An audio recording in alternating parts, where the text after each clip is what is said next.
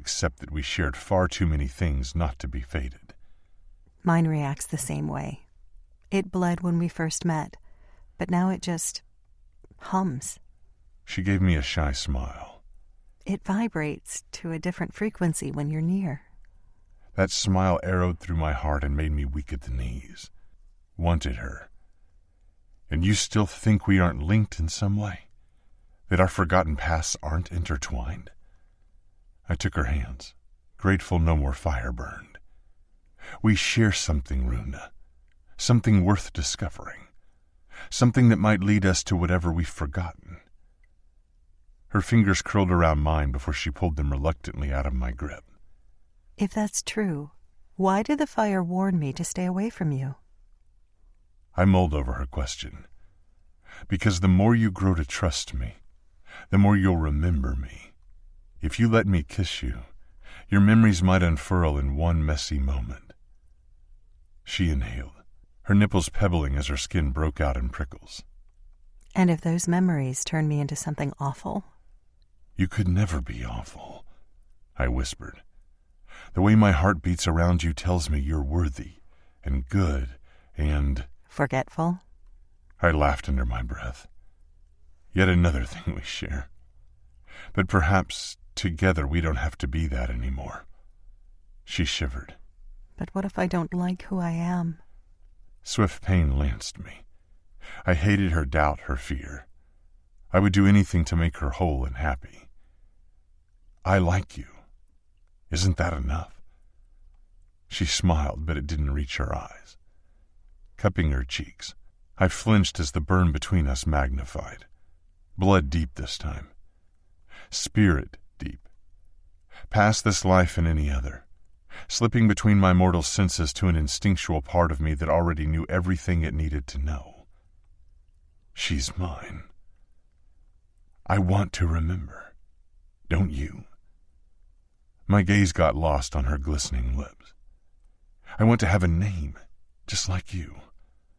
I want to share whatever we've forgotten with someone who understands the pain of not having a past. I want to know who I am, so I can make the choice on who to become. Only you can decide who you want to be, Runa. No one else. She held my stare. I tumbled into her, transfixed by her mouth. With a soft sigh, the tension in her back melted, and ever so warily, timidly, she placed her hands over mine, willingly touching me while I touched her. I'd never get used to that. Never stop wanting more. You're right. It's better to know so we can protect our destiny, instead of blindly running toward it. My heart pounded with hope, all while I recognized that word. Destiny, also known as karma. Yes. Slowly she pulled away, granting me another heart-skipping smile as my hands slipped from her cheeks and we broke apart. Summoning the tiny flame in her palm again, she watched it as it cast flickering light on her face. But for now, my name is Runa, and it seems as if I'm a fully fledged member of Quellis. Quellis? I asked, tilting my head. Yet another word from the language we shared. Why use that word for fire when the other tongue you use, fire knees, has their own name for it? Her belly flexed as she stiffened. The language we speak is forbidden. It's a dead language. We shouldn't know it. We shouldn't know that Runa means bee or life-giver. We shouldn't be able to speak to each other so fluently. I didn't know what to say. How is a language forbidden? She took my silence and filled it with more words. Quellis is fire, Lokarth is earth, Bravoza is air, and Vitek is water. Those are the only words from our tongue that are remembered and used. Why are they more important than all the rest? Because they're the names for the 4 elements that make up the 4 kingdoms. Kingdoms? I shook my head. I've never come across kingdoms in my travels. Solon said they exist. Solon also thinks you're Quellis, and that you're meant to be his mate. Mate? Her eyebrows soared upward. No, I told you before. He's not interested in me like that. He would never. I've seen him watching you. He wants me as his acolyte. She blurted. He said as much in the trance. She fidgeted with sudden agitation. I need to see him, to assure him I'm okay. Her amber gaze met mine, imploring. I need to return to the Nil camp, to see for myself that I'm truly alive and not imagining this entire strange day. Her voice wavered. How else can I explain how I'm here, when I ought to be sitting beside Solon? Who knows if my body is there with him, dead, all the while my spirit walks here, with you. I can't tell you how you're here, Runa. Only that you are. I grabbed a handful of her muddy hair. I feel this. I tugged the strands behind her delicate ear. I feel you. I pressed my fingers beneath her chin. You are as real as I am. Stepping back, she rubbed her arms as I dropped my hand. That might be, but I still have to go back. They'll be worried. You can't go back there. I kept my temper in check even as the faintest shadow appeared by my knee. Make the choice to stay here. With me. She studied me for the longest moment before stepping back into me and touching my bald hand. The shadow by my knee instantly dissolved, and I exhaled heavily as I unfisted my fingers and entwined them with hers. Come back with me, she murmured. That was always my intention. I went ahead with the trance with Solon to learn who I was, but also so I had a name. The Nil will adopt me now and grant me a naming and spirit ceremony. Once I'm Nil, I can request you become a part of our family too. You can live with us instead of... She trailed off, looking at the sunbathing wolves and the plump, happy pups as they tumbled from the den. A faint thread of anger appeared as she judged my life, my chosen home. Why would I want to live with mortals when I can live with wolves? I asked stiffly, squeezing her fingers before pulling away. I don't wish to live with a clan who takes what isn't theirs. She winced. What Actor and Kiva did was wrong, but they're just two people. The rest are... Not my family, and they're not yours either. I arched my chin. I could be your family. This pack could be your family. You don't need a name or to prove you're one of us to be accepted. She glanced away. Her silence was heavy before she said quietly, It's not my intention to seem ungrateful. Her gaze met mine. I am. I'm so grateful that you found me and kept me safe while I walked in whatever world I visited. I'm grateful to you for saving me from Actor, and I'm grateful that you understand what it's like to have no memories. But you have to understand. Solon has been good to me. Naya and Hyath, Tiptu and Trawl. They're all good people, and I can't just vanish without telling them I'm okay. My tongue burned with arguments of why she could never leave my side, but I swallowed them down and forced myself to nod. If I kept her here against her will, that made me no different from Actor. Regardless that my heart raged at the idea of letting her go, I refused to be like him. Raking my hands through my hair, I backed away, putting space between us, preparing myself for the pain of separation. I'll take you back. You will? Her eyes lit up. Now? I would give her up if that was what she wanted, but not yet. I would be selfish, just for a little while. No. I dropped my arms, my stomach growling for food. It's a long walk back and I'm hungry. I'm sure you are too. Her touch flew to her bare belly as if she hadn't considered how her mortal form felt after walking in a spirit realm. Yes. Now that you mention it, I'm starving. Good. Moving toward the tree line, where the faint smell of blood indicated the wolves had been successful on their hunt, I beckoned her to join me. Let's eat. Once we've eaten our fill, we'll drink, swim, and rest. Tomorrow when the sun rises, I'll take you back. You have my word. She nodded and patted after me. Thank you. Slipping beside me, she smiled tentatively. I don't know what to call you.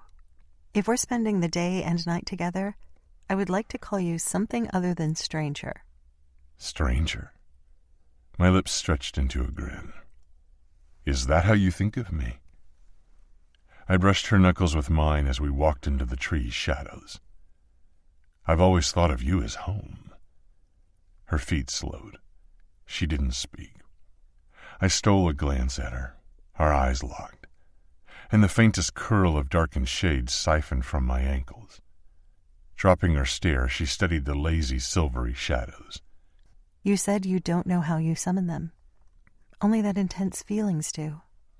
I did. What? She licked her lips.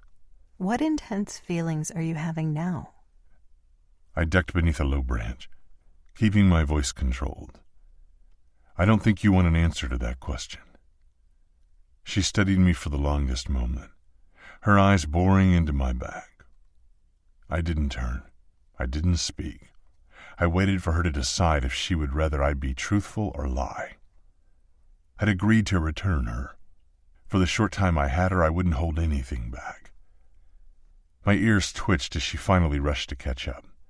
Her feet found every twig, and her arms brushed aside every leaf. She wasn't quiet or sleek like the wolves. She wasn't in tune with the world around us because she'd been living with mortals who drowned out nature with their constant noise. But she was agile and swift, and the deeper into the forest we walked, the more her shoulders lost their pinched worry, and her face slackened into peace. She was muddy and naked, yet for the first time since we'd met, she flickered with the truth of who she really was. Bees buzzed from a branch-hanging hive, flying on delicate wings to zip around her as we walked over rain-squelching bracken. For a time, she just watched the dancing bees. We kept moving as they kept us company, but slowly, as if they cast a spell with their darting, swirling flight, she came to a stop and sighed, holding out her hand. She moved slowly, warily, as if her decision to reach out wasn't entirely hers. The black and yellow fuzzy insects descended onto her outstretched palm, pulsing and singing their buzzy song. 5 landed in her hand, and, with fluid movements as if she belonged to a river instead of a flame, she brought the bees to her lips and kissed their translucent wings. Her eyes closed. Her earthen, dirty skin glowed.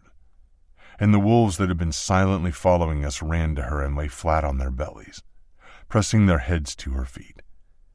She jumped as warm wolfen fur crowded close. Whatever spell she'd cast vanished. The bees fluttered off, the glow in her skin snuffed out, and she backed away from the bowing wolves as if afraid of their worship. I merely stood where I was, my heart pounding, my spirits soaring, my mind straining at the binds of my forgetfulness. In a shadowy part of my past, a sliver of memory wriggled free, a memory of a girl who traveled the world, followed by animals of every kind.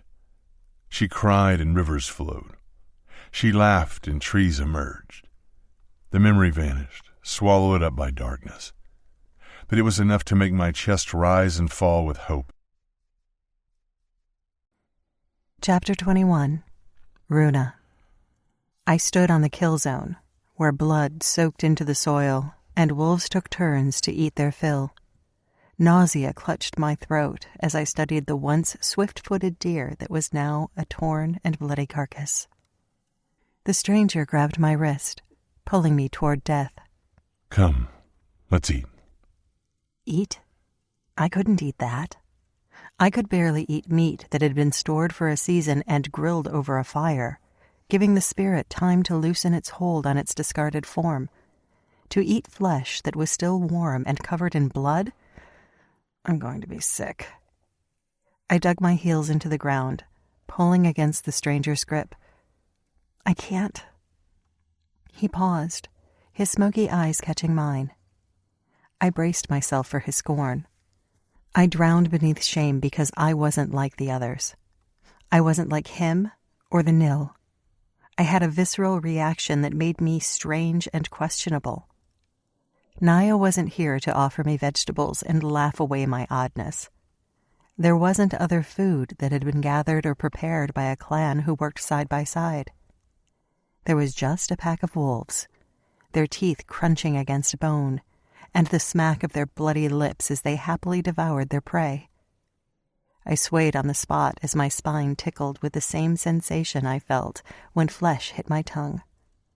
The deer's spirit washed through me, gracing me with a glimpse of its life, of prancing in sun puddles and nibbling on sweet shoots. It accepted that it no longer had that life, but something was beneath that acceptance. Grief. I closed my eyes, chasing the thick sadness, slipping into the deer's memories as easily as if I wore her skin. A fawn. She had a fawn.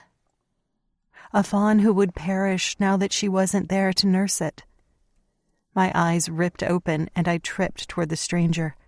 I didn't stop to hide my unmortal gift. I didn't pause with worry about how he would view me. I merely grabbed his hand and blurted, "She had a young one. We have to find it." He sucked in a breath, curling his fingers around mine. How could you possibly know that? I didn't have time to explain. Tearing my hand from his, I ran into the thicket, away from the fresh kill, away from the stranger's confusion. I have to find her fawn. Sharp debris and slippery leaves bit underfoot as I wrapped an arm around my bouncing breasts, trying to still them and ease the pain of running. My nudity shot starkly to mind. I'm bare. I hadn't stopped to notice. After traveling so long wearing nothing but weather, I'd forgotten the last month of wearing clothes. I'd grown used to being naked while painted in Palin symbols, but those symbols were now smudged and gone. My cheeks burned. I'd been around the stranger while bare. He carried me in his equally bare arms. He'd seen every inch of me just as I'd seen every inch of him. My mind exploded with images of his maleness, of the strength of his etched stomach and the masculinity of his muscles. His wounds had healed. His fevers had vanished. That wasn't possible. Nothing had made sense since I'd stepped into the trance with Solon. My head ached. I tripped over a fallen branch, struggling to stay upright. What was real anymore? What to trust? What to believe? Wait. The stranger's voice chased me, gaining faster than I could outrun. Stop. I didn't. I dropped my arm and ran faster. I had to find the fawn, before it was too late, before the wolves could flush it out and slaughter it. A chilly gust wafted over my spine just before the stranger appeared beside me. His legs blurred in darkness, his speed uncanny and unnatural. I slammed to a stop. He matched me, breathing hard. The swirling shadows around his legs dispersed until I questioned if they'd even been there. Moving toward me, he held up his hand as if to prove he wasn't a threat. If what you say is true and there's a fawn out there, you can't hope to save it. Its mother is dead. Your wolves killed her. They aren't my wolves. They are their own creature, he said calmly. Just like the deer was hers. Her death provided life to so many others. I hugged myself. Do you eat like the wolves do? I did my best to hide my cringe, picturing him with his mouth red and teeth tearing at still warm flesh. He stiffened but nodded. I know no other way. Salik brought me back to life with blood. That is what they eat. So that is what I eat. But you just said it yourself. You're not one of them. No, but their way has kept me alive. Moving closer, he lowered his hands. You felt something back there. What was it? His eyes searched mine. You tensed, then shuddered, almost as if you relived the kill. How can you know she had a fawn? How much could I tell him without sounding mentally unwell? I'd been able to hide my sensitivity among the Nil, thanks to Naya, but here, what was I supposed to eat? Could I survive until tomorrow before soothing the snarling starvation in my stomach? I have no choice. I wouldn't eat that deer. I wouldn't step into that glen again or see what the wolves had done. You can tell me, Runa. Runa. A full-body shiver worked through me. My name on his lips made me feel not so alone, not so lost. Each time he used it, I felt closer to him, tethered with tiny strings that were becoming harder and harder to undo. Giving me a gentle smile, the stranger ran his knuckles along my chin. He'd done that before. The beginnings of a habit, and the burst of heat that always seemed to spring when he touched me, soothed the aching in my heart. It's okay. You can tell me. His knuckles kissed my cheekbone, barely there but oh so sensitive. His touch made me hum and burn. I no longer feared retribution smiting me from the sky. How could anything that felt this right be wrong? His smoky gray gaze locked with mine, soft and worried. Whatever you're hiding, you can tell me. I want your truth, just like I'll give you mine. My shoulders sagged. Honesty surged onto my tongue. He wasn't Neil. He saw me in ways that the Neil didn't. If I couldn't be truthful with him, who could I be? I felt her spirit. I murmured. He dropped his hand slowly, giving me space by taking that wonderful connection away. Felt her spirit? As in, you grieved her death? No, I shook my head. I felt her death, as if I was her. Stepping away, I swallowed hard. It's the same whenever meat is served. The first time I tried, I almost gagged on the tingling life force retained in its body. The second time, I felt it even before I placed the meat on my tongue. This time, I felt it just by standing near her carcass. He scowled. Yet you wear their furs as if they're your own. I hung my head. I'm aware that seems contradictory, but the Nil custom is to wear clothing, and I ignore the tingles of the previous wearer when I first slip them on. I raised my chin. It doesn't mean I'm unaware, just unwilling to be bare amongst a clan of clothed. He didn't speak for a moment, his jaw working as he gnawed on his bottom lip. Finally, his nostrils flared, and the darkish tones of his skin flickered with another licking shadow. Tipping his head back, he yipped like a wolf, sharp and savage, summoning and sudden. I tripped backward. You called them. Why? I scanned the dense undergrowth, searching for a tiny orphaned deer. I don't want them to find the fawn. I don't think I could stomach watching them tear it apart. The stranger moved toward me, his handsome face stern but understanding. If you're determined to find the deer's offspring, we'll need help. Their noses are much keener than ours. But if they find it... They'll protect it. Why? Why would they go against nature and not eat it? Because I'm going to ask them not to. He crossed his arms, his head cocking to the side. They're here. My nape prickled as 3 enormous wolves prowled from the undergrowth. Their spiral horns were different lengths, but all as sharp as their fangs. I didn't move as 3 pelted predators moved toward the stranger, their glowing yellow eyes fixed on him. Stroking the muzzle of the closest one, the stranger said, We're searching for a fawn. It will smell similar to the deer you just hunted. Find it, but don't hurt it. It's not to be eaten. Do you understand? The wolf turned its head as if mulling over the stranger's words. It didn't respond, or at least not in a language I could understand, but with a soft huff, it leapt forward and disappeared into the forest. The 2 others followed, leaving as silently as they had appeared. Moving toward me, the stranger held out his hand. He waited patiently until I raised mine and placed it into his palm. Familiar heat pulsed between us, and our eyes locked, aware that both of us felt it, even if we weren't prepared to discuss it. Come. He tugged me farther away from the kill site and back toward the den. We'll wait in the small meadow. It won't take them long to find it. Then we'll go collect your fawn. It's not my fawn. I whispered, allowing him to tug me forward. It is now. He gave me an annoyingly wise smile. Its mother has provided her body as life for my pack. In return, you will keep her youngling safe. I don't think you could live with yourself if you didn't. My eyes widened as he fell into an easy gait, keeping me beside him with our fingers entwined. He might be a stranger by name, but every moment we spent together, he became something more. He became someone who understood me better than I understood myself. He became a friend I didn't have to hide from, a friend who could ruin everything.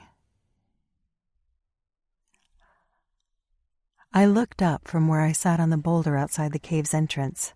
The cluster of rocks had obviously ended up here from a landslide that had taken a slice of the hill and exposed the cave that had become the wolves' home. The remnant of the landslide now provided a convenient area to sit and scan the meadow and outskirts of the forest. The alpha, who the stranger seemed so loyal to, watched me from a higher rock, his claws glinting in the afternoon sunlight. The stranger sat on the earth below, his back resting against the boulder I'd chosen, his long, strong legs kicked out in front of him. Despite his wild existence, living with the wolves and dwelling in their den, his skin wasn't that dirty.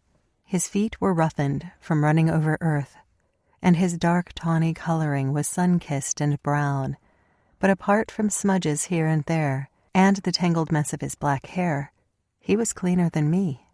Glancing at my grimy forearms and the back of my hands where Palin had painted me, I gritted my teeth.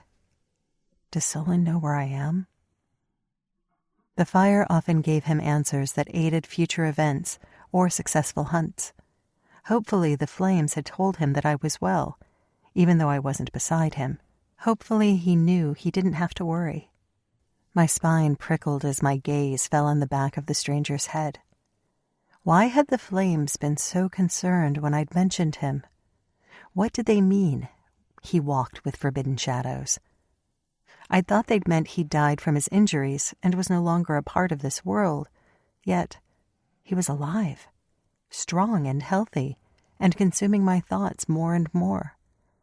I chewed on my bottom lip as I studied him closer, studied the way the sun cast light on the firm muscles of his shoulders and danced in the smoke-black strands of his hair. Every inch of him was pure power and lean longevity. I could scarcely remember him weak and sweating from sickness. The longer I watched him while we waited for the wolves to find the fawn, the deeper I fell into curiosity. There was something about him, something scratched at the dark pit of forgetfulness within me, tearing at my past, teasing me to remember. I didn't care that the fire told me not to chase certain memories. I needed to know, and every fiber of my being said he was the key to unlocking them. With a soft grunt, the stranger leapt to his feet. Agile and nimble, he brushed his firm rear with both hands. A splattering of dried grass fluttered down the back of his legs as he prowled forward, just as the 3 wolves who'd answered his request to search slunk from the forest. They've found the fawn. I just had to hope the wolves had obeyed him and it was still alive. With shaky nerves, I slid off the boulder. The stranger looked at me as I walked swiftly toward them. The 3 wolves met us in the clearing, standing almost as tall as us. Their shoulders reached the stranger's chest, their horns well surpassed his head. The closest one, a russet silver wolf with bronze spiral horns, nipped at the stranger's hand, wagging its bushy tail. The stranger smiled, catching my eyes. They found it. Is it alive? The other 2 wolves padded toward me and pressed their cool, wet noses into my chest. I froze as their glowing yellow eyes searched mine. The rest of the world fell away. I tripped into them. I became them. For a single heartbeat, I slipped into their fur and felt what they did. I smelled the many tart, sour, and sweet notes on the breeze, and heard the faintest flutter of sparrow wings as they flew high above us. and I saw what they had. Saw a tiny fawn, curled up with its spotty body doing its best to camouflage, its head buried beneath gangly legs. It was in a glade where the sun had been shining to keep it warm while its mother grazed, but now the sun had gone, and it shivered. I gasped and tripped backwards, breaking the link with the wolves. They didn't try to stop me. They merely huffed under their breath and took off back into the forest, expecting us to follow. The stranger offered me his hand. You flinched again, just like you did when you saw the deer. Are you okay? I raised my chin, forcing myself to shed the shock at looking through the wolfen senses. Yes, I'm fine. Ready to chase? He asked, his legs bunching to run. I nodded, even as my mind whirled with questions about how I'd felt a living animal spirit, when up till now it had only been the dead.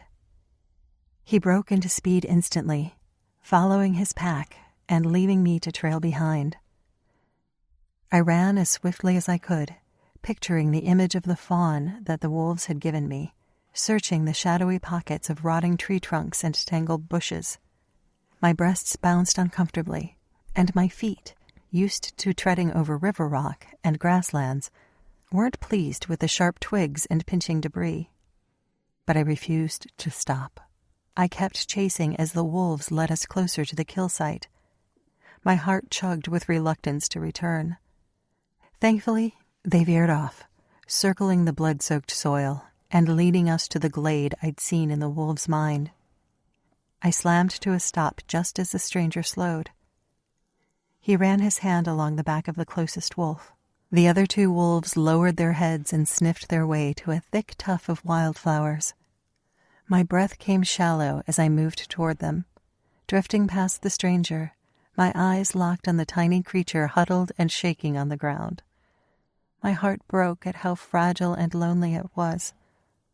Had I looked like that when I'd wandered the world alone? Had I been so vulnerable and small? I wished I could give it back its mother, to clear the heavy sadness radiating from the tiny thing. But its mother was gone, and the stranger was right. It was mine because I wouldn't be able to leave it to die. It was my responsibility to give it life after its mother had given hers to nurture the pack. With gentle hands, I brushed aside the wolves watching closely and dropped to my knees before it. My spine prickled, and a single tear ran down my cheek as I reached out and ran my fingers along the velvety softness of the fawn. I didn't care that the wolves had gone against instinct and done what the stranger had asked. I didn't stop to think how predators had defended prey. Those questions could come later, when I knew how to ask them. The fawn flinched, squeezing tighter, burying its head deeper into its belly. Its ribs strained beneath a pelt of red-brown and white spots. Its large ears pinned back with terror. "It's okay," I murmured, stroking it again. "You're safe." It didn't unravel. If anything, it curled into an even tighter ball. A wash of pure panic tainted the air around it. I stilled with my hand on its trembling back. How could I feel its panic? How could I see what the wolves had seen? I didn't understand anything about these gifts that seemed to be unraveling so quickly. If I was honest, I feared the speed and strength in which they were appearing.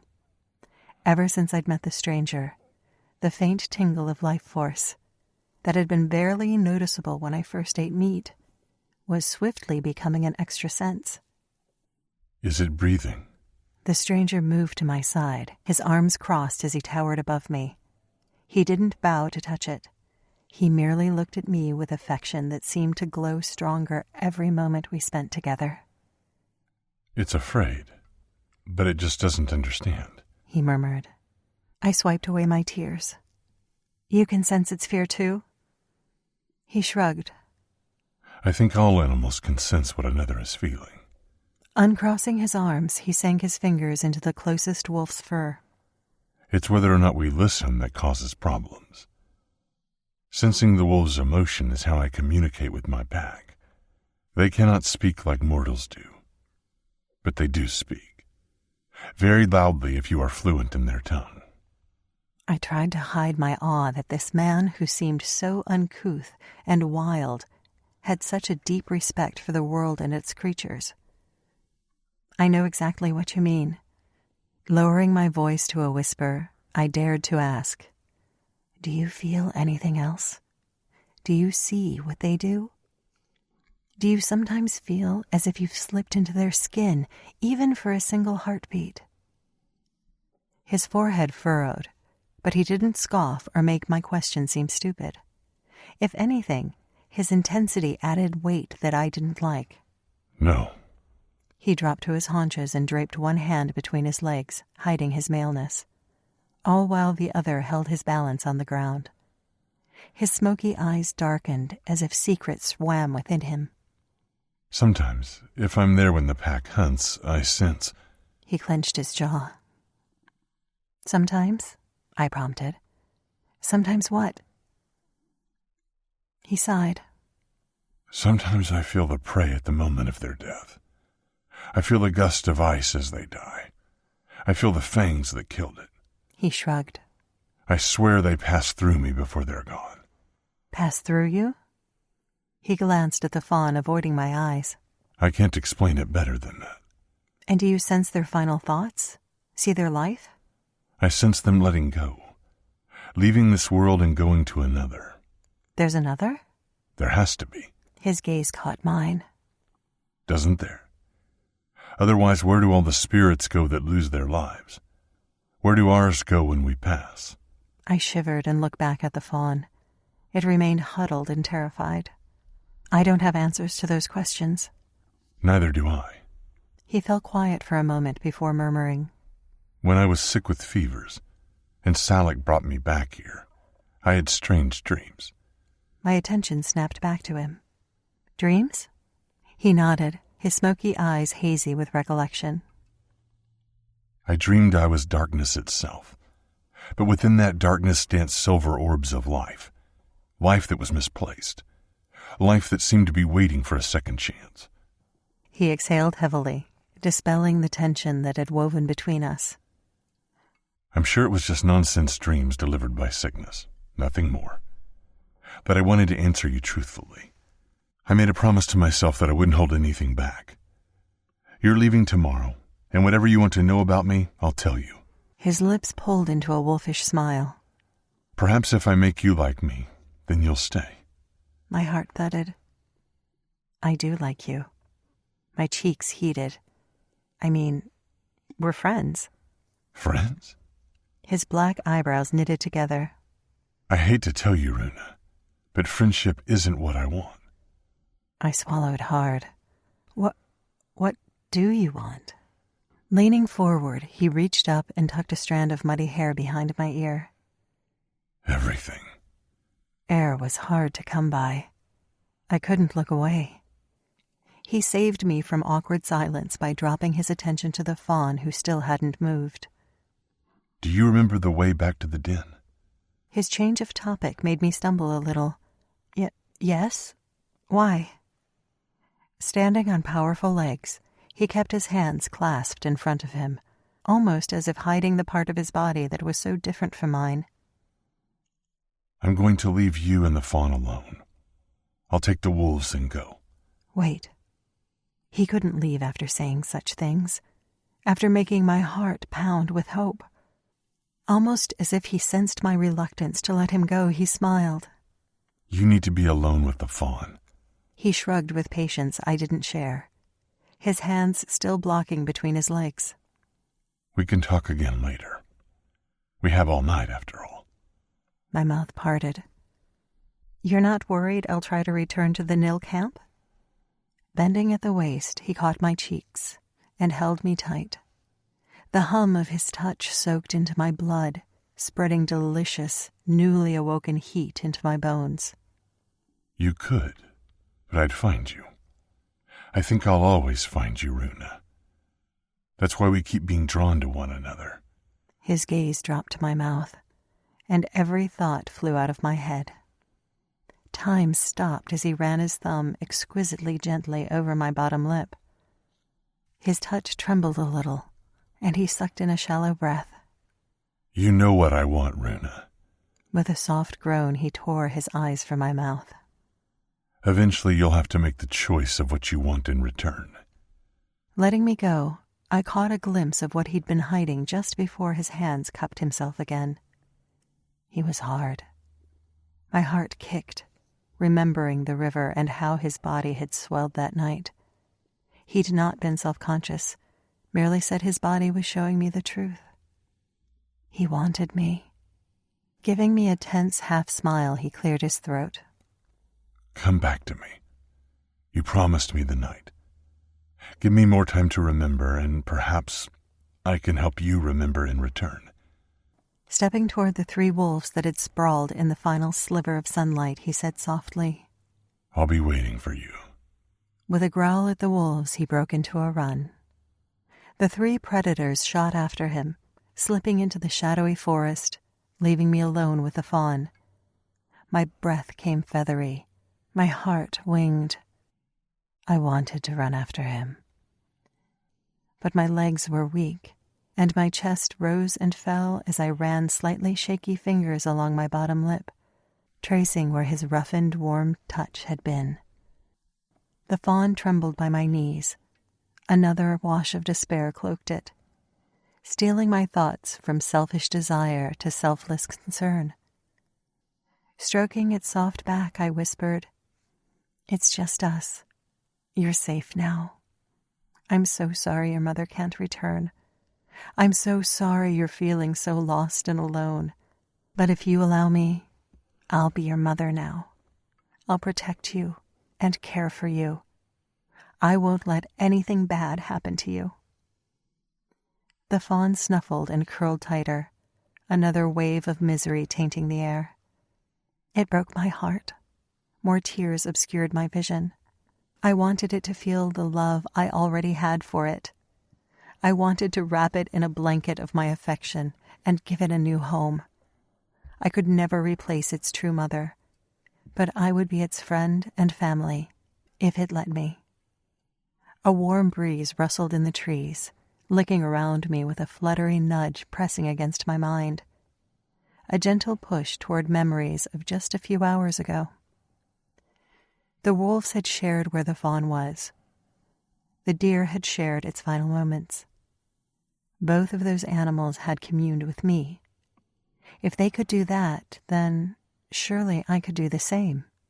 I could use the same method. I could soothe this baby deer without mortal words.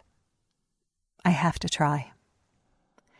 Settling deeper into the ground, I took my hands off the trembling baby and closed my eyes. I sank into the anguish it felt and wrapped mental arms around its spirit. I gave myself over to ancient wisdom within me, wisdom that shed off the constant forgetfulness and guided me on doing something that seemed so familiar, so right. My palms turned upward on my knees as I visualized my heart opening to the fawn. Light swirled inside me, rushing through my veins and pouring over my bones. Golden light, light that heated and healed. Light that burst out of my chest and into the fawn before me. I jolted at the sensation of more, of everything, of all. I was no longer trapped in a body that pretended to be mortal, yet coveted unmortal gifts. I was free in ways I'd never felt before. I didn't know how I unconsciously knew what to do. I didn't question the constant push and guidance. I merely trusted that inner wisdom and gasped as my spirit twined with the fawn's, opening a bond between us. I jerked as I slipped into him. I cried as he shared his happy past, his first tripping steps, first taste of mother's milk, first spring and leap of pure happiness. And I slipped deeper into those memories, keeping my heart wide so he could enter it, just like I had entered his. I didn't use words, not in this light-filled sensory world. I merely sent him promises, images of safety and comfort, pictures of warm hugs and loving kisses. It was not the world he'd been born into, but a different one I offered, one where I vowed to make him as happy as I could. The softest nose bumped against my knee. My eyes flew wide, all the while my heart remained open. I gasped as my skin glowed as golden as the light I visualized pouring from my chest.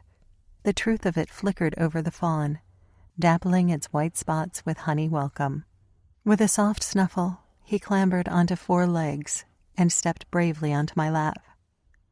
No hesitation, no fear. Our eyes locked as my glowing arms went around him, and I jerked on the forest floor as his essence braided with mine. Waves of gratefulness poured from him, grief mixed with relief as he snuggled into my embrace. And I answered him. I gave him every piece of myself that I could, my purest love and honest vow to protect and cherish him. I didn't will away his sadness. I would never take away his memories like mine had been stolen. I merely gave him space to be safe. He collapsed into my embrace, giving me his absolute trust. Tears fell faster at the honor, at the blistering beauty that I could share such a gift. And beneath the awe of first newness, I tasted familiarity, of homecoming, of me. This wasn't new. I'd done this before. I'd bonded my heart and shared my spirit with so many beasts before him. Yet another thing I'd forgotten. Another thing that had been taken from me. I cried harder for the purity that had been hidden, for the absolute release at remembering something that made me so fundamentally alive. I'd thought learning my name had patched up some of the many empty holes within me, but it was nothing compared to this. Greed filled me for more. I wanted to know what else I'd forgotten, to remember everything. I tensed with anger, cursing the flames for their warning not to remember. The golden glow on my skin faded, returning me back to my mortal tone. I tensed with determination. I wouldn't destroy my destiny by remembering who I was. The stranger was right. My karma would be destroyed by remaining blind, because no matter what the fire had shown me, no matter the destruction and charred remains I was supposedly responsible for, I knew in my heart of hearts I could never do that. Pressing a kiss to the contented fawn's head, I cradled him close and stood on wobbly legs. Our hearts remained linked the entire journey, my feet treading in the paw prints of the wolves who helped find him, leading me back to the stranger who was swiftly becoming so much more. Chapter 22. The Stranger. I sensed her coming. Tearing off my last mouthful, I chewed the no longer warm meat and swallowed quickly. I didn't want Runa witnessing me eating like the wolves, or be caught gnawing on the remains of the fawn's mother. I didn't think she'd take it well, but the deer had become food, and I couldn't ignore my hunger anymore. I'd left Runa with the fawn because a nudge within me said it was the right thing to do. She represented safety, while I wore the scent of a predator. And if her name was truly borrowed from the bees, then perhaps she was what my fractured memories whispered. A life-giver. A woman who had the power of creation flowing in her veins. And if she was, then the fawn would sense that. It would be far more comfortable with her than with me. Standing from where I'd sat cross-legged in the small meadow to eat my dinner, I wiped my bloody hands on the thick grass, grateful the blades were still wet from the rain. Once my fingers were clean, I rubbed my mouth, shedding the final remnants of my meal. There was no carcass to hide. Salik himself had torn off a piece of the haunch and delivered it to me, concern in his yellow eyes as if he truly was my father and noticed I hadn't eaten in a while. I threw a smile at the alpha. His paws crossed as he lay in the setting sun atop his favorite boulder. He lowered his head to his legs and yawned with glinting fangs. This time of day was for rest, when the sun set and the moon shone. Then the wolves would find their energy again. They'd patrol, hunt, mate, and play, living their life in the silver glow of their moon protector. Twisting to face the forest, I moved toward her just as she appeared from the trees, her eyes cast to the ground, diligently following the trail the wolves and I had left her. My chest tightened as she looked up, her amber eyes locking with mine. The jolt through my heart caught me by surprise. The maleness between my legs hardened again, just like it had in the small glade when she'd kneeled before the fawn. I hadn't meant to run off so fast, but I hadn't really had a choice. My body had thickened with need, and it had been one heartbeat away from dropping my mouth to hers. Groaning under my breath, I kept my hands in front of my traitorous body, hiding my reaction, forcing my thoughts to switch from desire to welcome. I kept my gaze firmly on hers. "You're back. With the fawn." She stopped as her chin tipped up from the ground. She held my stare for a moment before dropping between my legs. She blushed. "I'm sorry." I swallowed and cleared my throat, daring to move toward her, all while my hands hid the worst of my need. "You told me by the river that I should keep this part of myself covered, especially when I can't control my reaction." I moved another step, gauging her reaction. The nil customs of clothing still perplex me, and I find hiding how I feel about you tiresome, but I don't want to make you uncomfortable. My teeth gnashed together as I gritted, especially after what that nil hunter did to you. I would never... I know. Her feet drifted forward, making my heart pound. I know you're not like him. Bracing my shoulders, I dropped my hands, revealing the truth of how much I wanted her. "I vow I'll never touch you, unless you want me to, regardless of my body's visible reaction." Your reaction being that you want me? I balled my hands, nodding stiffly. You want me as your mate? I nodded again, my voice more growl than man. "In every way that counts." She didn't reply, but her face softened a little, needing her to understand that I was just grateful for her company and expected nothing else. Not yet, at least. I rushed. I wasn't prepared for how strongly my body would react, the more time we spend together. She ducked her chin, avoiding my eyes. I waited for her to dash back into the forest, or use the fawn as a shield between us. Stinging tension gathered the longer she remained silent, but then she sucked in a breath and whispered, "Me too." I froze. My belly clenched as those two words took my breath away. The thought of her leaving tomorrow. It hurt enough to be honest with myself. I can't let her go. Not now. She was staying here with me.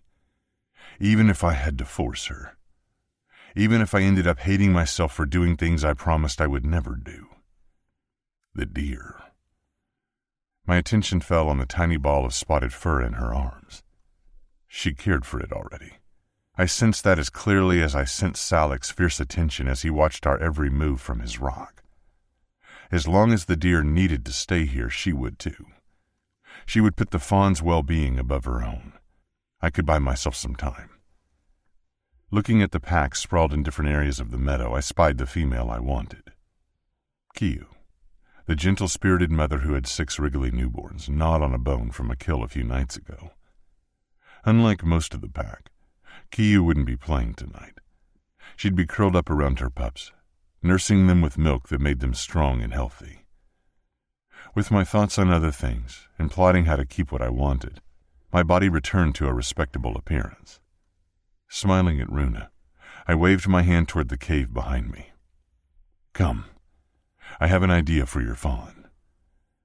Her arms tensed around the little creature as it raised its head, its large ears flopping around, listening to the pack.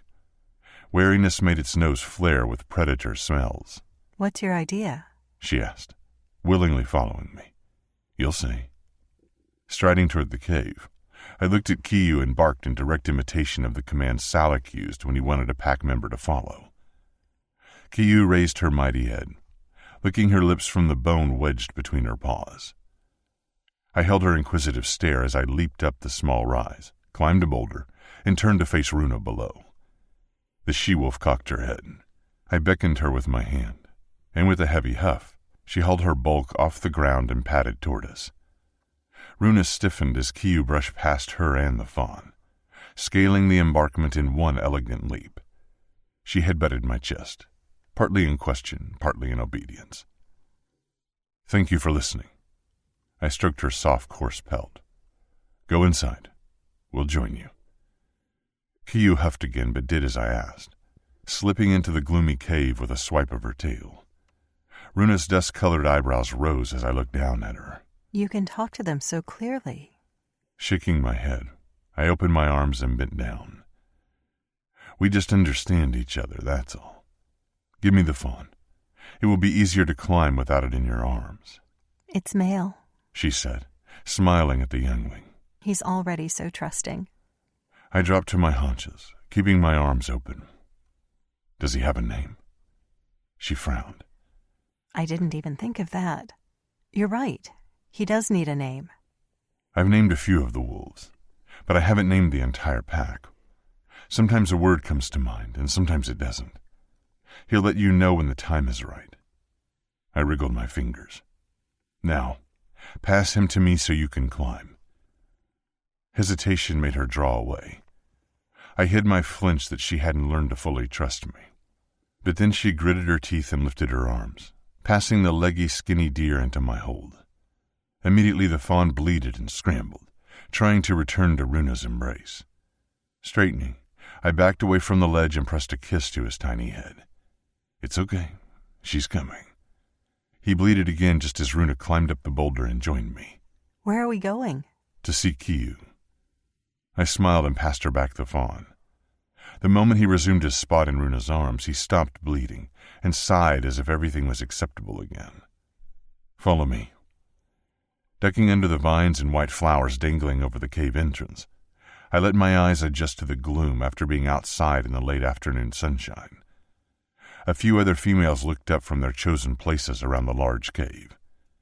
3 yawned and went back to sleep, resting so they could hunt tonight, while the other 2 stretched onto their sides, giving their furry offspring access to their soft underbellies to nurse. Runa didn't speak as I guided her past the wolves, around the fir and bracken-filled shallow where Salak slept, and toward the back where Kiyu had made her fur-lined nest. Kiyu had spread out like the other 2 nursing mothers, allowing her tiny pups to feed.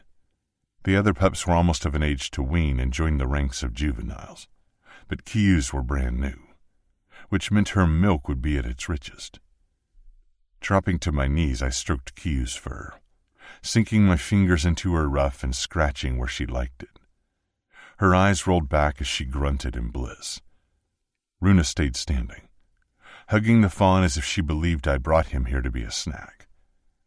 Eventually she would trust me. Eventually she'll love me, just like she did in the past. The vicious assurance sliced through my chest. She'd loved me, and I'd loved her violently in return. Pressure gathered around my heart. I wanted to grab her, touch her, push her down, and lay claim to her. Instead, I selected a blind, wriggling puppy and unlatched it gently from Kiyu. Swallowing back the sudden intensity of what I'd felt, I held up the pup to Runa. It whimpered, but Kiyu merely watched me. She didn't growl or bite. She trusted me, just like I needed Runa to. These pups are fed milk, just like the fawn used to drink from his mother. With a quick kiss, I placed the whimpering pup back against its littermates. It immediately latched on, its whining turning to greedy grunts. Your fawn needs milk, Runa. Her eyes widened as she kneeled beside me. But a deer's milk is not the same as a wolf's. No, it's not. But it will give him strength while you teach him how to eat what deers eat. She shook her head, eyeing Kiyu. Why would she accept a youngling that isn't her own? Because I've asked, and the pack looks out for one another. She bit her bottom lip. You speak with such confidence. Because I am. Stroking Kiyu's muzzle, I looked at the wolf. She's always been the most peaceful, the most kind. I trust her. She'll accept the fawn. Kiyu raised her head, her gaze glowing in the gloom, locking onto Runa and the bundle in her arms. Shifting a little so she could reach better, Kiyu rested her chin on Runa's knees, her nose nuzzling the fawn. I expected Runa to tense again, to wrench the deer away from the sharp canine teeth. But a full-body shudder went through her, just like it had when the wolves touched her belly. Her eyes snapped closed, and she swayed toward Kiyu. The back of my neck tingled as a breeze whipped through the cave, playing in Runa's hair before leaving as quickly as it had arrived. Kiyu whined under her breath, and Runa exhaled heavily as if sharing a silent conversation. A conversation that went beyond my skills at conversing, and into a realm where spirits spoke, not words. Finally, Runa opened her eyes, nodding at Kiyu. The usual amber of her gaze glowed faintly around the edges, a ring of gold before it vanished as she blinked. I always love it when you glow. I grinned, kissing her deep. When the bliss between us transcends our mortal skin and... I gasped, grasping at the memory as it wriggled away like a slippery fish. Without another word, she bent forward, placing the tiny deer amongst the squirmy bodies of Kiyu's pups, and rested her hands on her thighs. Thank you, she breathed. The wolf licked her lips as her giant head flopped back onto the fur-littered cave floor. A soft puff of contentment flooded her muzzle as her horns scraped against the stone. I sat still while the fawn blinked at his strange new siblings, then wedged himself amongst them, nuzzling amongst Kiyu's soft underbelly for something to drink. Runa sucked in a breath as he latched on, his little white tail wagging fast with happiness. I grinned at the sight of a spotted herbivore nursing in a nest of furred carnivores. It reminded me of my own situation. Runa believed she belonged with the Nil. I believed she belonged with me. Regardless of what clan we came from, or what memories we couldn't remember, right now, all that mattered was, we're together. My eyes drifted to her, and my heart tripped. Her face was slack with love and awe, and the golden ring that had glowed so brightly around her amber eyes blazed once again as she sat in the gloomy cave, watching her fawn and pups. My body hardened, swelling swiftly, tightening with need. I couldn't stop it. The longer I studied her, the more I wanted her. I wanted her so much I almost leaned over and touched her. Almost did what Actor had done, and taken something she hadn't consented to give me. Soaring to my feet, I clasped my hands between my legs and backed away. I'm leaving for a little while. You are? She turned to face me, the gold in her eyes vanishing as worry replaced her awe. Where are you going? I'll be back. I kept moving toward the cave exit. Stay with Kiyu. I won't be long. I turned and ran before she could ask any more questions. I returned after dusk had fallen, entering the cave crowded with wolves. Females and juveniles yipped and tussled, while Salik oversaw the organized chaos before they left for a night of roaming. The alpha met my gaze as I passed through the cave, my arms full of things he wouldn't understand. I paused as his lips pulled back from his teeth, snarling once unquestioned. Diverting my path, I went to him, scanning the fur-filled space, looking for Runa. My heart eased as I found her exactly where I'd left her a few hours ago, sitting beside Kiyu, the fawn fast asleep amongst well-fed pups. Salik nipped at my forearm, sniffing at the hastily, terribly woven basket carrying food for Runa. He snarled again as he bit at the deer hide that I'd painstakingly scraped and cleaned. The end result wasn't perfect, but it was supple and large enough to give Runa the protection she seemed to need, the protection I needed to give her. I know the skins are usually left to rot, I murmured, hoping Runa wouldn't see me before I had a chance to present my gifts. But I needed this pelt. The alpha huffed and turned his head to look at Runa. I sensed his curiosity as well as his apprehension. I still didn't understand why he'd stayed guarded around Runa, but I didn't have time to find out. I'd already been gone far longer than I wanted. "You're leaving on patrol?" He cocked his head and yawned, shedding his worry over the last member to join his pack. He didn't care about the fawn. It offered no danger to his wolves, and as long as it had Runa's and my scent on it, it was family. When he stood upright, his sharp horns almost touched the cave ceiling. Stretching, he slid his paws forward. His claws dug into cave rock, and his spine rippled with power before he gave me one last judging look and padded toward the exit. New stars glittered outside, and the cooling air temperature made the hair on my legs stand up, doing their best to trap in my heat. Not that the wolves cared about a small temperature change. Their pelts kept them plenty warm, even on the snowiest of days. Once the alpha had vanished into the night, I weaved around the other wolves as they left to join him on their nightly hunt and boundary check, making my way to Runa. She jolted as I loomed over her. Pressing a hand to her chest, she gasped. You scared me. I didn't hear you." That's what happens when you share a cave with so many predators. You don't hear individual noise, merely a collective togetherness. She nodded and smiled. Tiredness etched around her amber eyes, and her lips were thin with exhaustion. She needed to rest. We both did. "Where did you go?" she asked softly. Sitting cross-legged beside her, I placed my gifts in front of me. "To get you something to eat." She balked at the deer hide I'd spent so long cleaning away muscle fibers, gristle, and blood. I'm fine. I'll wait until I return to the Nil tomorrow." Panic heightened her voice. "I can't eat Natim's mother." "Natim?" With another flinch, she glanced at the round-bellied fawn. His fragile legs kicked out, his head resting on the paws of a sated pup. "I named him Natim. It means..." "Trust," I murmured. "Natim is the word for trust in our language. The language you told me is forbidden and dead." She nodded. "He's the epitome of that word. After everything he's been through, he's so resilient and strong. He's found comfort in the very arms of the ones responsible for him being here." "Perhaps that was his destiny," I said quietly, never taking my eyes off her, studying her every twitch. Maybe his karma wasn't to be raised by his own kind, but by the ones he was born to fear. To learn that harmony can be found in the most unlikely of places. Her gaze shot to mine, the tension in her spine dispelled. "Once again, you've awed me with your wisdom.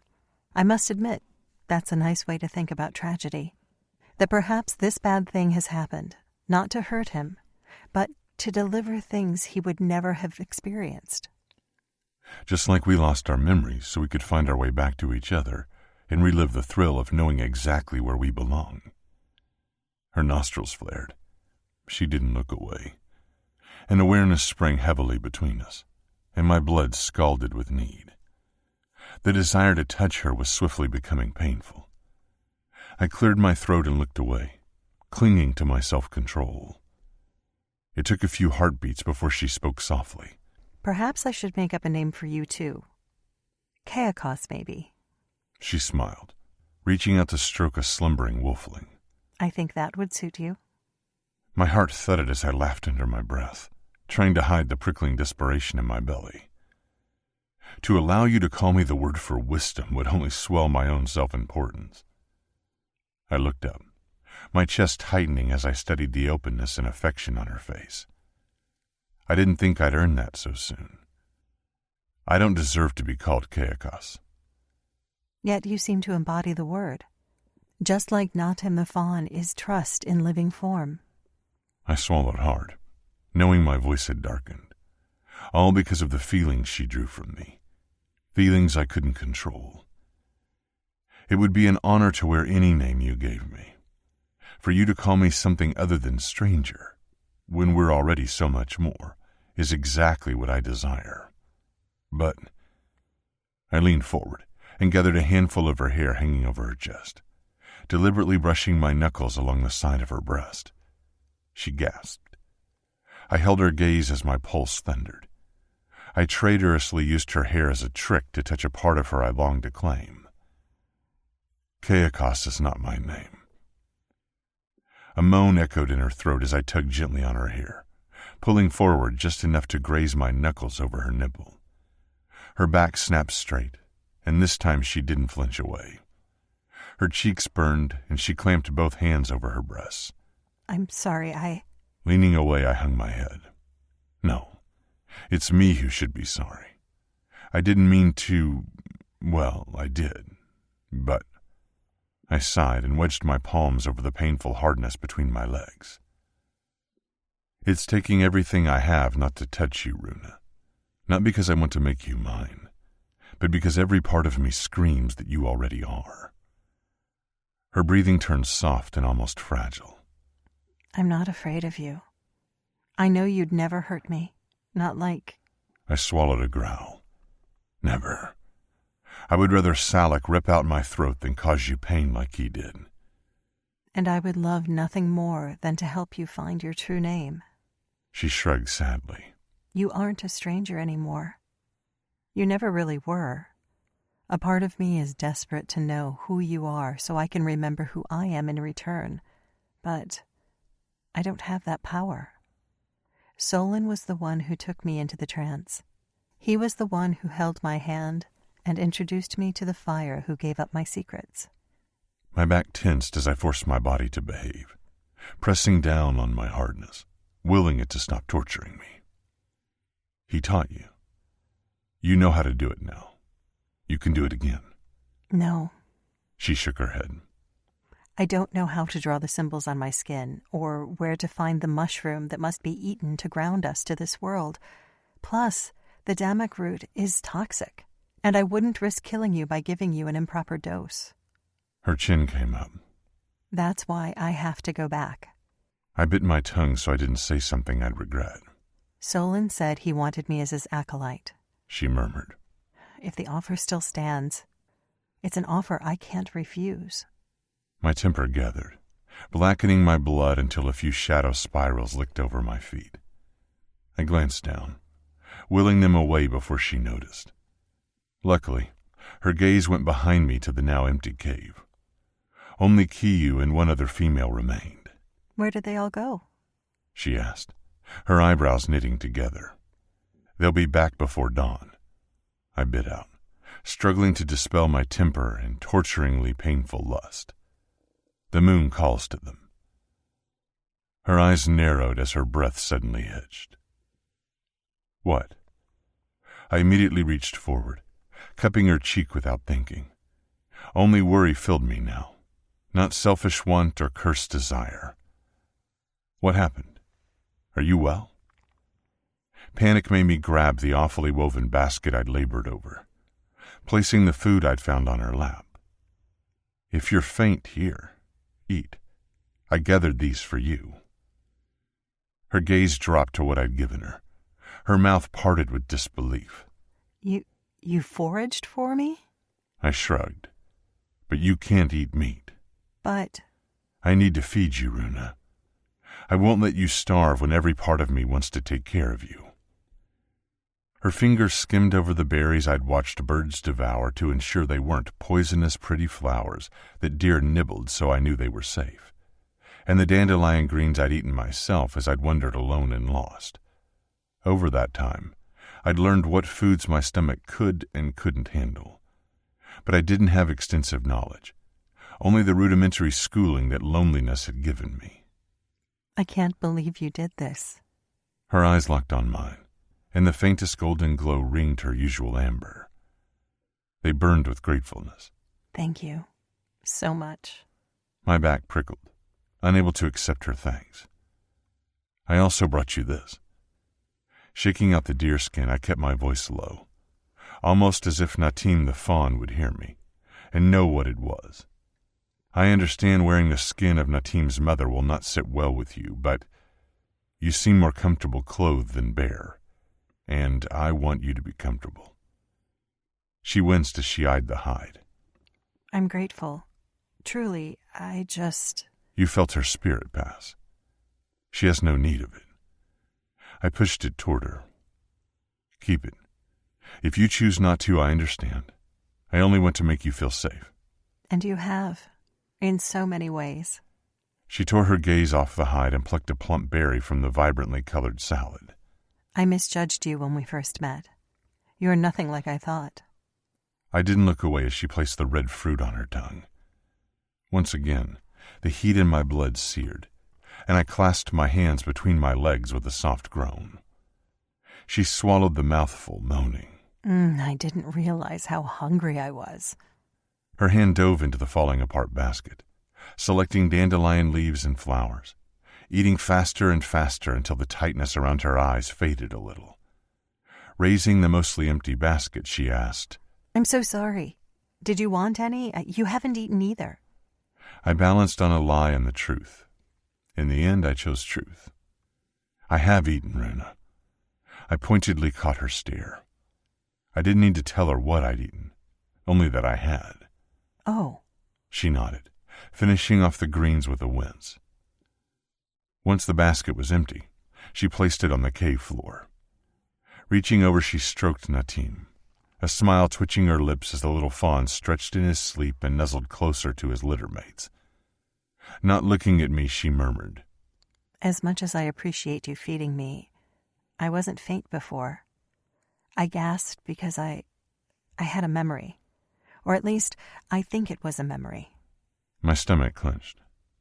What memory? She yawned as exhaustion crept over her. With her belly sated, the tiredness that had stalked her since I'd found her in the thunderstorm settled heavily. The moon. When you mentioned the moon, I saw something. She frowned, her shoulders slouching. I saw you standing bare beneath it. I saw beasts with starlight for skin and black shadows licking at your feet. I froze, searching my mind for that memory. I tried to recall beasts that wore stars for flesh but came up blank. Shaking my head, I muttered, I don't remember. Me either. Her eyelids drooped. I only remember the moon speaking to you, speaking to us. What was the moon saying? Her mouth went slack as she tipped to the side, unable to fight the tug of sleep. I caught her before her skull could crack against the cave floor. I didn't know if her exhaustion had come on so quickly from the long day and whatever trance she'd endured with the man named Solon, or if I'd unwillingly fed her something poisonous. Either way, the time for conversation was over. She didn't react as I cradled her close, bringing her bare skin against mine like I'd longed to do all day. Snatching the clean deer hide, I spread it out over the cool cave rock and placed her on top of it. She shivered once and rolled onto her side. I hoped the deer's spirit had long since passed, leaving its old home to find another. I hoped Runa would find peace in her dreams so she was happy here, with me, so she'd never want to leave now we'd finally found each other. Kiyu's yellow eyes glowed in the darkness as I inched closer to Runa and lay down beside her. Gritting my teeth against the pleasure of closeness, I wrapped an arm around her waist and pulled her hips into mine. She moaned low in her sleep and then went completely lax, giving herself up to my embrace. The joy of that. The absolute homecoming of having her in my arms made my blood tingle with rightness. I fell asleep with my body cocooning hers, watched over by a wolf in moonlight. I woke just before dawn to guttural grunting. My heart sped up with worry, my first thought for Runa's safety. Sitting upright, I froze as rounded-bellied pups whimpered around us. Kiyu raised her head, her lips stretching into a pant that looked suspiciously like a grin. "These belong to you," I whispered, careful not to wake Runa as I gathered up the 4 bronze and gray pups that had tumbled out of their nest and come to share ours. Placing the pups carefully back against Kiyu, I ran a hand over the fawn. He opened hazy jewel-black eyes, shook his head so his ears flopped, then wriggled closer to the pile of warm wolflings. The noise came again, wrenching my eyes to Runa. She lay tucked up on her side, her arms wrapped tightly around another pup who snored contentedly in her hold. Grateful that she still slept, I twisted on the deer hide and looked toward the cave's entrance. Silhouetted against the first blush of day, Salak thrust into a female from behind. His front legs held on around her shoulders, his teeth bared as he drove his hips into hers. I froze. I'd seen Salak take his females before, yet this felt different. This felt raw and intimate, because Salak had a cave full of mates who he loved and protected. And for the first time since I'd joined the Alpha's family, I had a mate too. A mate who slept beside me. A mate who I wanted more than anything. My breath caught as the Alpha sank his sharp teeth into the scruff of a female I'd named Vario. It was the word for swiftness, as she was the fastest hunter.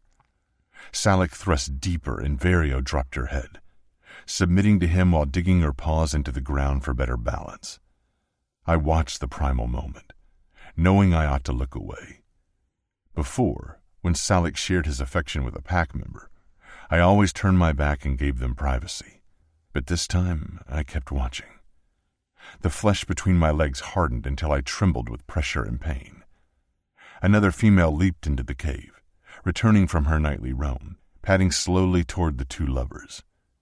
She nuzzled Vario's nose, who stayed pinned beneath Salak. The two females shared a lick, but the Alpha snarled, sinking his teeth into his chosen's neck with possession. His snarls switched to the same guttural grunts that had woken me, and my entire body tingled. I couldn't look away, couldn't stop watching, imagining how it would feel to share my body with another's, how it would feel to share it with Runa. My eyes tore from the mating wolves and landed on the girl who'd walked in my dreams and now slept in my present. Eyelashes remained soft on her cheeks, her lips slightly parted with slumber. Her muddy white hair glittered with the faintest glow of the brightening dawn. Out of everything I'd seen on my travels, she was the most perfect. My belly clenched as images in my mind unfurled, of rolling Runa onto her hands and knees, of pushing away the wolf pups she cradled, of climbing on top of her. I swallowed a groan as my body jerked. Sharp bolts of pleasure arrowed between my legs, vibrating through my hardness until my hips begged to rock. My pulse pounded as heavy pressure gathered at the base of my spine. Horror filled me as I glanced at my bare lap and witnessed what such thoughts had done. My body now stood stiff and angry. It ached, throbbed. It made me hungry, greedy. The female let out a sharp yip, waking Runa from her sleep. I stiffened as she twitched beside me, her arms unlocking around the pup. My attention split, staying on Runa as shame coated me, all while I couldn't take my eyes off Salak as he hunched deeper into Vario, his hips thrusting deep as he let out a heavy huff of pleasure. Every part of me burned. I couldn't look at Runa as my hands fisted by my hips, unable to even graze myself without exploding. Had I been inside Runa in the life we couldn't remember? Had we shared such pleasures like Salak and Vario? It seemed unthinkable that we hadn't. Slowly, Salak unlocked his jaws from Vario's scruff and licked her gently. The other female padded to her nest in the middle of the cave and lay down. The heavy tension in the air dissipated now the mating had finished. Runa yawned and sat up, clasping the wriggling pup to her chest as it squirmed to stay near. Another wash of guilt cloaked me. She'd slept beside me, believing I would protect her from all things, yet she was utterly clueless how close I was to yanking her upright and plunging deep inside her. She can't know. She'd begun to trust me. I couldn't break that trust by showing her I was no better than the nil hunter. Clearing my throat, I'd shifted away from her while trying to hide the angry stiffness between my legs. Stretching, Runa blinked away sleep and carefully placed the pup back into Kiu's nest. She stroked Natim with a gentle smile on her lips before twisting to face me. I couldn't meet her eyes, but it wasn't me she first noticed. Her cheeks blushed bright red, and her eyes widened as her attention locked onto Salak and Vario.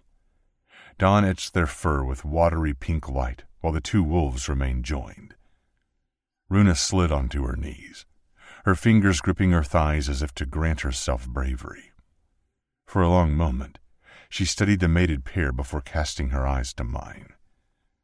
I gritted my teeth at the awareness in her amber gaze, then flinched as she asked, I've seen Neil lovers sharing pleasures. I'm not naive to what couples do in the dark, but mortals usually separate once their joy has ended. She shifted closer, making me turn to stone. Why have they not? It's the joining tie, I croaked, unrequited lust thickening my voice. I didn't understand it at first either, but it seems they must stay joined to ensure the bond brings new life. How long must they? I didn't answer her. I didn't trust my voice as she bit her bottom lip and filthy thoughts filled my head. A painful few heartbeats passed.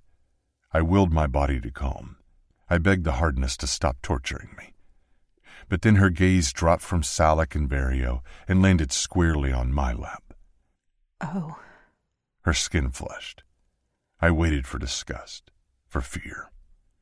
Closing my eyes, I grunted and dropped my chin. Runa, give me a moment. Her hitched inhale made me cringe. I expected her to bolt out of the cave and not stop running until she was back with the nil. I'd promised her she was safe with me, yet with every breath, I found it harder and harder not to beg her to touch me, to put me out of my agonizing misery. I kept my head bowed as my blood churned, thundering in the spear I couldn't control. It had been agonizing before, but now, with her eyes on me, with her silent shock drifting all around me, it was excruciating. Are you in pain? Her voice remained so kind, so soft. Shifting closer, she unknowingly revealed her bare body to my savagely hungry eyes. Her nakedness wasn't an invitation. Her natural form was nothing more than her version of a pelt or fur or feathers. Yet the way I was feeling, the way I craved, I wanted to devour her. Touching my shoulder, making me flinch as if she'd stabbed me in the heart, she murmured, Tell me what I can do. I groaned, long and low. Do. I could never request the things I wanted her to do. She came closer, her warm skin making mine prickle with misery. You look in agony. Her nearness made the pounding in my blood 1,000 times worse. I felt as primitive as a wolf, as feral as a beast. She placed a hand on my upper arm, her fingers trembling. My mind flooded with pushing her onto her back, mounting her, biting her, thrust. I scrambled away, pressing hard against the cave wall. I'm fine, I growled. Stay back. I just need a little time. Just don't touch me. Concern painted her cheeks, and her eyes glowed with the affection that had started to form between us. That affection broke my heart. Runa crawled closer, her breasts swinging, true worry painting her stunning face. She didn't stop until she was close enough to embrace me. Her eyes remained locked on mine, her breath shallow. The torture of her closeness was only overshadowed by my shock that she'd seemingly forgotten the consequences of what happened every time we grew too near. Runa, I choked, pressing harder against the wall, trapped with nowhere to go. I need you to move away. You're in pain. Her worry overshadowed the unspoken rules of distance between us. Her hand reached for mine. I jerked it into my belly, doing my best to avoid her. Only her fingers went with me, slipping away to land directly on the overheated spear currently punishing me between my legs. I jolted with a savage grunt. A groan ripped through me as her feathering touch became the best and worst thing I'd ever endured. You're holding yourself back because of me. Amber-tinged sadness filled her gaze as she drew her fingers away from my stiffened flesh. You'd rather hurt than touch me because you're not him. You're not Actor. You would never touch me without my permission. I clenched every muscle in my body as her fingers returned and hesitantly skimmed over me as if she wasn't entirely aware of what she'd done. But I was. Way too aware. What are you doing? I panted. Don't. Her gaze met mine, full of kindness. You're in pain. Resolution tightened her jaw. Let me try and help you. A haggard chuckle fell. You can't heal this like you did my arm. It's not a malady. It's a discomfort. She whispered, her chest puffing up with courage. And I won't let you suffer. Pursing her lips, she braced her shoulders, and her fingers found my flesh again, tightening around me. I jerked. Fuck. I didn't know where such a violent word had come from. I didn't know if it was the dead language we shared or the fire knees she'd taught me. But it made my blood burn. Runa sucked in her breath. I don't know that word. I shook my head. My spine pressed hard against the cave wall. I didn't want to talk about languages or all the things we'd forgotten. I just needed her to stop before it was too late. Runa, don't. Forgive me if I touch you wrong. Her shyness and hesitant fingers drove me to breaking point. I don't remember ever. I snatched her wrist. I don't remember either. I swallowed hard, breathing fast. I don't know how I'll react if you keep touching me. She nodded. You won't hurt me. I bared my teeth. Never. Then let me take away your hurt. Her gaze dropped to my throbbing flesh, hot in her grip. Please. My fingers slackened around her wrist as my willpower disintegrated. I'd tried one last time even as my mind hummed with lust. You don't have to heal me this time. I won't die. Her fingers tightened. You might. I couldn't breathe as her hand moved. She licked her lips, making my head spin. You're as hot as fevers. Your skin is burning. Everything was burning. My teeth ground to dust. Primordial hunger threatened to snap my spine. Her fingers pushed downward. I groaned, loudly. My head fell back, cracking against the cave wall. Shade spilled out of me. Darkness clouded around us, thicker and blacker, cocooning us from the outside world. And in that swirling, sickening vortex, my hand snatched Runa's wrist again. I meant to remove her touch. I truly, honestly did. But my fingers slipped over her hand instead, pressing her touch harder against my pounding flesh. And my vision went black. I grunted as my hips arched up, driving my hardness into her hold, all while death exploded through my blood. It had to be death. It felt as if every cell and filament of my form shredded into spirit-slicing sparks. Runa gasped as I shuddered, fisting my fingers tighter over hers. The exploding deathness in my blood centered in my hard flesh, pulsing upward with rhythmic pleasure-pain. Death crested with the release of absolute bliss, absolute carnage, absolute destruction of my sanity. My heart thundered as I shuddered a final time. For the longest moment I just hovered in that pillowy, shadowy euphoria. Faint aftershocks of pleasure rippled through me as I struggled to open my eyes. I blinked past stars. I summoned back the shadows that had flooded the cave, and there was Runa, kneeling beside my kicked-apart legs, her hand beneath mine, fisting my body where I forced her to squeeze. I gulped. A low groan spilled from me as I noticed something glistening on our entwined fingers, a glittering rope of white thread. I'd felt shame before, but now I quaked with body-breaking mortification. Runa, Tearing my hand from hers, I grimaced as the ropey whiteness stretched between us. It broke and dangled on both our hands, slimy and sticky.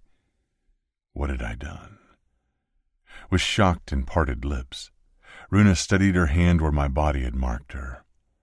For an embarrassing heartbeat, she frowned and sniffed the air where an odd scent had settled. She studied the whiteness as it quickly turned translucent, smearing my remorse all over her fingers. If we'd made it in a forgotten life, there was no memory of this chagrin, no recollection of marking her with fluids or why the image of Runa coated in my essence made me snarl to do it all over again.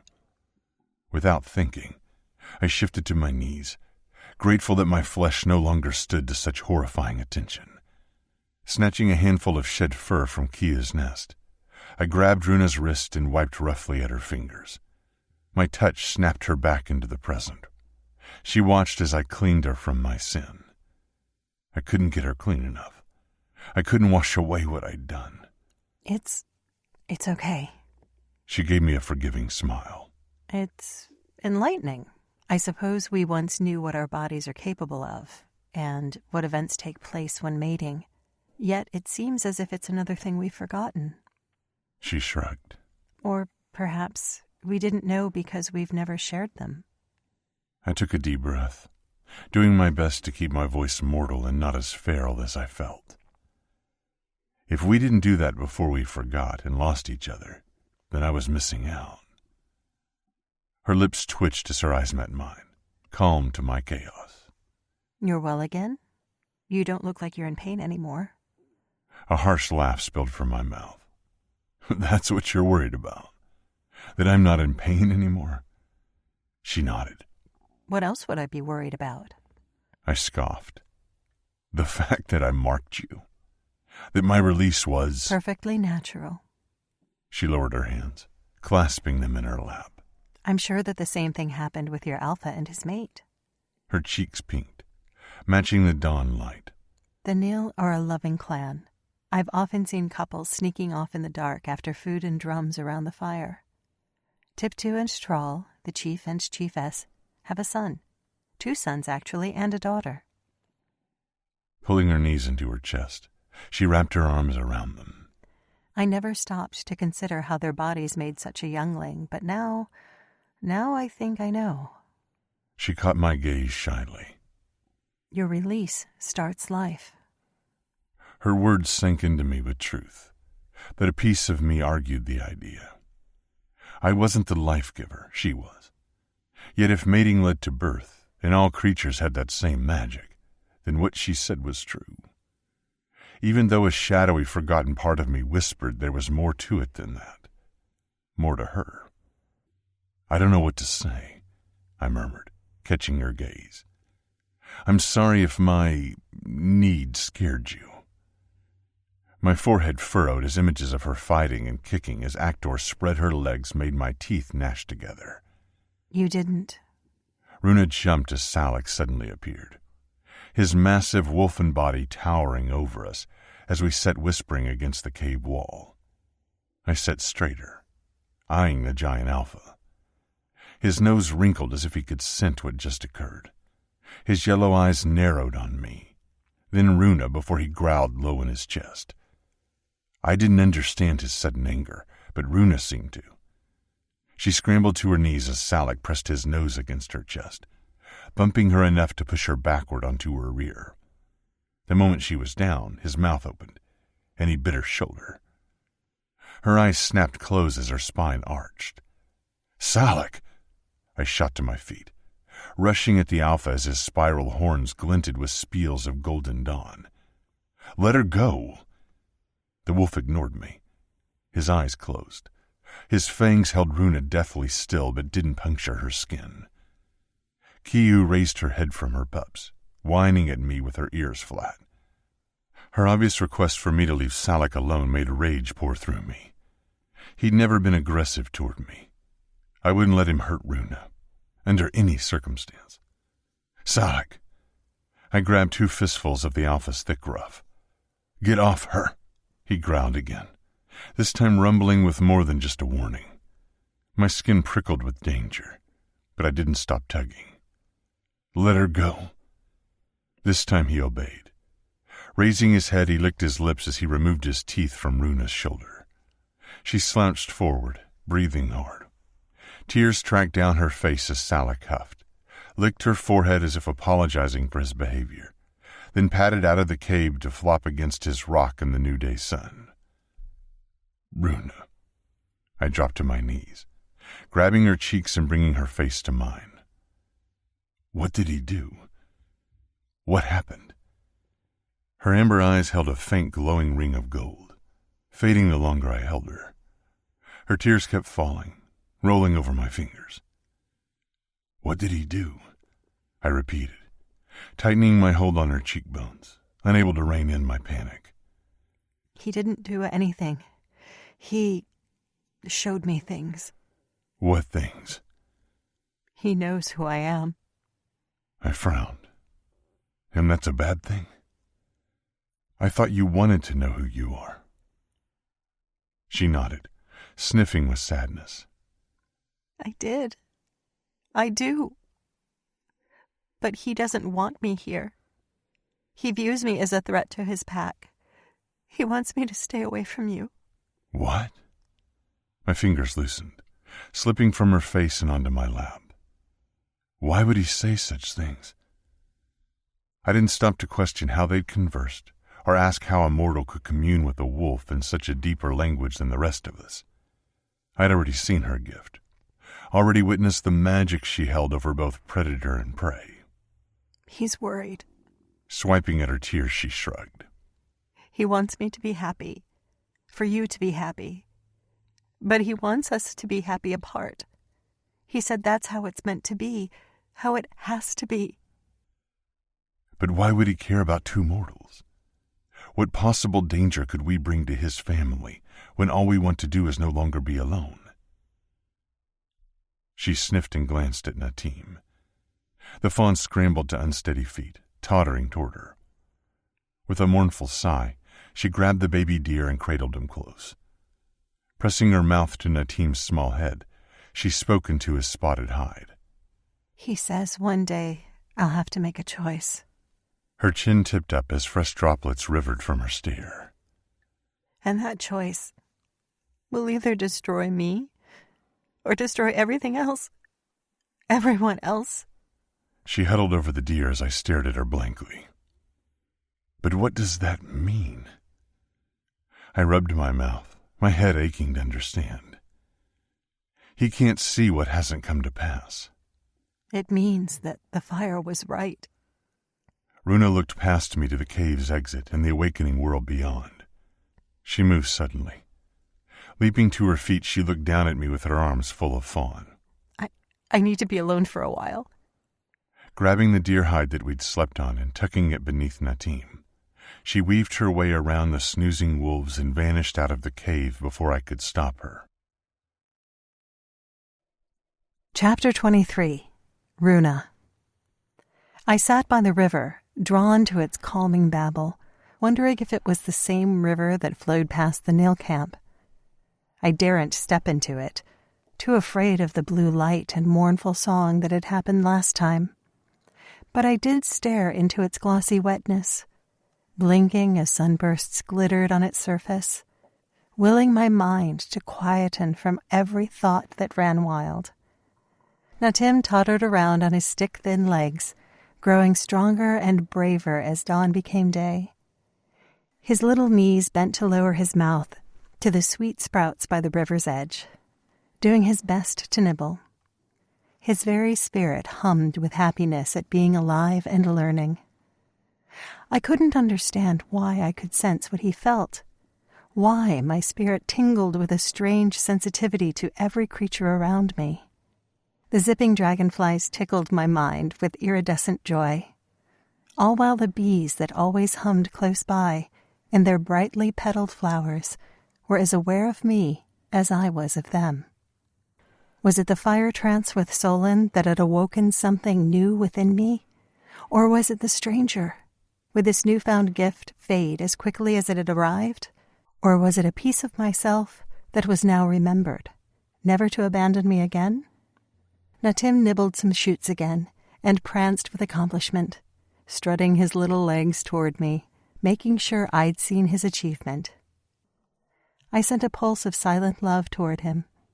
His ears flopped forward, and he bounded into my arms. Closing my eyes, I hugged the little fawn, all while my mind struggled not to obsess over what had happened in the cave. The way the stranger had groaned and jerked beneath my touch. Natim struggled. I released him. Sucking in a breath, doing my best not to think about the stranger, I watched the fawn as he danced back toward the river and its tasty offerings. The longer I'd watched Natim, the warmer I became.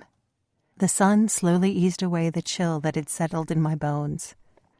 I was grateful the stranger hadn't followed me. I needed to be alone, to think, to ponder, to go over every little thing that had happened since I'd fallen out of the fire's trance and somehow ended up before him with rain pelting us and lightning ripping up the sky. My skin prickled as a flash of homesickness filled me. Regardless that the Neil weren't my true family, I missed them. I missed Solon's mastery over the mysteries of life. I missed Hyeth and Naya's easy friendship. What would they say about this? I'd give anything to ask their advice on all the crashing, colliding feelings within me about the man who had no name. Gritting my teeth, I glanced at the deer pelt the stranger had given me last night. When he'd first brought it into the cave, I'd thought he brought meat, and almost retched at the thought of eating Natim's mother. But then he'd spread out the scraped hide and shown me just how much he knew of me already. How much he'd paid attention and did his utmost to keep me safe and well. My cheeks flushed all over again as I looked at my hand. No matter where I tried to direct my thoughts, they always swung back to him, to what he'd done, to what I'd done with him. My fingers were clean, no sign of the silken stream he'd marked me with, but I remembered the shocking warmth, the slippery stickiness that had roped from him to me. I'd touched him, and I'd done it willingly. I'd done it to help him, like he helped me, to heal him, to rid the blazing, burning pain in his stare, and I gulped, drawing my legs up and wrapping my arms around them. That's another lie. I'd touched him because that same blazing, burning pain had gathered in my lower belly the longer he'd fought. The more he suffered, the more I'd felt his suffering until I ached with a need that matched his. I couldn't hide from it, and I couldn't run from it. I'd tried, but it had just followed me to the river. Pressing a hand below my navel, I shuddered. I still felt it. The heaviness, the ache. My nipples pebbled, reacting to the morning breeze drafting off the river. My skin was oversensitive. My awareness of the world heightened to an almost painful intensity. I bit my bottom lip as my mind flooded with images of the stranger, as his head cracked against the cave wall and his hips thrust into my... Enough. Scrambling to my feet, I reached for the deer hide. I needed to do something, anything, to stop my mind from obsessing about things I shouldn't want. With determination, I shook out the badly cured hide, grateful Hyeth couldn't see the chunks of silky fur missing or feel the coarseness of the stiff leather beneath. A faint tingle of Natim's mother rippled through my spirit. Her fading essence, her last memories of this body and old life. Tears filled my eyes at the thought of wearing what was once hers around Natim. But I no longer wanted to be bare around the stranger. Too much had happened. Too many feelings clashed and chaosed inside me. Fumbling with the hide, I tried to figure out how to secure it without the sinew strings Hyeth sewed to provide knots. The stranger's kindness to provide me with clothing had also revealed how unfamiliar he was with things that the Nil were now so advanced in. Eventually, I settled on using the longer pieces that used to be the front legs and tied them around my nape. Once the pelt was tied to my neck, it was a simple matter of wrapping the rest around me. Sitting back down again, I plaited a few river reeds into a thicker rope and bound it around my waist, preventing the hide from unraveling. Satisfied, I ran my hands over my new dress, grateful it came down to my knees and covered every part of me. Natim bounced toward me, his little tail wagging with a white flurry. I froze as he leapt into my arms, nuzzling against me and his mother's fur. I sank to my knees, waiting for him to stiffen, to look at me as if I were a monster. But he merely sighed in the sunshine and curled into a little leggy ball on my lap. And that was where I stayed for most of the day, nibbling on dandelion leaves and a few pink and yellow flowers that I recognized from Nil recipes. I forced myself not to focus on how intimate the conversation had been with Kiyu after the stranger left me with the wolf mother yesterday. How she'd shown me snippets of her life with the pack, her previous litter, and the love and trust she had for her alpha. Not that we'd talked. We hadn't used words. We'd shared pieces of ourselves, a knowing of ourselves. I liked that term. Or at least, I had until Salak had bitten my shoulder. My fingers trailed to where his fangs had held me. Only shallow indents remained. No cuts, no scabs. He'd not bitten to hurt me, merely to inject the same fear into me that swam in him. He knows who I am. I dropped my hand, stroking Natim's softness. He knew who I was, but he hadn't shared. He'd merely shown me what the fire had already said, that no matter what I did, who I lived with, or what path I followed, eventually love would corrupt me and life would shatter me, and I'd have to make an unforgivable choice. I shivered, disturbing Natim from his nap. Yawning, he scrambled out of my arms, his tiny hooves slipping on my new dress. Picking him up, I deposited him carefully onto the springy grass. With a bleat, he pranced off, returning to his mission to learn how to eat without having to bend his front legs, his little tail wagging in the sun. Without him to distract me, my thoughts crowded once again. I needed to go back. A new day was here, and I ought to start the long walk back to the Nil camp. A pang barbed my chest at the thought of leaving the stranger. I didn't want to say goodbye. He was healed by whatever magic he carried in his shadowy blood. His wounds were now scars, and his fevers were now vibrant health. He didn't need me. Solon did. I needed to ask him why he wanted me as his acolyte, what the fire had said to him when it refused to tell me anything.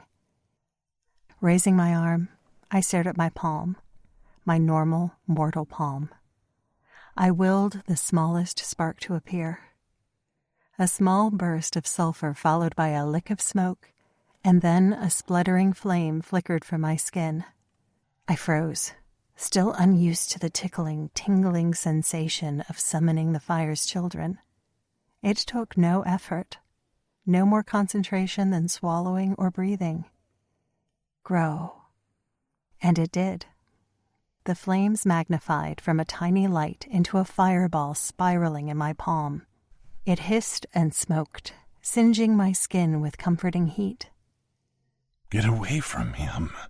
I jerked as the fire's hiss from the trance exploded in my ears. You don't belong where he belongs. I clamped my hands together, snuffing out the flames. It didn't stop the fire from scolding me. We told you to stay away from the one who walks in shadows. How are you speaking to me without the trance? Without Solon to guide me, or the Damic root, mushroom, and symbols? Smoke twined lazily through my fingers as the fire slithered in my thoughts. We told you, you are more than what you seem. You have walked within us, just as we have walked within you. We are one. I froze. You mean you could speak to me without any sort of ceremony or preparation? We do not speak to everyone. Not all can hear us. So why can I? Just as we speak to the fire reader, we speak to you. You should be honored you are chosen.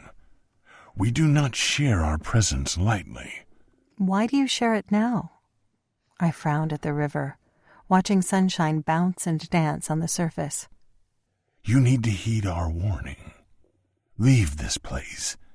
Leave the man you forbiddingly touched. Leave before it's too late. My chin arched with defiance. Tell me what you're keeping from me, then I might do what you ask.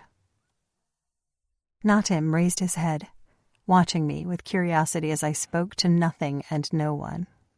As we refused last night, we refuse again. If you will not heed our messages, you are lost. Another wisp of smoke curled around my wrist before vanishing with black scorn. The river's babble grew louder, ripping me back into the present moment. The faintest note of music played in the water's rippling journey. I blinked at the welcoming wetness, my throat constricting with thirst.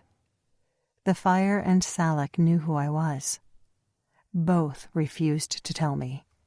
Yet both warned me to run away from the very man I felt so at home with, who touched my heart with every word we shared, who chipped away at the forgottenness inside me. I was sick of warnings. I was sick of fighting with myself over what I wanted and what I shouldn't. The urge to swim gripped me so strongly, almost as if the river beckoned, promising to wash away all my confusion.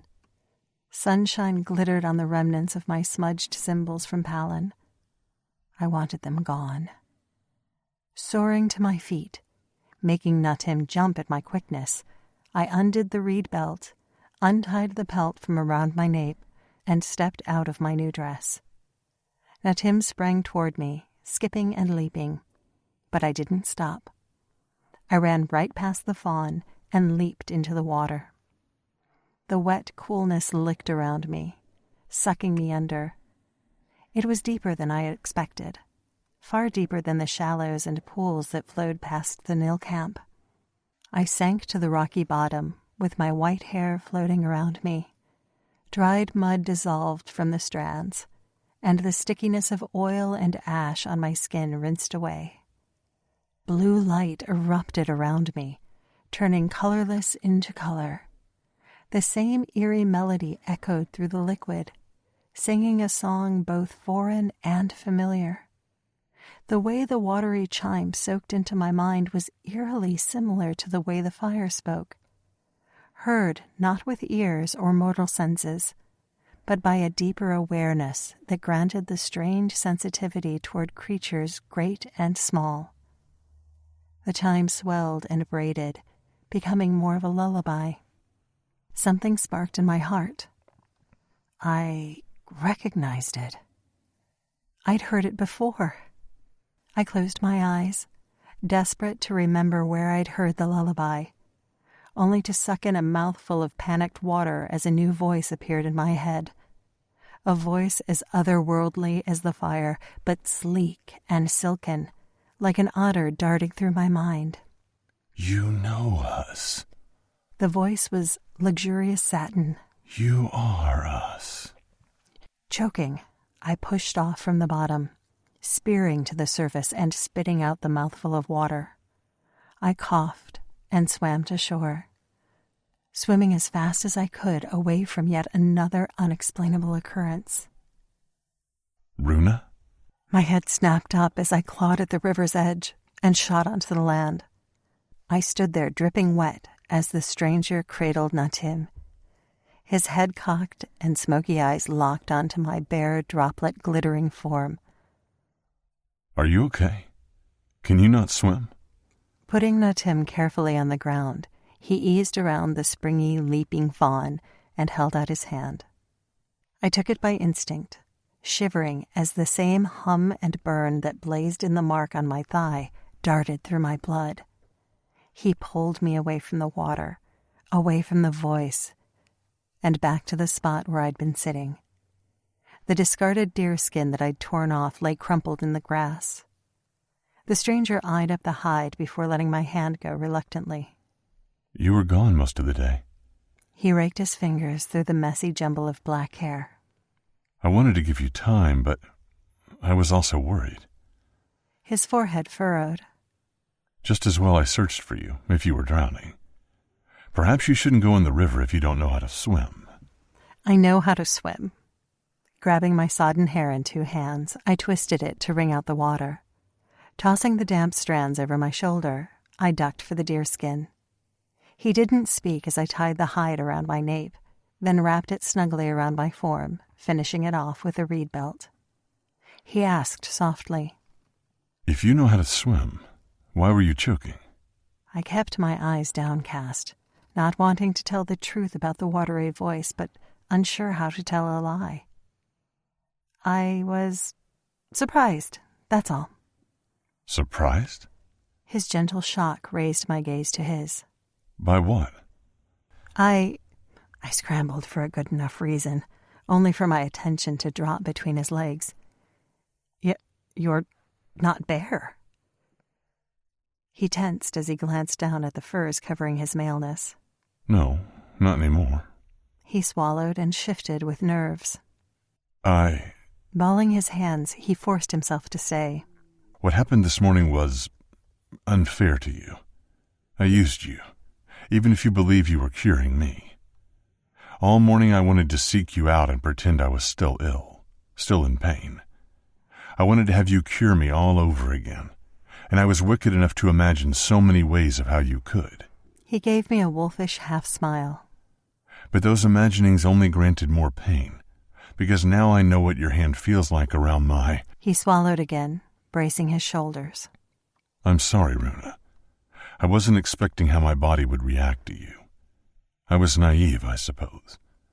Stupid to have forgotten how much I'd want you when, even with no memories, I can't seem to stay away from you. I want you so badly. I need... He sighed and shook his head. That doesn't matter. What does matter is I finally understand why the Nil put up with tiresome furs. Stepping toward me, he clenched his jaw. I can't hide how much I want you, and I won't lie and say this morning wasn't one of the best experiences of my forgotten life. I want to do it again. I want to give you the same exploding death and show you the pleasure you gave me. But I need you to know I don't expect it. Yes, I want you for my mate. And yes, I want to do to you what Salak did to Vario. But you shouldn't have to see how much I want you or feel obligated to heal me whenever I can't control myself. He snorted under his breath. Which seems to be all the time around you. I blushed and ran my hands down my deerskin dress. His blatant honesty still caught me off guard, making my heart pound. I didn't feel obligated to heal you this morning. I wanted to. You wanted to stop me from being in pain. Well, yes. To begin with. I frowned. But when I touched you and felt how feverish you were... You mistook that burning for sickness when it was pure lust. His throat worked as his smoky eyes darkened to midnight. I should have stopped you. I should have been honest at how much I craved you. That my pain was self-inflicted. He wiped his mouth with a jerky hand. But then you touched me and I couldn't control myself. But then you ran. You ran from what I made you do and... I ran from Salak, not you. My cheeks burned hotter as I met his eyes. I ran because I needed time to understand why I'm being told to stay away from you when it feels... When I didn't finish, he shifted closer. It feels... I sucked in a breath, forcing myself to be brave with the truth, just like him. It feels good. I softened my voice, allowing honesty to pour as easily as his did. It feels right. He shuddered. I feel the same way. But we can't trust what we feel. My knees locked as a breeze licked around us. I've been warned to leave this place, to leave you and never come back. He shook his head. You can't. I won't let you. I promised myself that I'd let you return to the Nil, but that was before you touched me. Before I understood that remembering who I am suddenly pales compared to learning who you are. But what if the fire and Salak are right, and we're the ones who are wrong? Then we deal with the consequences. And if those consequences hurt others? His hands cupped my cheeks, holding me firm, making me feel both captured and cared for. We won't let it. My fingers locked over his wrists as I winced. I wanted to believe him, to trust that everyone else was wrong and we were right to chase these wonderfully potent feelings, but fear churned my stomach. The smoking ruins of decimation, the charred bodies that the fire had shown me, the screams. Pulling his hand away from my cheeks, I stepped back. Grasping for easier subjects, I reached out and touched the silky tan and black fur wrapped around his hips. Where did you get this? His nostrils flared, but he accepted my need to ebb the intensity between us and ran a hand down the pelt. Salak. He took me to a part of his territory where he fought a trespasser. He tugged on a silvery tuft by his thigh. This male did not survive. Salak left me to skin the corpse, almost as if he agreed with me that hiding my body was needed. Dipping his fingers into the waistband wrapped low and rolled tight on his hips, he pulled out a wolf's fang. I also claimed this. It's sharp and can be turned into a good weapon. I've often wished for claws and teeth like my alpha. Now I have one. Holding out the curved fang, he waited for me to open my palm. I didn't want to touch it. I knew what would happen if I did. But the stranger seemed to know too, and curiosity glowed in his dark stare. Bracing myself, I accepted the tooth and shivered as the faintest tingle of life force fed into my spirit. The wolf had been old and heartbroken. He hadn't been alpha in his previous pack, but he had been an omega. His mate had died in a hunt with a buffalo that had turned and trampled the wolves stalking it. He'd roamed the plains and ranges ever since, seeking a new home without her, before stumbling onto Salak's territory. By the time Salak snarled for him to leave, he'd already given up and was ready to follow his mate to the afterlife. He'd picked the fight that killed him and was grateful to have it end. I tripped backward as the vision faded as quickly as it had unspooled. It had been so rich, so vibrant, so full of heartache. I didn't understand how I could know such things, or why such memories could be gifted when my own remained so hidden. What did you see? The stranger asked softly, accepting back the fang. Natim bounded toward me. I scooped him up, pressing a kiss to his small head and basking in the sparkle of his fresh life force, the newness of him, the verve and vigor after such tragedy. The wolf wanted to die. I don't think he'd mind that his mortal remains are now used by another. He cupped the tooth with both hands, all while his gaze searched mine. You are by far the most fascinating woman I've ever found. A smile caught me by surprise. I wasn't aware you'd found others. I thought I was the only one. You are the only one. His smile turned heavy with unsaid things. No matter how many women I might find in the future, you are the only one I want. My heart winged even as I deliberately poured cold water onto the heat between us. All of this was too much, too soon. I have to return to the Nil today. Solon will be wondering where I am. I hugged Natim closer, hiding my nervousness, my hope. You could come with me. He stilled. Or you could stay here. You know I can't. And you know how I feel about those 2 hunters who hurt you. Don't let them taint your view on all mortals. I stepped into him, keeping Natim between us to temper the burn in my sunburst mark and the racing of my heart. There are other women, many other fascinating women. There's Hyath, with her skill for designing clothing and working fur. There's Palin's apprentices, who will one day be medicine women. There's Moki, who's a hunter, and... I'm sure they're wonderful in their own right. The stranger murmured, his voice hot and dark. But they aren't you. I hid my tremble. But you might find them equally fascinating. A sickening urge to push the stranger away and fill his head with other women drowned me. If what the flames said was true, he couldn't have me, and I was beginning to understand that mortals and beasts mated because of urges and needs, and eventually he would expect those needs to be sated with me. He might be willing to wait for now. He might wrap his body in furs to hide the extent of his desire, but he couldn't take back what he'd told me with such conviction. He'd hurt when he desired me, and I didn't want him to hurt. But if he couldn't have me, then he'd need someone else. Just like Naya said. Just like she wanted Leica to be happy. All while hoping that happiness could be found with her, but prepared to accept it if he found joy with another. Despite our similar marks, our mimicking history, and our inherent talent for finding each other in a grass sea during a thunderstorm, all these confusing emotional and physical cravings might be nothing more than tricks of desperate minds and lonely hearts. My shoulders braced with determination. I forced another smile. Who knows?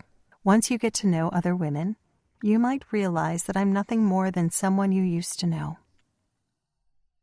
His eyebrows slashed into an angry line. I don't understand why you're saying these things after what we just discussed. Why are you suddenly trying to push me away? I arched my chin. I'm only pointing out the truth that despite whatever we feel, and I'm not saying we don't feel something, but those feelings might be wrong, even while we think they're right. He crossed his arms. So everything I just confessed, and everything you confessed in return, means nothing? No. It means I think we should be cautious. There are things we don't understand, things we don't know. We don't know anything. His stomach flexed as he sucked in an angry breath. We've discussed this. We know nothing. We remember nothing. We're drawn to one another for a reason. You can't just pretend that's not worth fighting for. I'm not pretending that. I lowered my voice. But I'm also being realistic. I put Natim down, bracing myself to say things I didn't truly mean, even if it was the right thing to do, according to the flames. I haven't made any false promises to you. I didn't say I'd stay here. I agreed to one night. That night has passed. What happened this morning between us opened my eyes to the many facets of relationships and connections, but it doesn't change anything. He dropped his arms, annoyance shading his face. A small tendril of shadows appeared by his knees, coiling down to his feet. The fact that I just laid myself bare doesn't change anything. He said it as a statement, not a question, a fact that made him furious. I fisted my hands while Natim nuzzled at my legs, seeking something to drink. It can't. I need to see Solon. I've said you can come with me. This doesn't have to be goodbye. No, it's not a goodbye. Just a refusal to accept everything that's happened between us. Hugging myself, I did my best to keep my voice steady. It's not by choice. Yes, it is. He planted his hands on his hips. You could stay. You could ignore whatever warnings you think you hear. I don't think. Temper sparked in my veins. I've heard them, both the fire and your alpha. And who are they to tell us what we can and cannot do? He marched into me, clamping his hands on my waist, his touch burning me even through my deerskin dress. We found each other against all odds. Our marks burn the same way, and our memories itch to be known the more we're around each other. Whatever loyalty you have to the Nell and their fire is nothing compared to that. His conviction swayed mine. His gaze tipped down to the fawn as he nuzzled the stranger's knee, searching for milk. Shadows had thickened around him, drenching his feet and placing little Natim in swirling darkness even while the sun shone. Your fawn still needs milk. You cannot leave here without him, and he cannot be away from Kiyu until he's ready to be weaned. His fingers dug painfully into me. You promised one night for me, but you have no choice but to promise a few more for him. Letting me go, he inhaled hard and closed his eyes. With temper tightening his jawline, he somehow summoned back the shades and shadows until every last tendril was gone. Opening his dark gaze, he muttered, I know you're confused, Runa. So am I. I'm as lost as you are. But don't believe I'm not willing to fight for the one thing that feels like home. His fingers shook as he ran them gently over my cheek. I won't rush you. I won't force you to do something you're not willing to do. But don't assume you can push me away or convince me that what I feel for you is what I'd feel for any other female. He dropped his hand and backed away. It's not. I know that in here. He thumped a fist over his heart. And I'm not afraid to be selfish and chase whatever it is. Because I'm sick of not knowing. And you are the only thing I'm certain of. Scooping up Natim, he stormed away from me before stopping and adding, I'll take him to Kiyu to feed. I won't bother you again until you've accepted that no matter what warnings you're given or how many fears you have, I won't stop trying to know you. I won't stop scratching at my broken mind until one day I will remember. I'll remember for both of us. And when I do, you'll see that I was right to hold on to you because everything else, it means nothing unless we're together. He left me on the riverbank, stalking off with Natim without another word. Chapter 24. The Stranger. I couldn't take my eyes off the cave's entrance. I'd sat next to Kiyu as she fed Natim. He'd fallen asleep with a full belly, drunk on milk with his litter mates. That had been hours ago, and I hadn't moved. And Runa still hadn't returned. My back had stiffened and bones seized as I stayed cross-legged, never taking my eyes off the entrance as afternoon turned to dusk, and dusk now bled into night. Where is she? She was safe enough on her own. The wolves hadn't left her side, even if she wasn't aware of them keeping watch. Virio and Zetas had been in the tree line while Runa had swum in the river, and 2 juvenile males who I hadn't named had replaced them as the females had followed Salak into the grasslands when I'd returned to the cave, following a scent on the breeze that didn't belong. I'd stopped and inhaled the dense, rich air full of soil and rain dampness. I couldn't smell fire or smoke, nor any other telltale sense of the Nil clan. They hadn't come for her. They had no way of knowing I'd taken her or where I lived. Whatever Salak was hunting wouldn't have a chance to hurt Runa. So I honored what I'd told her and kept my distance, even though every heartbeat pounded as if it would explode right out of my chest. A scuffle of feet on rock made my ears twitch. My thundering heart skipped with blood-soaking relief. The footsteps were from a 2-legged creature, not 4. Instincts demanded I leap up and run to her side, to yank her into my arms and smash my mouth to hers. But I swallowed those urges, kept my hands wedged over my lap now wrapped in Salak's dead foe, and kept my face as neutral as I could make it. Runa appeared in the silvery cast of twilight, picking her way gingerly over wolf tails and outstretched paws as the pack finished their snooze before a night of roaming. My eyes were well adjusted to the falling darkness, and it seemed Runa's were too, despite living with the Nil and their constantly burning fires, chasing away the shadows with its orange blazing light. Natim's tiny head popped up from the bundles of wolflings. He struggled to free himself, bleeding in happy welcome as Runa smiled and ducked to her haunches to stroke the baby deer. Your little stomach is as round as a plum. I didn't speak. My mouth might not move, but my eyes definitely did. They drank her in, noticing the freshness of her white hair, the cleanliness of her skin, and the way she'd wrapped the deerskin around herself so only her arms and legs were visible. All the sinewy strength of her, the elegant sweep of her collarbones and muscle-corded stomach were now hidden along with her breasts and between her thighs. I'd hoped it would help my own body stay controlled around her. It did the opposite. Being denied her natural beauty only made my mind paint memories of what was hidden beneath. I hardened, my maleness pushing painfully against the tight wrapping of the wolf pelt I wore. Shifting slightly, I cleared my throat, willing my temper to ease and our argument from this afternoon to be forgotten. Her eyes met mine, warm and calm, Gone was the worry from before, the war of right and wrong. Instead, she watched me with sweet affection that made my chest tighten. "Hi," I breathed. Even so quiet, the word echoed around the cave, making the wolves stretch and yawn in annoyance. Placing down the basket she'd woven, much better than my attempt, but still loose and uneven, she sat cross-legged and hugged Natim as he scrambled with his slippery hooves onto her lap. "Hi." She smiled shyly. Silence fell between us, but it wasn't sharp like before. This was softer, like moss growing peacefully with no urgent expectations. My crescent moon mark renewed its subtle hum now that she was close by, and I forgot about the pain I'd felt when she'd mentioned leaving, and encouraging me that I'd felt this way about any other female. None of that mattered. Not now she was back where she belonged. With me. I said, "I'm sorry about—" She blurted, "I gathered some—" I chuckled. "You first."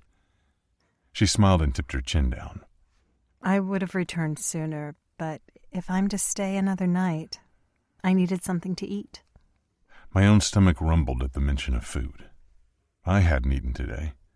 I'd spotted a grass-nibbling rabbit on the way back from the river, and my mouth had watered. But I didn't want to slaughter something with Natim in my arms. Salak would bring a piece of tonight's kill home for me. I could be patient. I leaned forward, poking through the basket full of leaves, petals, and a few dirt-dusted roots. "What plants are these?" "Some raspberry leaves, sweet thistle stalks, burdock root, and daylilies." She fingered the bright yellow and orange flowers still attached to light-colored tubers. "You can eat the daylily flowers as well as the bulbs." My eyes widened in appreciation as I sat back. "You know more about foraging than I do." She stroked Natim, shrugging. "I didn't used to. One of my favorite chores while living with Anil is foraging. The grasslands are ripe, now it's late summer, and our focus has been gathering enough grain to stockpile for the winter. But before the grass needed harvesting, I often went on short journeys with the hunters." She caught my eye, sharing more of herself. While Naya and the hunters tracked bison, Hyatt and a few other females guided me on how to find the right plants. Some we'd eat, and some we'd keep, replanting them by the Nil camp to replenish their thriving garden. She smiled and pressed a kiss to the fawn's head. Palin, their medicine woman, was the one to prepare me for the fire trance. She used plants in completely different ways. Watching her mastery sparked a hunger within me to know everything there is to know about herbs and cures, as well as what ingredients create a tasty snack. Her voice warmed when speaking of the Nil, sending a churning possessiveness through me. She shook her head with a self-mocking grin. "I might sound knowledgeable now, but when I walked alone, I knew nothing. If I'd known what I do now, I might have survived longer and been strong enough to keep walking." I picked up a cream-colored tuber that she'd called burdock. Odd that we both walked for years, or at least it felt like years, alone with nothing, not finding any other mortal, even though, according to what you told me, there are 4 kingdoms with many other clans, only to fade and almost die so close to one another. She froze, her hand on Natim's shoulders. I hadn't thought about it, but you're right. Her eyes narrowed. Strange that we both reached the end of our limit so near to each other. Almost as if when one of us reached their end, the other did too. I kept my attention on the root as I brushed off the rest of the dirt. Almost as if we were linked. She sucked in a breath. I lifted my head just in time to see her help Natim off her lap, so he could wriggle his way toward Kiyu's belly and help himself to another drink. Her eyes met mine. A spark of awareness shot down my back. "What I said this afternoon," she hesitated, "about you finding other females fascinating." I held up my hand. "You don't have to explain. You think I need someone willing to help cure me when I'm in pain." I smiled softly. "But you're wrong. I'm only in pain when I'm near you, and I don't say that to guilt you into touching me." Inching closer to her, I replaced the root back into a woven basket and captured her fingers. I say it because only you bring out that need, and I don't want anyone else. I'm happy to suffer because that suffering is worth every bit of agony. Even if you never touch me again, I'm happier with you than I've ever been." Her fingers twitched in mine as she inhaled another thin breath. You can't keep saying things like that. Things like what? Things that make me doubt everything I know. It makes me want to turn my back on the people who saved my life, to ignore the warnings from a fire that I shouldn't be able to hear.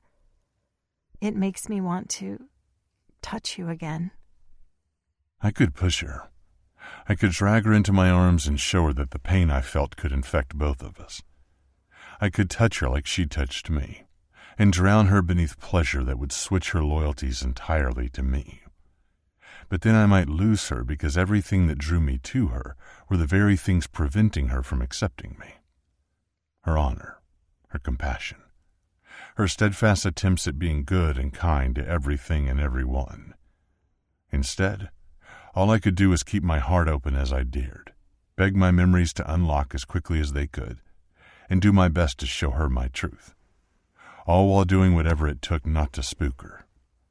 I brought the conversation back to safer ground, deliberately changing the subject.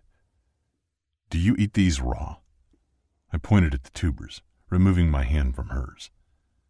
She rolled her shoulders as if shrugging off the heated intensity brewing between us. She gave me a quick smile, grateful for my innocent question.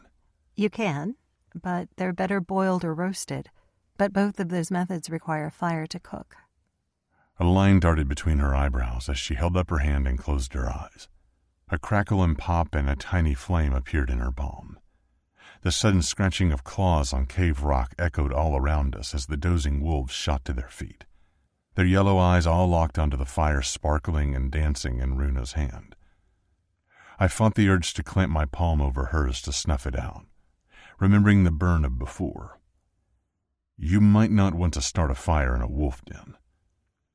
Kiyu snarled from her pup-filled nest, her fangs wide in the night. Runa immediately snapped her hand closed. Oh, how stupid of me. Of course. Fire is a threat to them. She winced in Kiyu's direction. I'm sorry.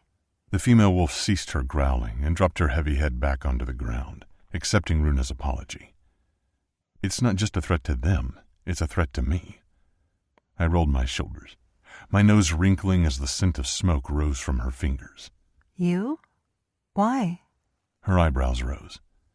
I sat taller, grateful for the chance to give her a piece of myself after she'd just shared a piece with me. When I was alone, I found shelter in an outcropping of trees. A lightning storm caught one on fire. For a little while, I relished the heat after being so eternally cold. But then it grew and grew, devouring everything in sight. I ran for my life. My voice darkened. I was lucky. I got away with just a few burns, but not every creature survived that night. Runa pushed away her basket and drew her knees up to her chest. I'm so sorry. I shrugged. Everything back then was a learning experience. When I first opened my eyes to an empty world, I knew nothing. I could walk and think, but that was about it. The wolves glowered at Runa in the fading stench of smoke before stretching their mighty bulks, raking claws on stone, and shaking out dense fur. With a few annoyed snorts, they slunk out of the cave, ready to roam, leaving us alone with just Kiyu, her pups, and Natim. Runa hugged her knees, resting her chin on top. I was the same. I woke alone and remembered stumbling, willing my legs to work and my mind to give me answers. Those first few days were the worst because my heart still beat in hope that I'd find someone. She stilled and stared into the darkness as if seeing the past.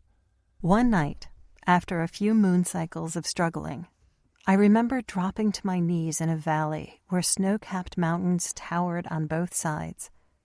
Bats darted around me, eating the buzzing thicket of insects that skimmed over the lake just beyond. A glacier glittered in the moonlight, seeming to glow an otherworldly blue as it carved its way into the valley from the high, high mountains. That night was the first night my heart didn't crack in loneliness. I drank in the moment and was grateful to be alive, even if I had nothing and no one. Her eyes focused, locking onto mine. And then a beast appeared. A beast? She nodded. A creature I must have dreamed because I've never seen another. It was far too fantastical to be real. What did it look like? A faint scowl highlighted her features, giving weight to her recollection.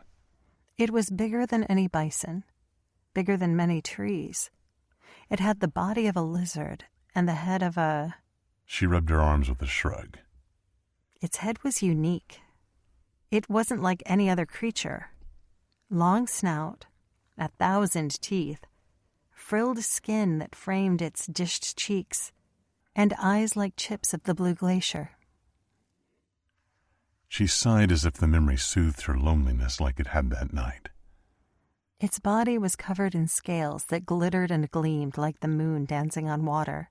Its tail was as muscular and powerful as a snake, and its wings... She laughed under her breath. They looked like a butterfly's, only as large as clouds, dusted with stars and veined with streaks of midnight. And its horns. Put Salix to shame, I murmured, rigid beside Kiyu. I shot to my feet, raking both hands through my hair. My fingers tangled on a dried leaf. I tugged on it, throwing it to the cave floor. Halcyon, I whispered, slamming to a stop. Halcyon. The word didn't exist before, but now it did. It danced through my mind. A memory I'd lost. A memory that was suddenly mine again. My chest swelled and my skin burned with life. Finally. Storming to Runa's side, I slammed to my knees beside her and snatched her hand. I squeezed her fingers. I remembered. My lips stretched into a manic smile. I actually remembered something.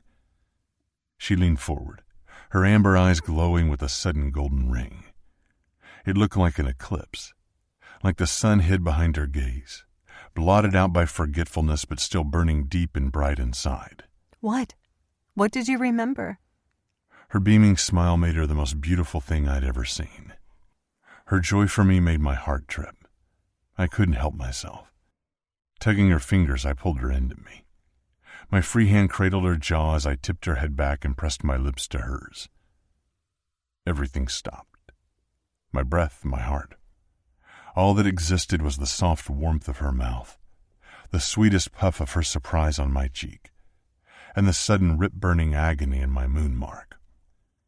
She shuddered in my hold. Her lips shifted beneath mine. My body hardened and heart pounded.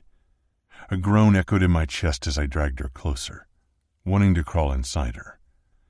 My tongue licked at the seam of her mouth and... Teeth suddenly sank into my forearm. My eyes flew wide as my head cradling Runa's jaw was ripped away.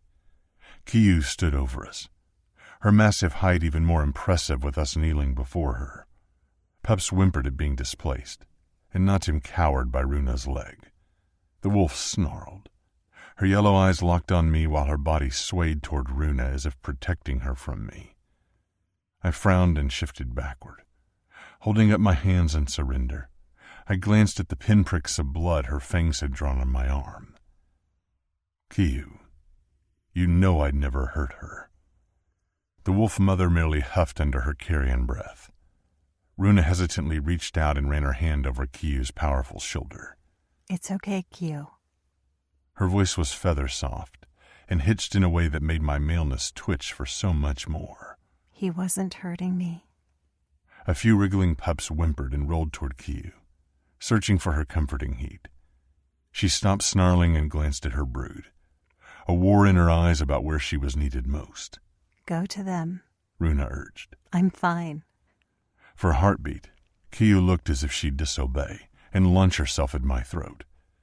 But then Natim bleated and headbutted her leg, and she prowled back to her nest, sitting down but not lying.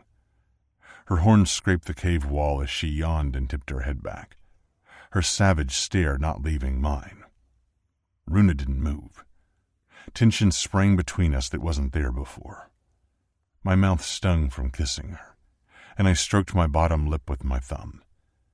Runa sucked in her breath, her fingers straying to her thigh. They came away with a streak of crimson. My mark bled. She sighed and raised her chin. Did yours? Dropping my hand from my lips, I touched my thigh. I flinched as I grazed the moon-shaped smudge, glaring at the streak of blood left behind. I met her gaze. A little. What does it mean? She breathed. I exhaled heavily. No idea. Natim nuzzled his wolfling littermates out of the way as Kiyu finally lay back down with a grunt. Runa watched the family, all while my mind raced and heart pounded. She looked as empty, lost, and afraid as I felt. The awkward stiffness between us was more than I could bear. I didn't risk touching her, but I did lean forward, searching for the prickles and heat that always danced over my skin whenever we were close.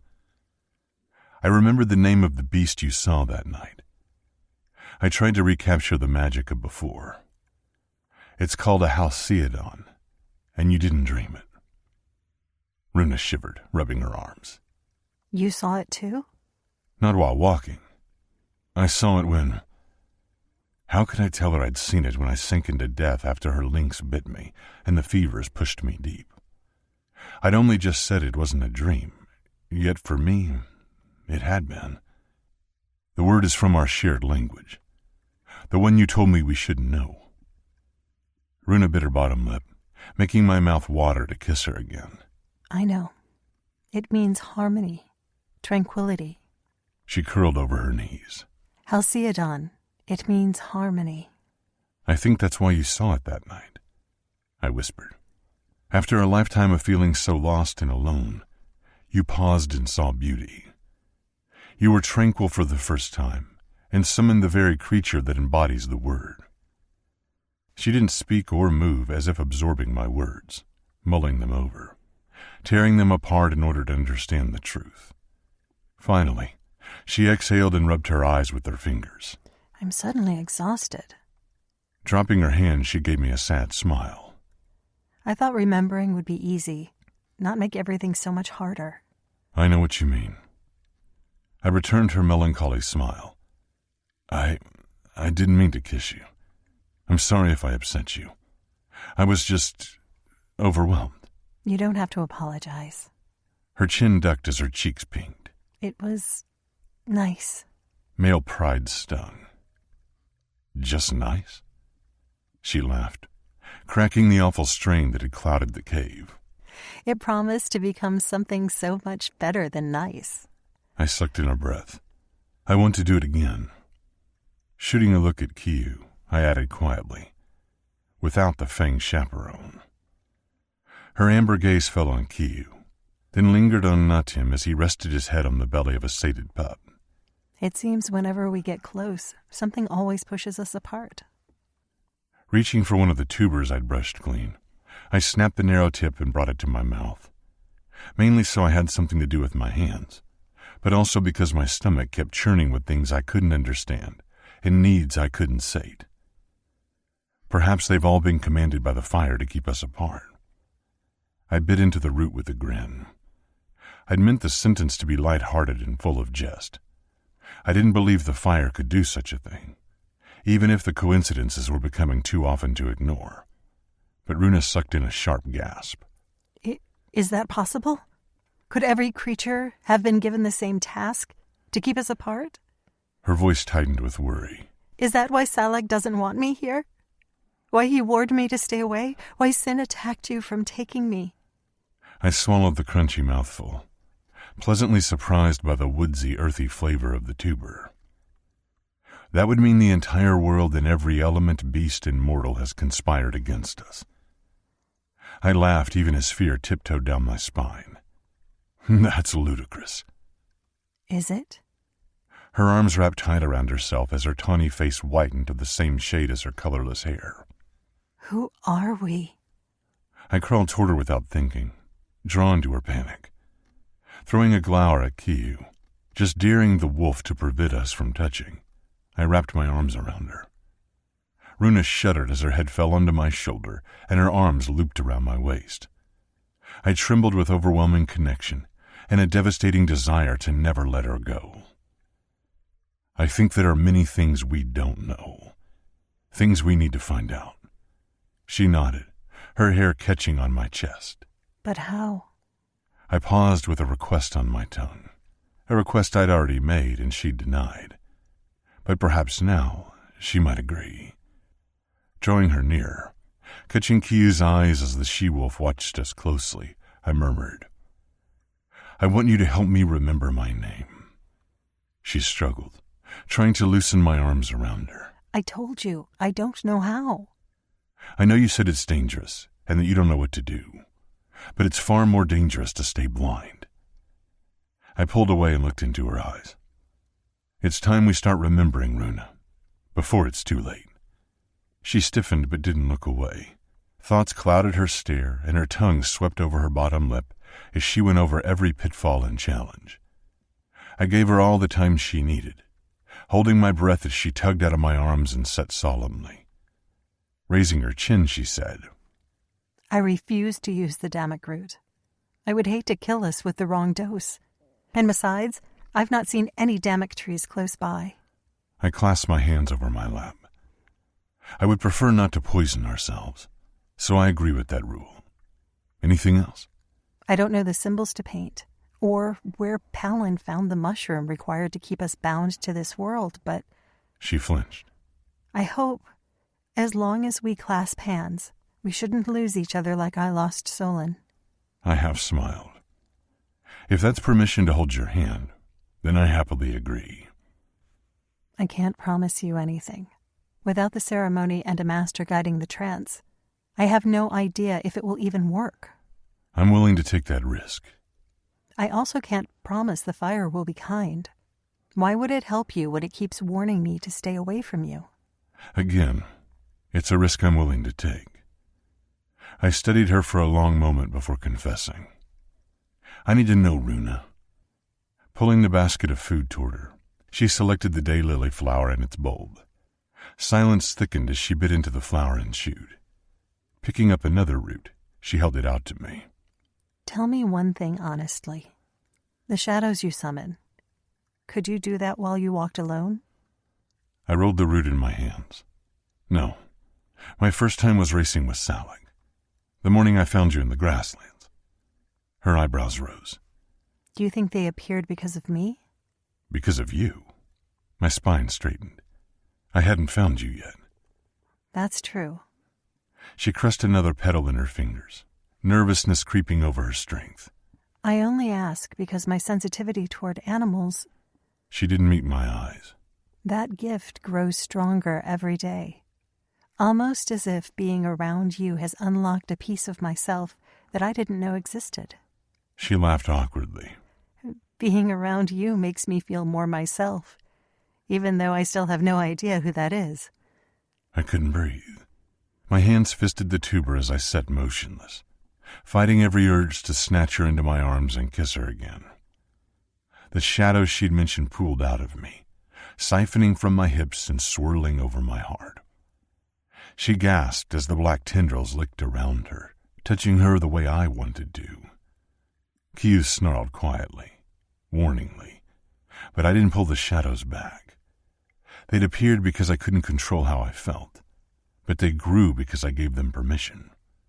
For the first time, I sank into the dense blackness in my marrow and manipulated them instead of letting them manipulate me. It was as easy as breathing. A simple wish, a passing thought, and a shadow extended from my wrist, whispering over Runa's cheek just like my fingers burned to do. She flinched. I gathered the shadows and sucked them back into nothing.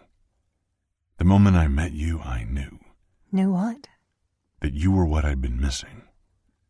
You didn't feel new or unknown, Runa. You made my very spirit exhale with relief.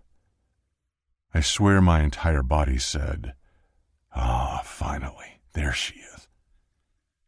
Her lips parted, but I didn't let her speak. I knew you were what I'd been searching for, what I'd lost. It's true that the shadows only appeared the day I met you, And you're right that the longer I'm around you, the easier it is to control them.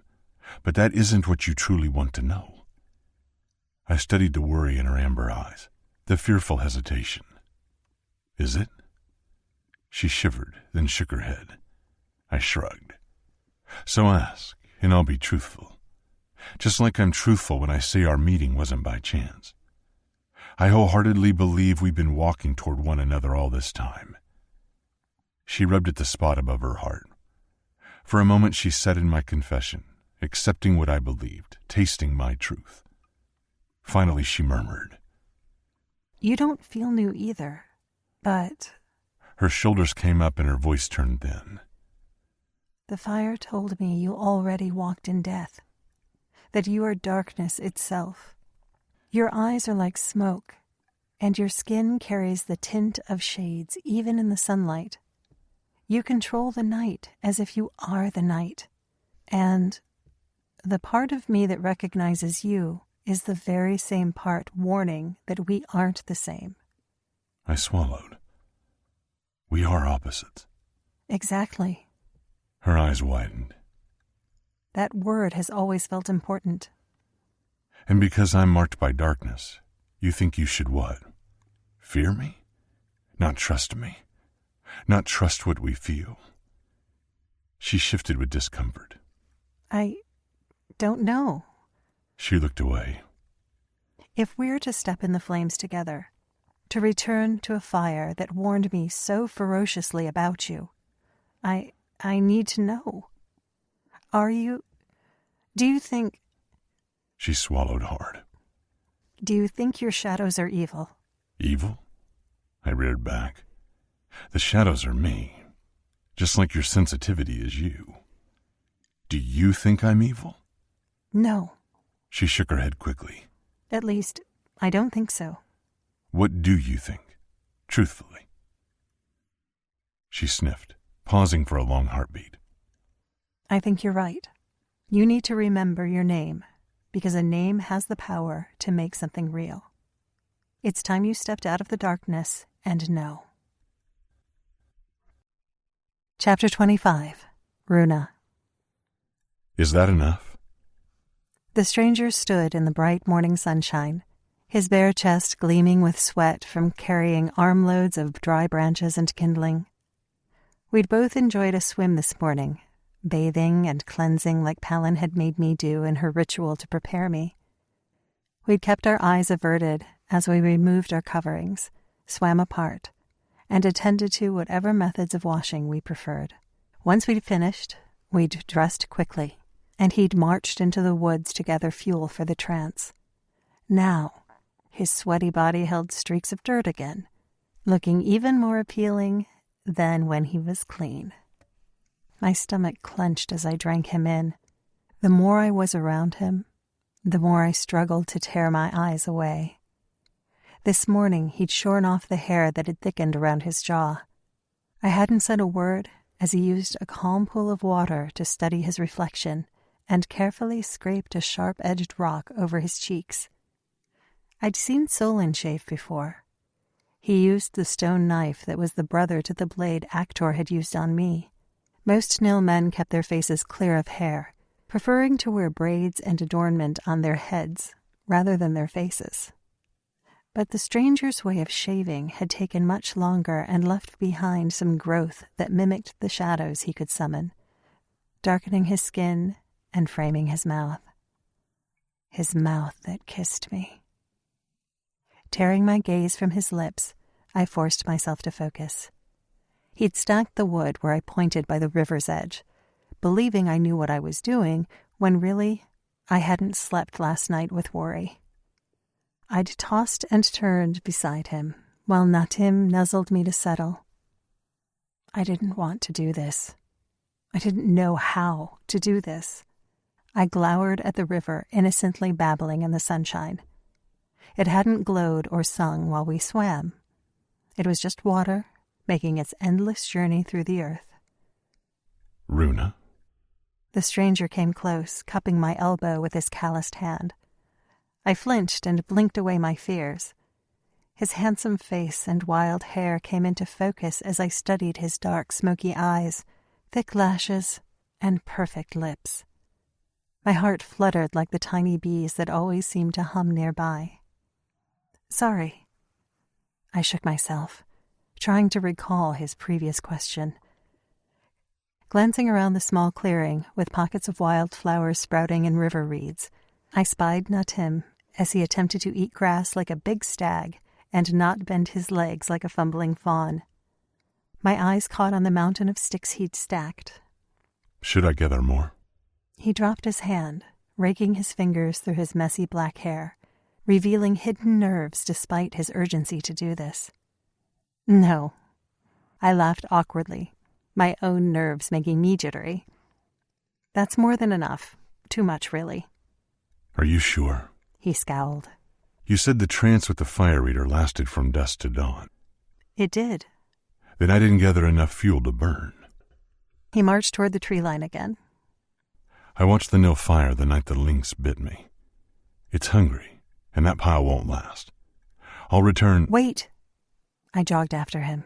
I didn't know how to explain how the trance would work. I didn't know myself. All I could offer was what I'd seen Solon do and what the fire reader had told me. Cutting in front of him, I said, when I stepped into the trance with Solon, we were no longer a part of this world. I know we took a toxin, which we won't use this time, but I don't think we'll be conscious to worry about more fuel. What? His eyebrows drew together. What will we be if we're not awake? Not here. I gave him a tight smile. Can we wake when we want? I don't know. I grabbed my still damp hair and twisted it into a white rope, draping it over my shoulder. It depends on what the flames will share with us. The moment we become a part of the fire, we won't need to add more fuel. As long as there's enough to start a decent blaze, it will continue to burn until we're back. He chewed the inside of his cheek before asking, And if the trance takes all day? Then it will burn until we return. I think. I hope. I stepped away from him as Natim came bounding toward us, his little white tail wagging. Solon said that while we walked in the flames, they couldn't go out, even if a river flowed right over its coals. He cast a dubious look at the river, as if wondering if it would do such a thing. After it had spoken to me yesterday, I wondered the same thing. Were fire and water enemies, or did the two elements coexist happily? If I was now Quellis, adopted by the fire and given the gift of messages and summoning its flame children, why had the river decided to sing to me? I glanced at the stranger, at the wolf pelt wrapped around his narrow hips and the muscular power in his belly. His legs were lean and long, his arms strong and sleek. His height and confidence granted me comfort that he'd protect me, all while I felt slightly threatened in his presence. His honesty scared me. His convictions about us made my doubt seem so much worse. Inhaling sharply, the stranger put his hands on his hips, a position of defiance and confidence. If we have enough wood, should we begin? Bending, I scooped Natim into my arms and forced a reluctant nod. I can't think of a reason to say no. His lips curled into a smile. You sound as if you're unwilling, Runa. I laughed, grateful at the tease in his voice. Was I that obvious? Cuddling the fawn, noticing he'd already put on weight and size, I turned and stepped back toward the mountain of sticks. The stranger fell into step with me. I'm grateful for this. I hope you know that. I know. I caught his eyes as we stood by the river and faced one another. I just hope I can give you what you want. His gaze darkened. You've already given me what I want. Swallowing hard, I placed Natim down and jumped at the flash of yellow eyes in the tree line. Snapping upright, I whispered, "There are wolves watching us." I narrowed my gaze at the silver and black beasts lounging beneath glossy leafed bushes. They never leave your side. He smiled. I asked them to keep you safe. They've been there all along? Today and yesterday. I huffed. I must be blind. Or maybe you're finally beginning to see, only to find there's too much to look at all at once. He dropped to his haunches and snatched a handful of kindling. I stood stiff, once again speechless at his wisdom. A thread of eagerness filled me. Despite my fear of doing this, I wanted to know who he was. I wanted to learn his name and remember everything I might know about him from before. Because the more time we spent together, the more my heart was convinced he was special.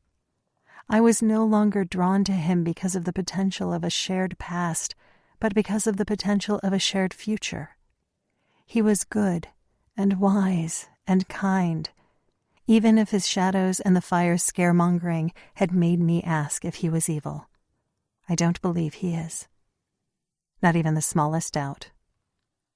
The fire's hisses made me ask, and I cringed for how that would have made him feel. With jerky tosses, he piled a smaller mountain of twigs directly onto the grass. Let's get this over with, before I change my mind. Dropping to my knees beside him, I stilled his hand with mine. My fingertips tingled with the current flowing between us. If you're attempting to make a fire, that isn't how you do it. He tensed and leaned back, his eyes lingering on where I touched him. I've had no need of a fire. Come winter you will. I shuddered at the thought of snow, sleet, and frost. I survived a winter without any comfort. His eyes turned hazy with history before shuddering like I had, remembering the desolate ice and chill. This year, I'll have the wolves for warmth. And I'll have you. Or you'll be in a lupic, living with the nil. He didn't reply straight away, but then he sighed almost regretfully. The way I'm starting to feel about you, Runa, I can't let you go. If you return to the nil, I won't have a choice but to follow. I swallowed hard. You always have a choice. He smiled with a tilt of his head, sending messy hair tumbling. I've never had a choice when it came to you. My cheeks burned. I didn't know what to say. How could I confess that such declarations terrified me, but also awoke something buried deep within my heart? That something grew with every skip, trip, and flutter. It warmed with every word we spoke and every look we shared. I wanted to tell him I felt the same way, that the longer we spent together, the more the aching hollowness inside me filled with tentative happiness. But that would take courage, and I'd already used every drop agreeing to this trance. With stiff motions, I kept my attention on digging a small scrape in the dirt and stacking the kindling into a small pyramid, just like I'd seen Solon do so many times before. We didn't speak again, and I tried to picture the stranger living Anil's way of life. No matter how hard I tried to visualize him living the way other males did, with his hair braided with beads instead of tangled with brambles and his wildness tamed to fit in a clan's hierarchy, I couldn't. He belonged here, belonged with this pack where the sun could kiss him and the moon could guide him and the wolves could run with him beneath the stars. Does that mean you'll stay then? My hands fumbled with a twig as the image of my future, of studying Palin's plant secrets, growing closer to Naya and Hyath, and being tutored by Solon morphed into a totally different one where I was as wild as the stranger, with leaves in my hair and dirt on my knees, one where we touched in the river and kissed in the dark. My belly coiled with sudden heat, making me suck in a breath. Runa. The stranger brushed back a lock of colorless hair that had fallen from my rope twist. Your hands are shaking. I curled my fingers and laughed awkwardly, pushing away hopes, dreams, and worries. I'm just nervous about the trance, that's all. I'm sorry to make you do this. He dropped his hand. I wouldn't ask if I could remember any other way. I know. I returned to stacking wood. Once I had a passable pyramid, I glanced back at the wolves watching us from beneath their bush. If I summon the fire's flames, will they be scared like they were in the cave? He pressed his fingertips into the earth for balance as he remained on his haunches. They can leave if they want. He studied my hands intently. Do it. I nodded and settled on my knees. With a final look at the stern-faced male who'd made my heart trip and tumble, I closed my eyes and cupped my hand. I pictured a single word. Burn. It happened faster than a heartbeat. The flash of light in my blood, the tickle of warmth in my palm. I opened my eyes to find a cheery flame. A scuffling sounded behind us as the wolves shifted. They sniffed the air but didn't leave. Growling quietly as I encouraged the flame to grow, bringing it toward the wood, I tried to figure out how to transfer the fire to the sticks. I frowned as I touched the wood, but no flames caught. They didn't want to leave my skin. I tried again, pressing my palm against the kindling, urging the tiny fire into a bigger entity. Another flash through my veins. Heat snaked up my arm. The stranger stiffened beside me, his skin dancing with my orange glow. The fire crawled over my wrist and up my elbow, tickling, licking. Does that not hurt? He asked quietly, his gaze following the fire's path. No, I shook my head, twisting my arm, just as fascinated as he was. It feels nice. Nice? Warm.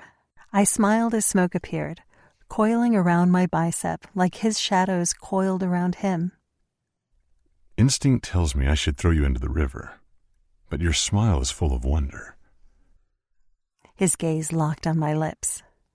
You're telling the truth. I nodded, goading the fire to grow even bigger, brighter. The flames listened. And then they answered. In a yellow, glowing whoosh, they enveloped me head to toe. The stranger sprang to his feet and backed away. I didn't see your fire reader do that the night I watched. I stood too, prickling with awareness, aliveness. The fire cascaded over my hair, my breasts, my belly, kissing my skin but not burning my deerskin dress. My eyelashes glowed and smoke tangled around my throat and wrists, granting necklaces and bracelets made of magic. The longer I encouraged the fire to consume me, the more powerful I felt, the more whole I felt. The fire seemed to seek out the hollow holes within me, filling them with its life-giving flames, soothing and erasing my pain with its friendly, frisky smoke. Runa. I looked up, catching the stranger's dark stare. He crossed his arms, his biceps rippling with strength. Enough, he murmured. I can barely see you anymore. You're more flame than mortal. I looked down at my body, barely making out the outline of my form beneath the golden glow. I didn't want to smother the comforting warmth. It took effort to tell the fire to let me go, but I balled my hands and whispered, "Burn the wood, not me." It was as if the flames could read my thoughts. They leapt from me and exploded into the kindling, jumping with sparks and tiny lightning storms. Fresh air licked around my earthen skin, cool and breezy after the cloaking heat. I looked down again. I was just a body of blood and bone once again. A sudden shooting pain lanced through my head, making me wince. A bright orb of light filled my vision. Blistering pain filled my heart, begging, pleading, screaming to remember. Light and bright and power. Sunshine and magic and life. I vibrated with it. I longed for it. I was it. But then the vision was gone. Popped like a dirty bubble, dropping me into darkness. My knees buckled. I fell. Runa. The stranger caught me, his touch stinging my sunburst mark and his concern as hot as a flame. What happened? Are you well? My sudden weakness vanished, and I blinked back into this world. I couldn't remember why I tripped. I couldn't recall what I'd seen. Frowning, I nodded. Yes, I'm fine. He scowled as he placed me carefully back on my feet, touching me tenderly. He shifted as if to speak, but then tensed as my gaze tangled with his, and this time I fell in a totally different way. A tripping kind of way, tumbling from this existence into one that belonged with him. I couldn't breathe as he drew me into him. I couldn't move as his feet kissed mine, his wolf pelt to my deerskin, his hips ever so close. The rest of the world ceased to exist as his dark, turbulent eyes dove into my spirit, cracking open my chest and filling my heart with winged things. His gaze dropped to my mouth, his tongue wet his lips, and he shifted even closer as he trembled. Who are you? I swayed into him. My lips sought his. He groaned as we... A wolf slunk from the woods, a snarl vibrating in its chest. With a muttered curse, the stranger pressed his forehead to mine, stopping our almost kiss and throwing a glower at the horned predator. These creatures and their teeth are getting tiresome. I laughed, shedding some of my stress. It seems as if friendship is allowed, but anything else is forbidden. He sighed heavily, his stare lingering on my mouth. The wolf sat on its haunches, its fangs glinting. Natim carried on grazing, keeping a careful eye on us. With another groan, the stranger dropped his touch and let me go with a frustrated exhale. Next time we'll go somewhere where there are no wolves. Not waiting for me to reply, he moved to the fire and sat cross-legged beside the blazing heat. Looking up at me, he rested his hands on his wolf-pelted thighs. I suggest you don't become a pillar of fire around your chosen clan. A prickle darted down my back as I sat beside him, facing the flames. The fire had settled into flickering contentedness. I followed his lead and acted as if nothing had happened between us. I'm sure all Nil can do that. They're children of fire. I admitted a deep, dark secret. In truth, they're far more fire than I can ever be. I have a horrible feeling that the flames granted me their gifts just because Solon believes I was found by the Nil to be his acolyte. But if you aren't one of them, you wouldn't be able to do what they do. He frowned. And if you aren't one of them, then it leads me back to my earlier question. His voice dropped to a harsh whisper. Who are you? I thought today was about learning who you are. He smiled thinly. I suppose it is. Holding out my hand, I hid my shiver as he linked his fingers with mine, clutching me tight. Don't let go of me under any circumstance. I don't plan on ever letting go of you, Runa. I waited for him to grin or tease, but his words hovered with absolute finality. My heart thudded. If you're sure you want to do this, then... I'm sure. He raised my hand and kissed the back of my knuckles, twining our fingers even tighter. Squeezing his hand, feeling the familiar burn in my mark and the arrow in my heart, I whispered, "Close your eyes, follow me, and open your heart for answers." Chapter 26. The Stranger. I sat with my eyes closed, waiting for something. I didn't know what I expected to happen, but nothing did. The river continued to drift past, birds continued to chatter, and the wolves' presence crowded me from the tree line. My lips still stung from almost kissing Runa, and my heart couldn't find a comfortable beat. The sun beamed down from above, bleeding its heat with the fires, causing sweat to mist over my chest. Runa never moved beside me. Her fingers remained tight around mine. Bees buzzed louder as a few came close, humming around our heads, investigating why we sat so motionless beside a raging fire in the height of day. Time slipped slowly, and still nothing happened. My spine began to ache. I longed for a drink. Something splashed in the river, urging my eyes to open, beckoning me to dive into the cool, refreshing depths and rinse away my sweat. But I gathered my determination and kept as still as I could. I needed to know my name. Once I knew that one thing, the rest would follow. I will remember. I was sure of it. And this constant ache inside, this confusion and unsettling emptiness would be gone because I would finally know who I was. Rolling my shoulders back, I tried to open myself up to the fire. I siphoned hope and eagerness through my limbs, accidentally calling forth shadows that seeped through my skin and licked around me. They touched me softly, letting me know they were there, even though I refused to open my eyes. I hadn't meant to summon them. I still didn't entirely know how I did, but with my eyes tightly shut, I felt the shades all the more keenly. I felt what they did. I shivered as they drifted over Runa, feathering down her arm and smoking over her hair. My stomach knotted and desire sprang hot. It was as if I'd touched her myself. I froze as I sank deeper into the sensation, learning what I hadn't understood before. Runa had been right. The shadows didn't just appear when my emotions were heightened.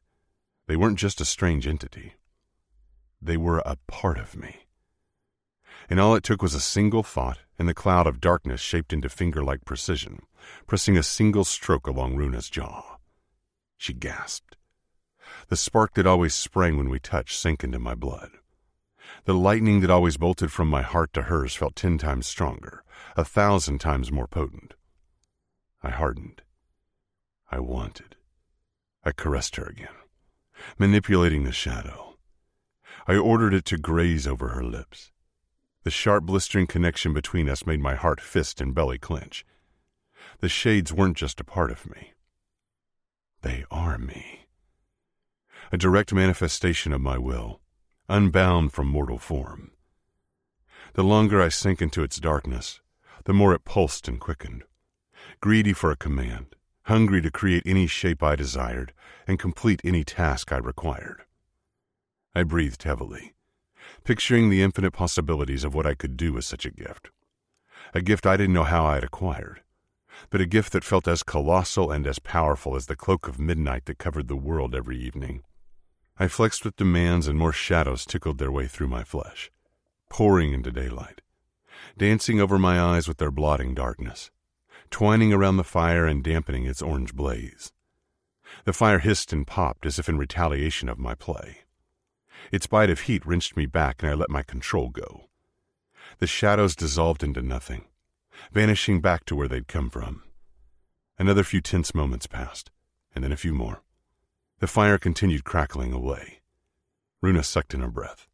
I stiffened, waiting for images to explode in my head, or a name to suddenly appear on my tongue. But still, nothing. Just us sitting between wildflowers with bees fascinated with Runa, a river chuckling with watery amusement, and wolves never taking their piercing eyes off us. Eventually Runa whispered, I've tried speaking to it.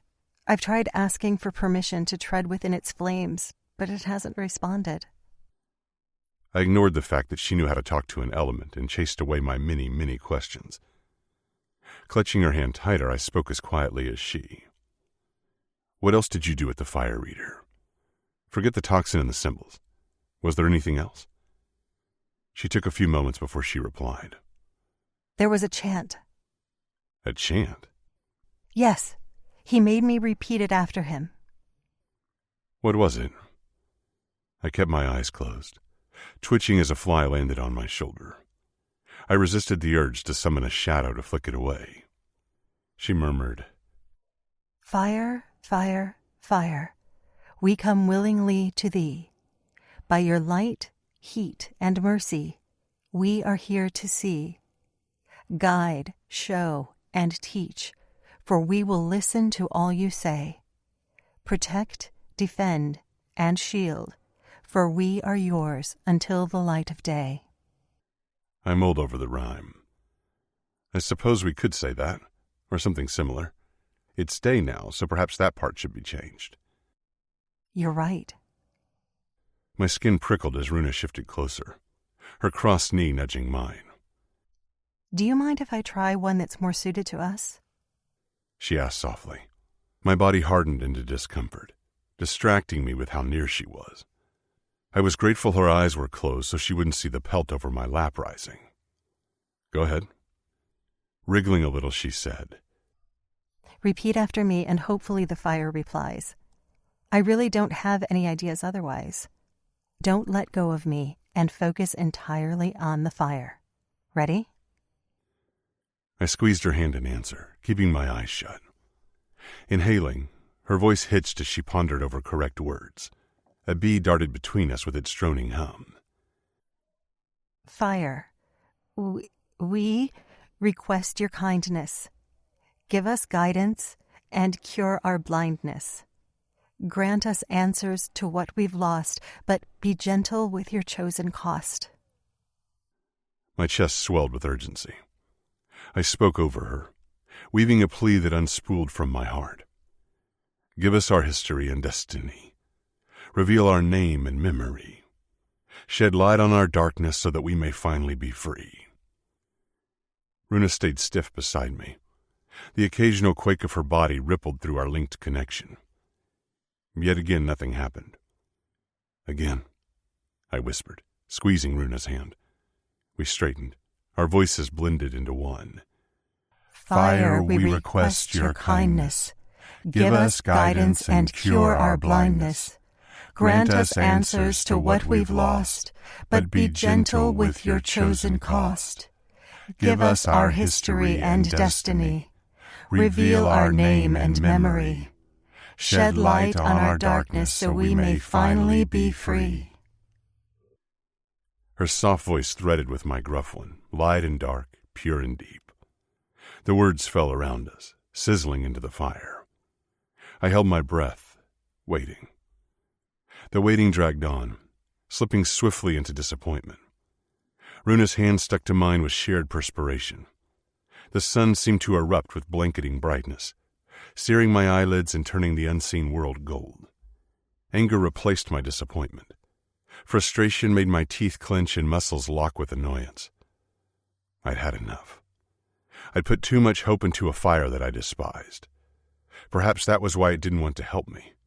It knew I would rather douse every flame I ever found than use it to worship and live by.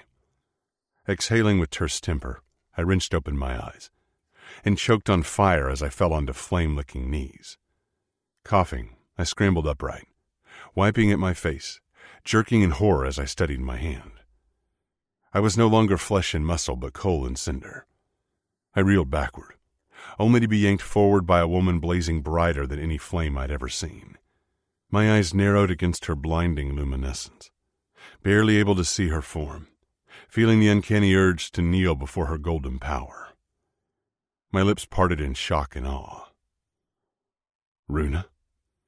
She nodded, her fiery hair sparking and glowing with air eddies around her head. Don't panic. When I first stepped into the flames, I struggled to breathe too. The shock will pass. You're okay. She smiled with glowing teeth. The fire listened. She waved her free arm around the flickering, sizzling landscape. Trees burned in a ring around us. The river that had babbled before us was now a lake of molten ore. Ask what you want to know. It has granted you its ear. I winced as the soles of my feet seared and charred, burning, burning, burning. Gritting my teeth against the building agony, I fought the urge to bolt across this nightmarish world and find water in which to plunge. The longer I stood on flaming coals where grass used to be, the more I hurt.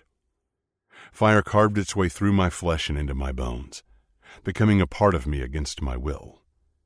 I didn't think I could stand it. I trembled as it grew too much to bear. My hands struggled in Runa's, seeking a way free, needing her to let go of me so I could run. My temper gathered, calling forth my shadows, desperate for them to lift me off the smelted earth and fly me into darkness. But nothing answered. No blotting night, no comforting shade. I was blinded by light, burning. A hiss slithered inside my skull. "You are not welcome here, Moonmaster. You trespass where you don't belong." I froze. Runa caught my eyes, looking more like the cosmic sun than a woman birthed by fire. Are the flames speaking to you? She squeezed my fingers, making me groan under my breath as cinders from her touch sliced open my flesh, pouring pain directly into my blood. Speak back, she urged. Ask them your name. But I was past conversation. I was dying, suffocating. That is the cost of earning what is lost. The flames laughed in my head, showering me with sparks. A wind howled over the blazing world, kicking up ash and embers, throwing the heated hurricane into my burning eyes. We will not be kind or guide you. You forgot for a reason, just like her.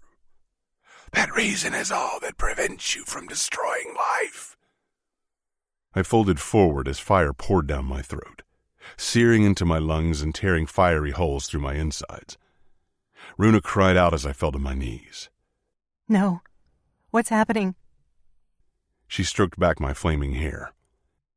You're okay. Don't fight it. The fire is killing me, I choked, ripping my hand from hers and clawing at my chest. I can't breathe. Don't let go of me. Her shout was lost beneath excruciating pain.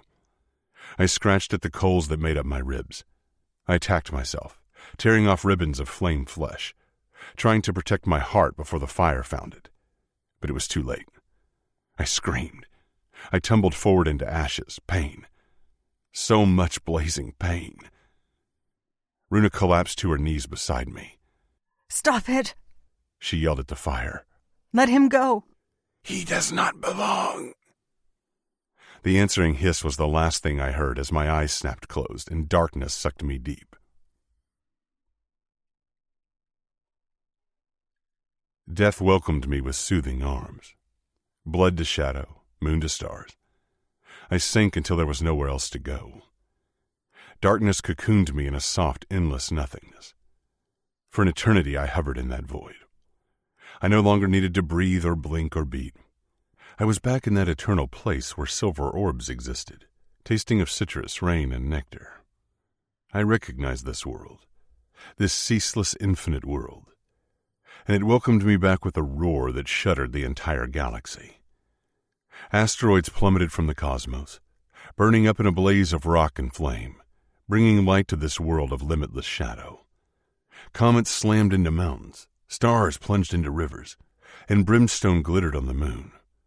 And through it all, I clutched at my gaping chest, holding a bleeding heart in my palm, blood as black as pitch, life force as rich as oil.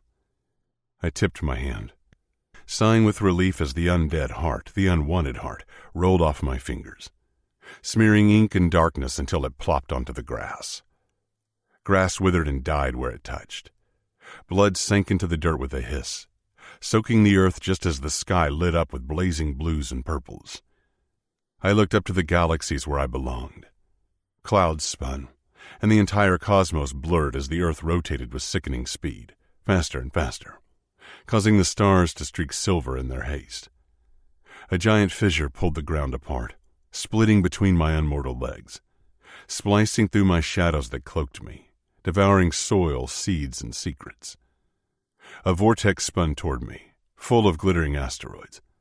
It sucked me deep and blew around me, plucking me from the mortal realm and carrying me high, high, high into the heavens. I had no control where the star wind took me. I spun and twisted, growing sick with speed and blur. I no longer knew what was up or down. Clouds whipped around me like frothing waterfalls. A black blood dripped from the spritz of shooting stars falling through the vortex. My blood. My blood that was as dark as death and as endless as forever. The wind suddenly stopped spinning. I hovered there in absolute silence, gleaming with starshine and moonglow. Weightless and speechless, I slowly descended through the thick, vast blackness until a lacy web appeared below me. A web that cast from one corner of the galaxies to the other, slicing through the worlds and binding so many realms into this one.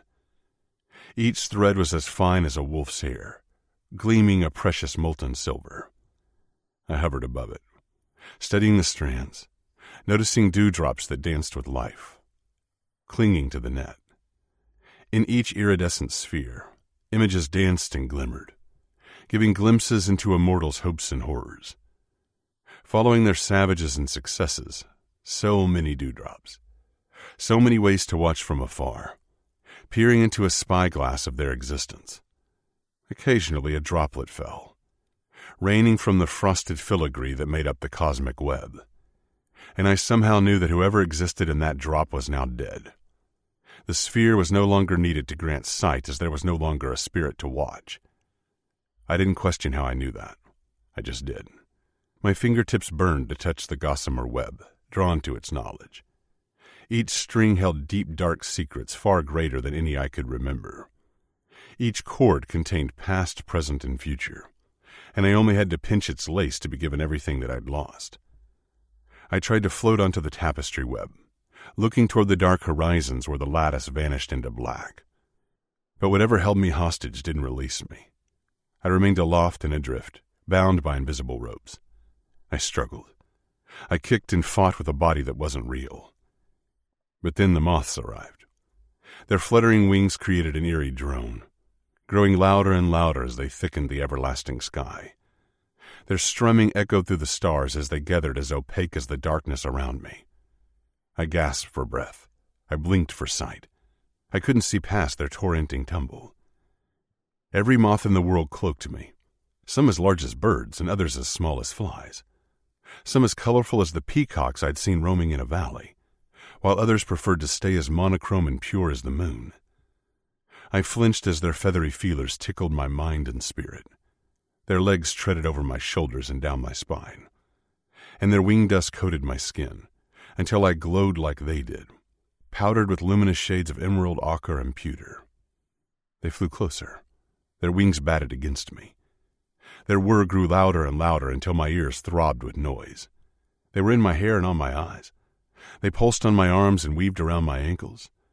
And then the cloud cleared just a little, the winged creatures parting for a single moth to flit toward my face. I studied the beast. Its wings were wide as Runa's hair, gently curved and fuzzy with incandescent powder. With every flutter, it shed colorless glitter, leaving a shimmery silver trail in its wake.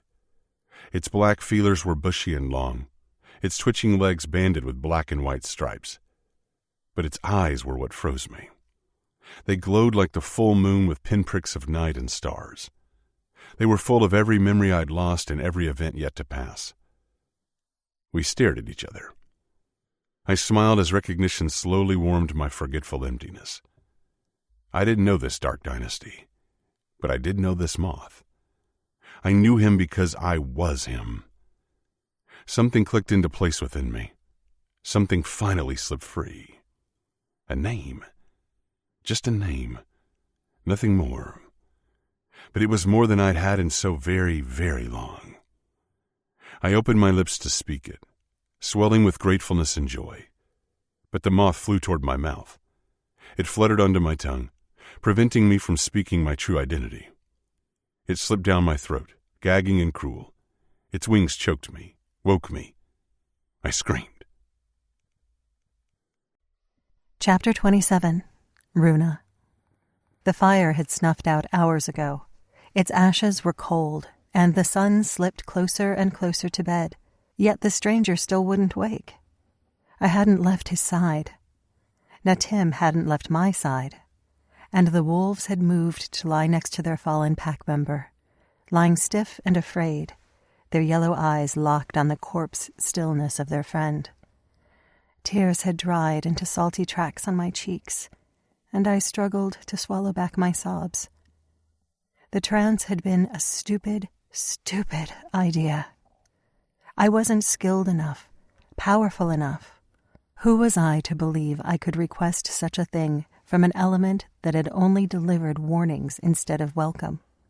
It's my fault. All my fault. His skin was grayish and as cool as the river. His lips parted and eyes closed. When he'd screamed in the fire's vision and torn his hand from mine, our link had snapped. We'd lost each other, just like I'd lost Solon. I'd tumbled through the flames. I'd spun and tripped and woken explosively on the riverbank. But the stranger? He'd collapsed onto his back and never stirred. "Please," I murmured, repeating the same plea I'd spoken all day until my throat was hoarse. "Please, let him go. Wherever you've taken him, please let him wake." The fire didn't answer. The river didn't sing.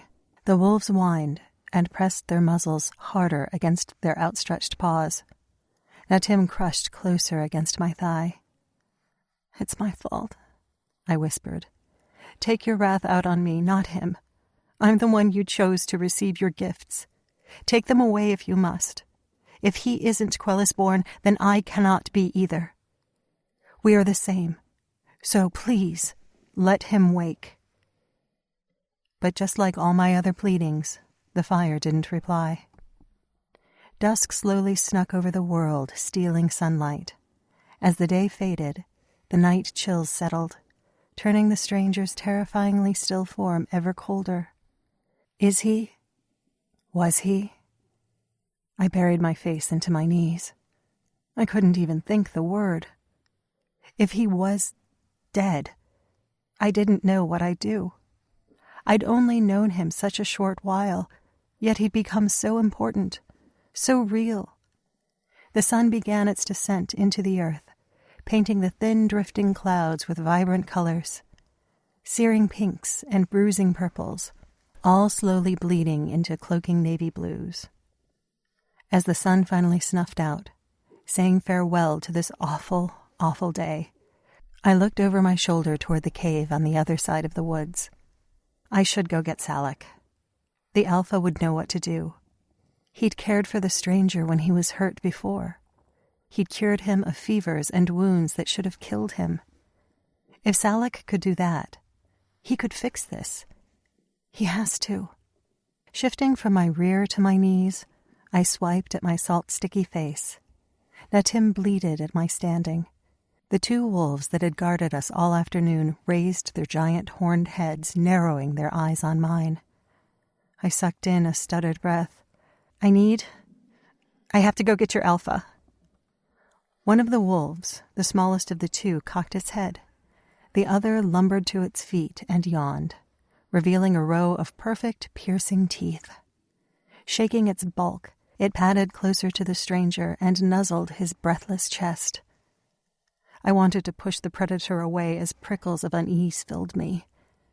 If the stranger died, will they eat him? I choked on sudden sickness. "Don't touch him," I commanded, my voice harsh in the stillness. The wolf licked the stranger's shoulder before huffing and moving to the river for a drink. It lapped at the water, reminding me I hadn't eaten or drunk since this morning, since I'd stupidly agreed to summon a fire that I had no business summoning and dragged the stranger into a vision that wasn't safe. The other wolf followed, dropping to its belly and lapping at the swift, crisp current. Ignoring my own thirst, I looked back at the unconscious man beside me. I froze. As darkness descended all around us, darkness seeped out of his skin. His shadows appeared, misting and whispering, silent and stealthy. I stopped breathing as the shades swirled and eddied, blurring the stranger until I struggled to see him. His left hand twitched. I gasped. The shadows reformed, no longer soft clouds of blackness, but thickening into dense ribbons. They floated over him, coiling and tightening into shapes. Panic drove me to my knees. Natim ran away from the shades, vanishing into the trees. I crawled closer, daring to touch his cool shoulder. I shook him. "Wake up." He didn't. But the shadows flickered in response to my touch, finishing their black designs, painting him from head to toe. The wolves kept their distance as I traced a mark on his lower belly, following the wings of a shadow-drawn moth. I don't understand. I followed the stencil of another, and another, the wings of more appearing all over his chest. More and more moths appeared until his entire form was covered in hundreds of tiny, shade-given creatures. Every inch of his skin, every scar, every mark, was covered with pulsing shadows in the shape of moon-loving insects. I reared backward as more shadows poured out of knotty hair, curling around his cheeks before scribing another moth right over his mouth, as if barring him from speaking. A gag made of night butterflies. My heart pounded as the shades flexed and fluttered, imitating moths in flight, making it seem as if the stranger's shadow-tattooed flesh came alive. I wanted to swipe them away, to tell them to stop. But the longer the shade moths flew against his skin, the more my mind sank into their spell. I became hypnotized by their flickering, enchanted with memories I wasn't fast enough to grasp. The words I'd used to speak to the fire, using the Nil's native tongue of Firenese, vanished from my head, replaced with the unknown dead language that the stranger and I shared. Just a word, only one. The one for moth. A rush of heat flowed through me. Darrow. A nudge of knowing made me gasp. Something deeply buried and eternally sleepy woke up, clawing its way through my memories, granting me a tiny pinprick of truth. Darrow. Tears welled. Just as I'd known my name was Runa the moment I heard it, I knew his was Darrow. My shoulders rolled in thankfulness. Tears leaked down my cheeks. I leaned over him, brushing my fingers ever so softly through his hair. Darrow, wake up. The shadow moths on his skin suddenly dissolved, soaking back into his skin. My heart tripped, and I grazed my hand from his hair to his cheek. Darrow, please, open your eyes. The wolves shot to their feet as the stranger's spine suddenly arched toward the sky, wrenching his back off the ground, leaving his arms to dangle by his sides. I cried out, scrambling backward. Darrow! I screamed, my voice lashing around the river's shore. His back snapped higher before collapsing hard against the ground. He groaned. He shifted. His eyes shot wide as his lips parted and he choked. His hand flew to his throat as if he couldn't breathe, his stomach muscles clenching as he jackknifed up and gagged. I crawled to his side, rubbing his back. I was useless as he choked again. He coughed explosively. He coughed and coughed, retching as if something was lodged deep in his throat. I didn't know how to help. I could only watch as he convulsed. With another wrenching cough, he sucked in a wet breath before dropping his forehead to his knees. His ribcage moved with gulping inhales before he shuddered and raised his chin. I trailed my fingers off his back, resting on my heels as he twisted on the spot and caught my stare. It was as if a single arrow struck us both through the heart, a cord of awareness that was so strong, so tight, it hurt. Neither of us moved. We just stared and stared. My tears kept falling, but for entirely different reasons now. I didn't cry because I feared he'd died at my hands. I cried because he was okay. He was breathing and blinking and alive. His name that burned my tongue as I whispered, Darrow. I wasn't expecting his reaction. Wasn't prepared for the way his eyes snapped closed, and his dark earthen skin flushed with sudden silver. Wings of deep black night poured out of his back, enveloping us in a cloud, deleting the dusk and delivering us straight into midnight. You know who I am. I nodded, breathless and shaking. Your shadows covered you in moths, and I knew. Shyness blushed my cheeks as he reached for me. His fierce fingers lashed around my wrist, dragging me into him, onto him. His legs spread out, kicking through the ashes of the dead fire. Not caring, a cloud of dust thickened his globe of shadows. He didn't speak as he pulled me onto his lap.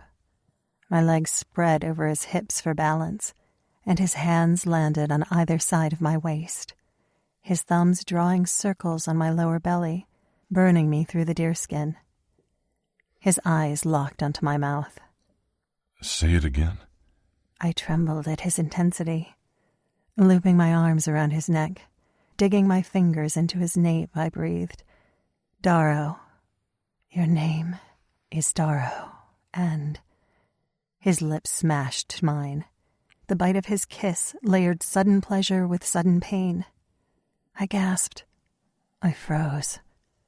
But then a swell of overwhelming need tore through me. The forbiddenness, the forgetfulness, it all ignited in a heart-thundering blaze. I moaned. His self-control snapped.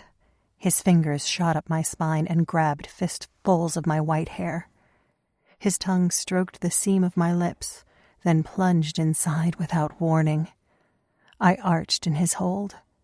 His tongue found mine, aggressive, worshipping, delivering the decadent dark taste of smoke and shadows. I shivered as he kissed me rough and hard, a kiss full of primal belonging and wicked hello. A guttural noise rose in his chest, tangling my stomach and turning me to liquid in his arms. He kissed me as if he'd kissed me our entire lives. He kissed me as if he was terrified I would disappear, as if he would disappear, as if we'd wake and find this was all a heartbreaking dream. His breathing turned heavy as his hips thrust up beneath me, catching me by surprise, brushing his hardness against my heat. A cord of stiffness ran up my spine, only to be incinerated by the sunshine in my blood. I let go. I gave in. My hands fisted in his hair as his tongue dove deeper, licked harder. His mouth bruised mine, and we lost ourselves completely. Hot and fierce, demanding and destructive. I opened wider for him. He rewarded me with a tug on my hair and a rock of his hips. His heart pounded in his chest, keeping time with my erratic racing beat. We kissed wildly, madly. We kissed as if this was familiar and right, even while every sense screamed with newness and delicious drunken shock. He shuddered with a tattered grunt. Another flush of blackness poured from his back, coating us in layers of darkness as his body glowed ice-hot. There was nothing but us. No sound, no air, no dusk. His hands loosened from my hair and flattened against my shoulders, pulling me deeper onto his lap. He groaned as my heat rocked over his hardness. He quaked as if I'd broken him. I moaned again, as needy pressure built between my legs, teased by the steady pulse of his hips driving against mine. My sunburst marks stung with agony. My mind swam. My blood sang. His touch was too much.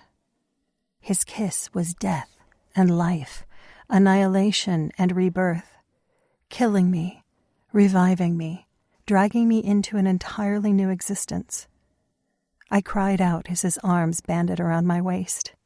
With a powerful flip and grace gifted by darkness, he tore me off his lap and pressed me flat on the grass.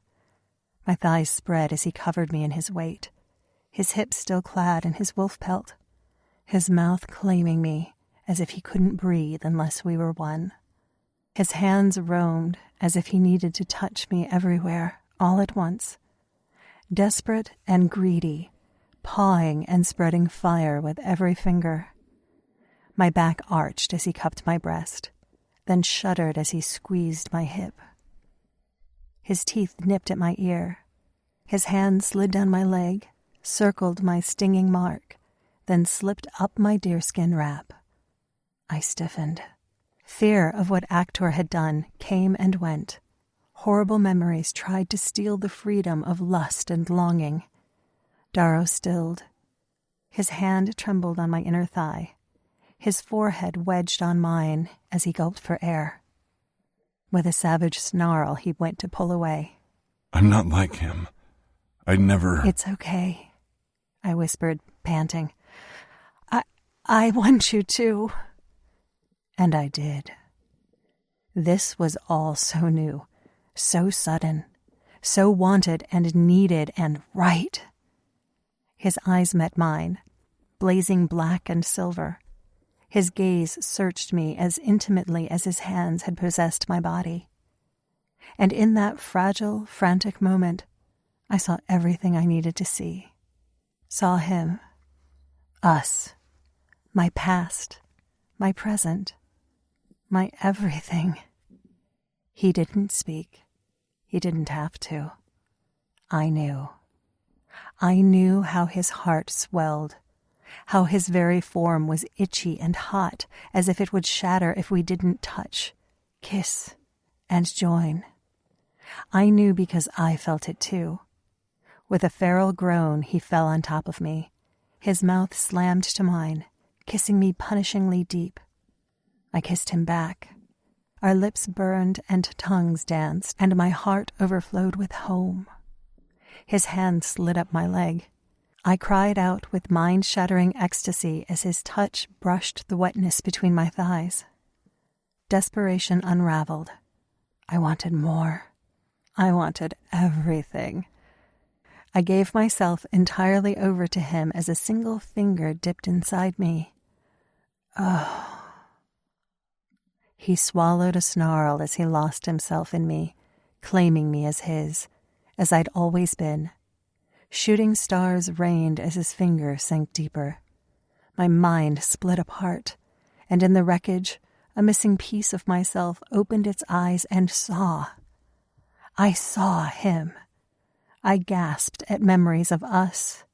The midnight honey taste of him slipped from memory into truth. The reverent way he'd always cared. The love he'd always harbored.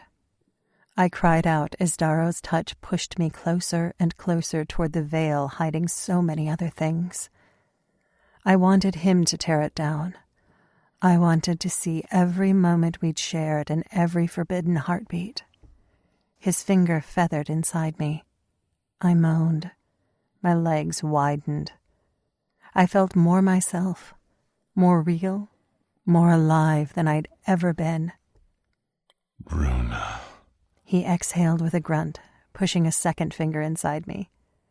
My eyes shot wide as he rocked his hand. Light, sunshine all around us. I choked on what he'd done to me. The black cocoon of his shadows reflected a shimmering golden glow manifested by desire and awakening.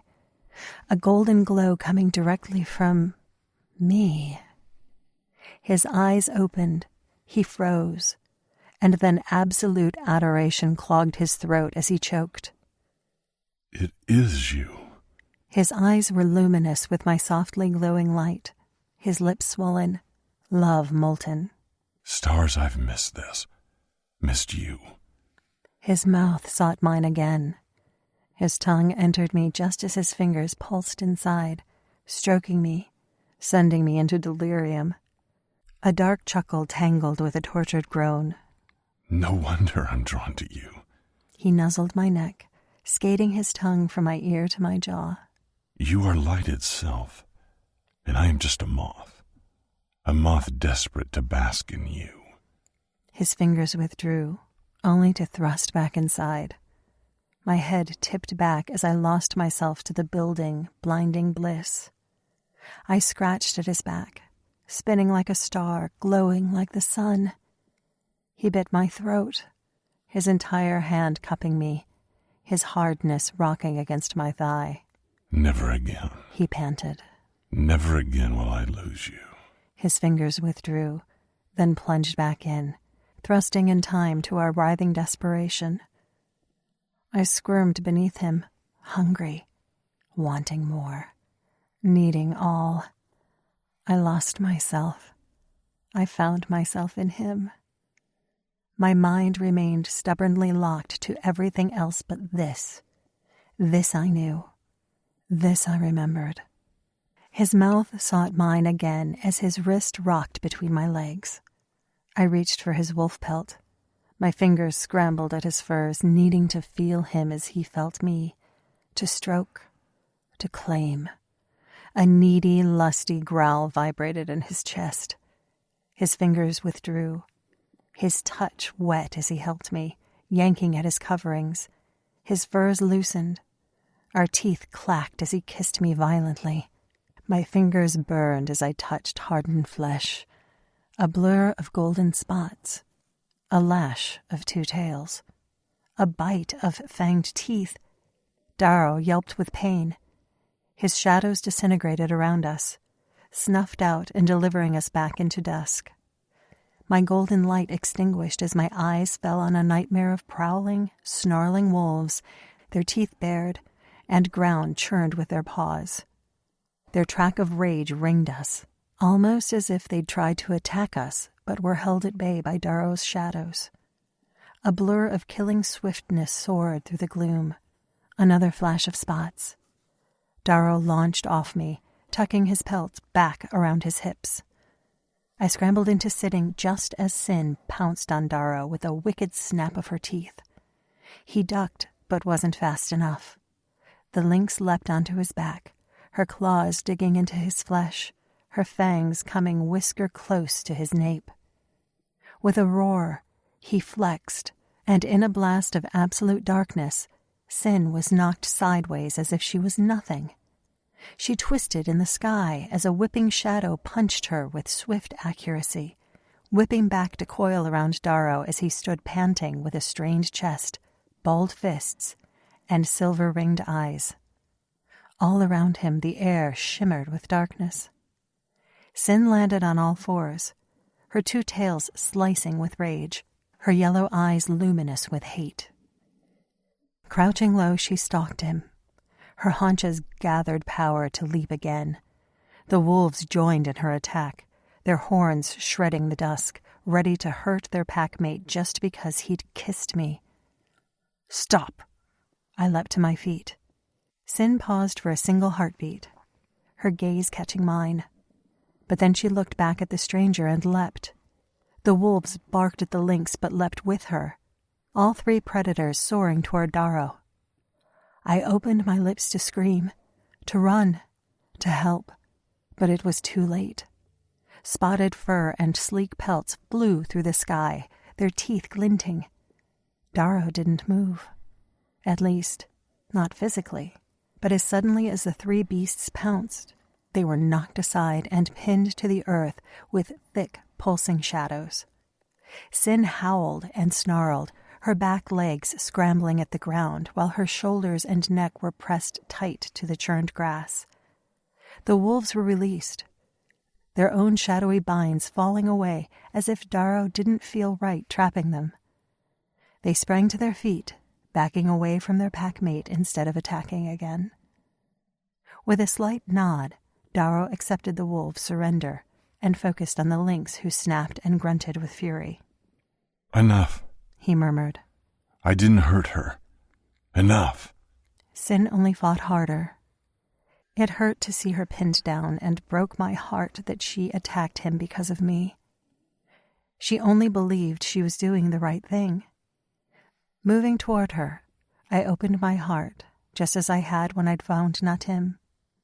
Her anger stung me as I welcomed her presence to blend with mine. Sin. "Stay back, Runa. You don't know if she'll hurt you."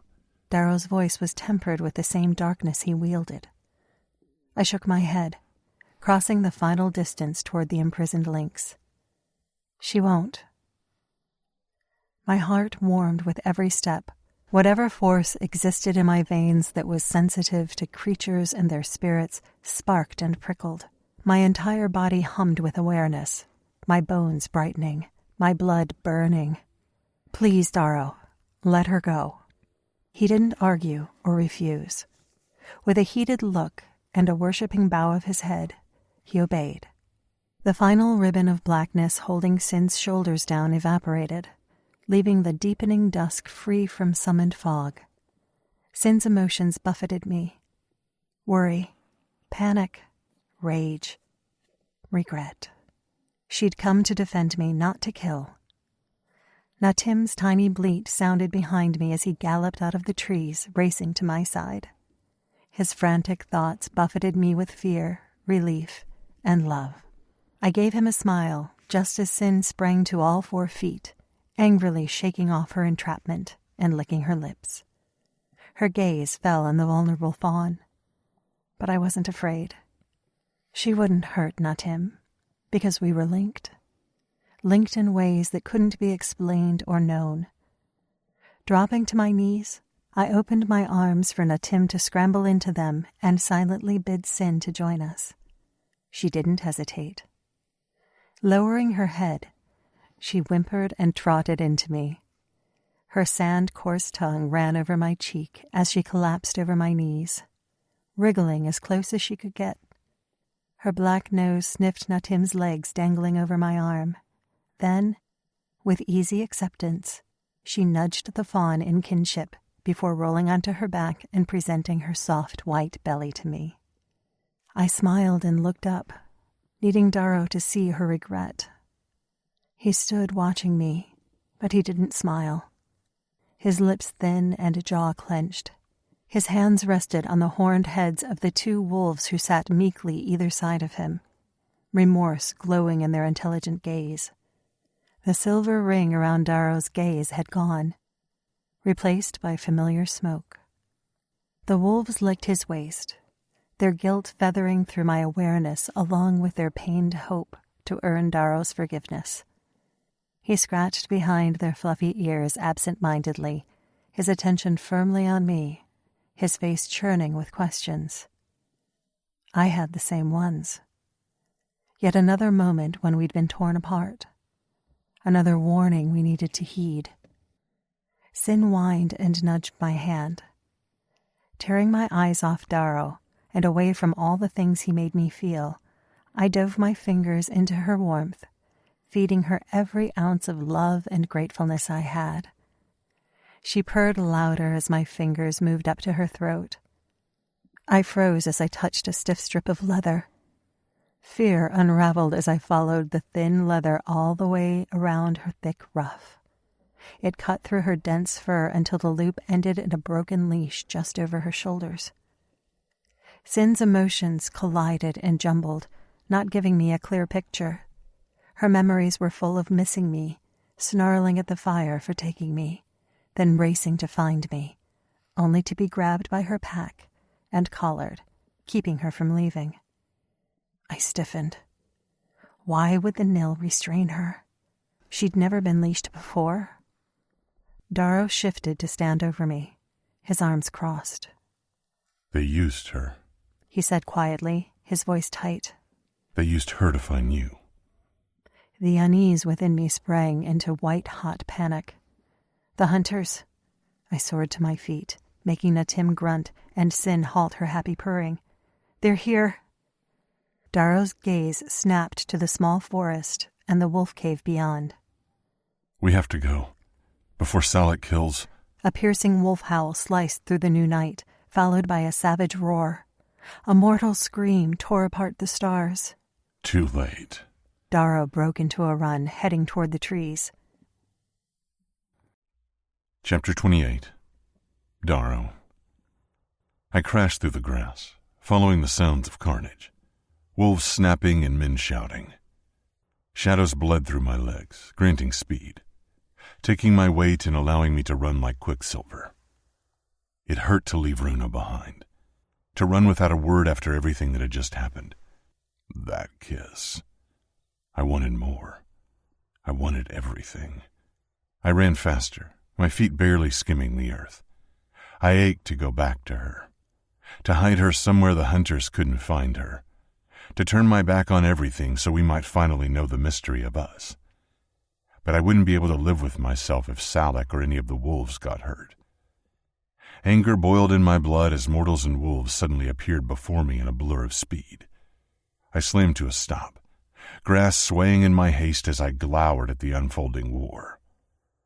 Nil-Mels stabbed their fire-hardened spears at giant horned wolves, missing their marks thanks to the swiftness of paws. Fangs glinted and tails whipped, but the wolves didn't attack. They merely held their ground, warning the nil that to come any closer was suicide. Kiva, the pale-skinned male who'd attacked me and kept me from saving Runa as Actor heard her, yelled something in Firenese, raising the same staff he'd hit me around the head with. He dived forward, swinging the bulbous end directly at Salak, feathers fluttering around the top. Salak ducked and snapped at the air, his teeth coming whisker close to snatching the weapon from the Nil hunter's hands. I panted, trying to get my breath, my eyes flying over the writhing predators. Salak's patience was almost finished, his snarls growing louder with hate, his huge bulk bristling. A sharp bark brought his pack to his side.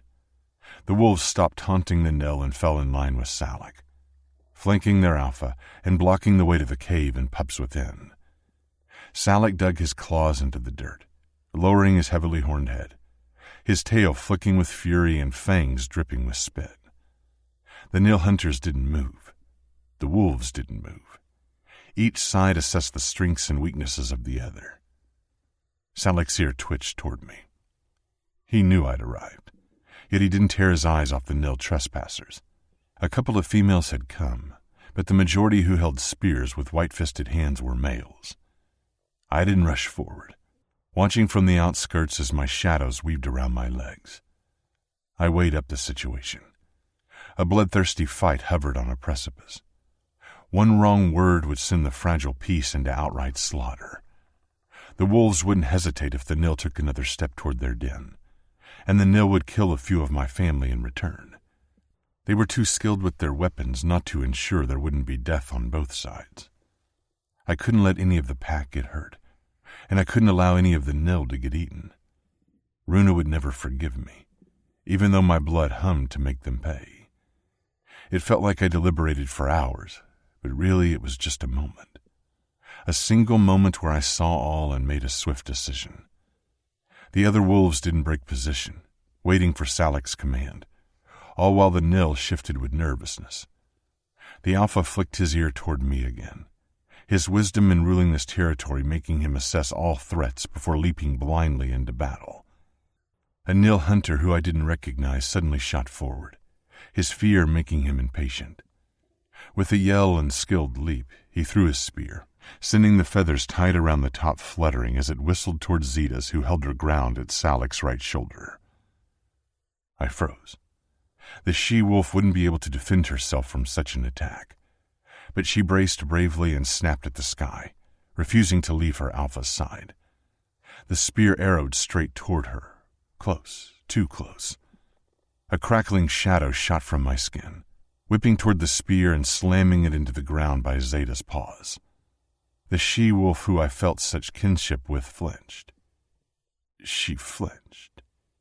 A lone survivor who'd chosen Salak's family for her own, just like me, merely flinched in the face of falling death, all because of her loyalty and courage. Fury ripped through me. How dare they try to hurt her? How dare they threaten my pack? Savage ferocity hissed in my veins, and without a thought I sent a pulse of death through the darkness. The spear snapped into pieces, shattering beneath my blackened timber. It took no effort, just a wish, a simple desire to smash the spear into nothing. Salak froze. His head whipped to face me, his spiral horns wide in the night. The wolves followed his stare. A few howled as I stepped from the long grass and joined the battleground where feet had trodden grass low, ready for blood. Nil hunters stiffened as I walked with my shadows. I didn't suck them back or hide the darkness I belonged in. A few males swallowed hard, knuckles whitened further around their weapons. They moved closer to one another, almost unconsciously, their different-hued skin gleaming dark and light with perspiration. I stomped in the center of impending war and crossed my arms. I didn't go to the wolves. I didn't go to the Nil. I placed the wolves at my back and faced the mortals. I carried no spear or staff, no blade or shield. I just stood there in a simple wolf pelt, my body etched with rage, and my shadows twisting and licking at my feet. No one spoke as I ran my gaze over the row of Nil hunters. I recognized a few from my evening watching them after Sin's bite turned into fevers.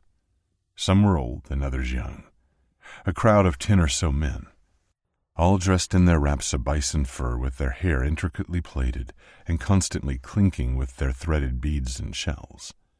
The 3 females wore strips of fur over their chests, their faces strained. Unfolding my arms, I fisted my hands and locked my knees as a tall, broad-chested, dark-skinned male nudged a few of the others out of the way, moving toward the front. Actor and Kiva drifted to the man's side as he stopped, their lips thin and eyes full of loathing. I trembled with the overwhelming urge to send a shadow to wrap around their throats, to squeeze, to fasten a shade into a blade and stab it into Actor's neck, letting him experience how Runa felt when he'd pinned her down and pressed his body to hers. My teeth ground together as my vision blackened at the edges. My fury gathered with fatal thirst as images of Actor's hips between Runa's spread legs bombarded me. How he'd made her bleed, made her cry. How he tried to take what wasn't his to fucking take. The curse tumbled through my mind, blending with the ancient language Runa and I spoke. My shadows reacted, snaking across the flattened grass, heading straight toward Actor, completely out of my control. I willed it to hurt him, punish him. Salak scented my unraveling ferocity. He stalked to my side with stealthy, heavy paws. All it would take was a thought, and Actor would be dead. But then Salak would pounce. The Nil would attack. And by the time the moon rose, there would be no more Nil, and the grasslands would be drowned in hunter blood. I wanted that. I wanted to remove their threats so Runa would stay protected and mine. But I can't. I couldn't hurt the wolves, and I couldn't hurt the people Runa had chosen over me.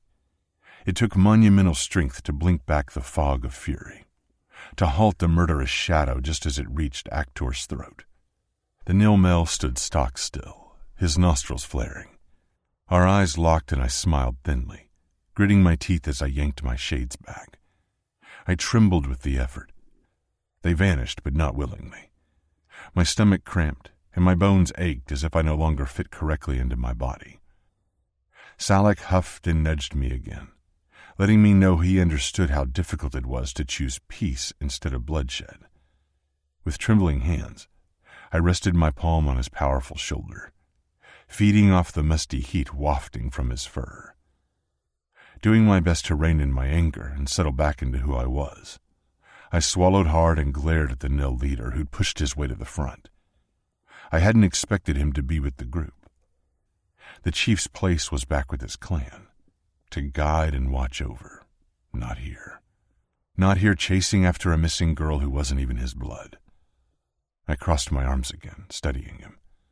His chest was daubed with designs made from animal fat and ashes, swirling around his pectorals, and smeared down his taut belly to the bison fur around his hips.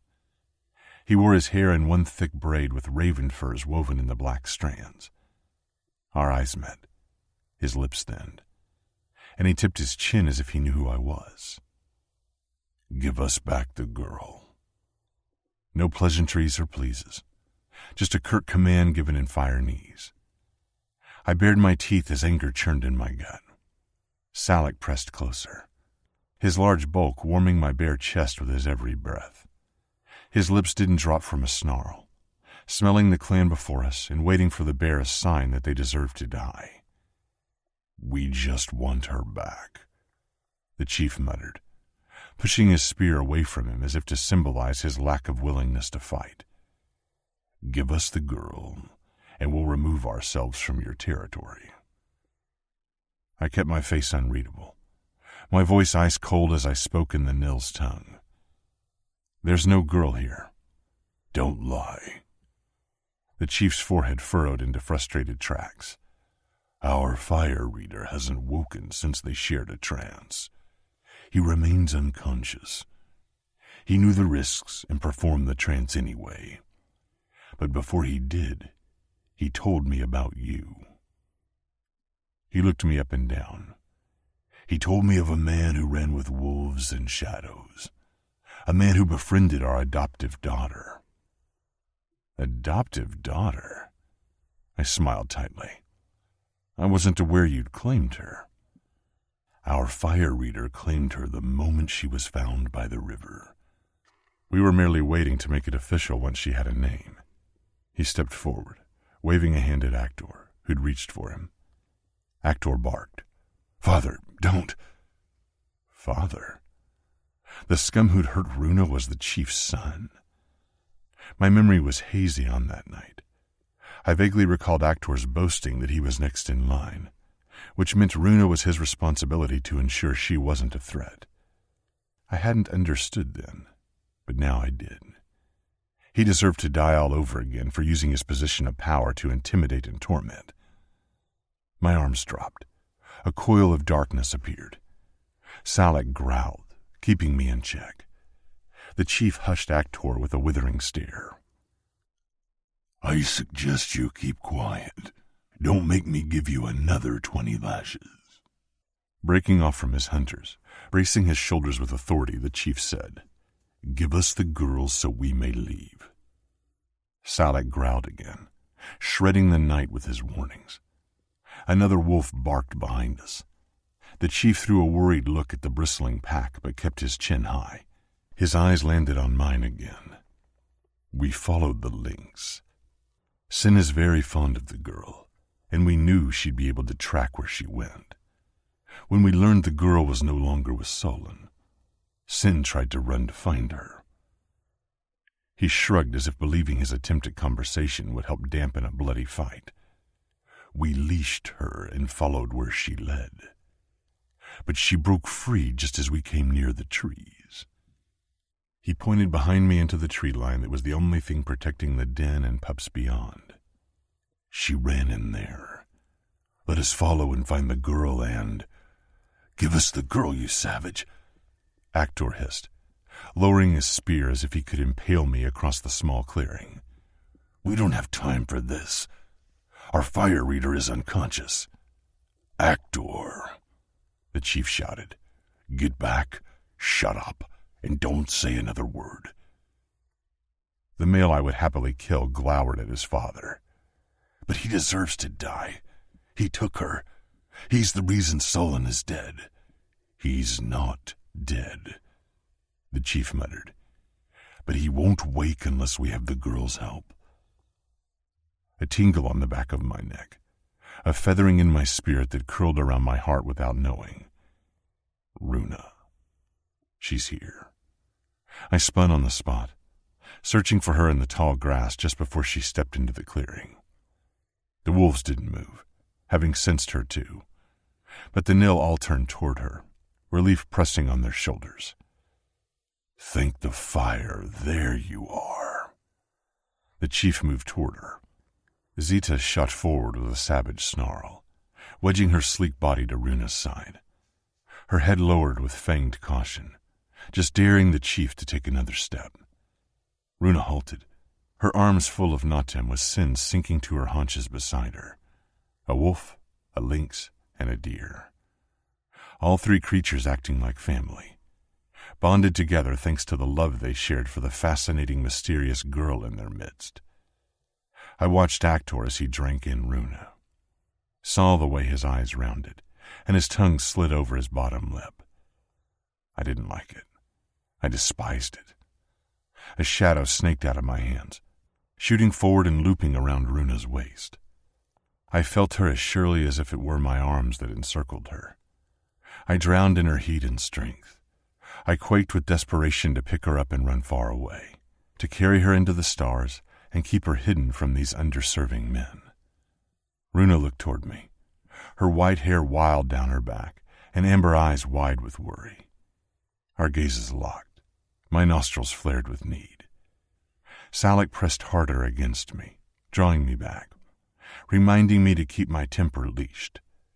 I didn't remove my shadows from around her waist, but I did push away some of my fury, hoping she could see how much I cared, how much I wanted her, how much I hoped she'd pick me over them.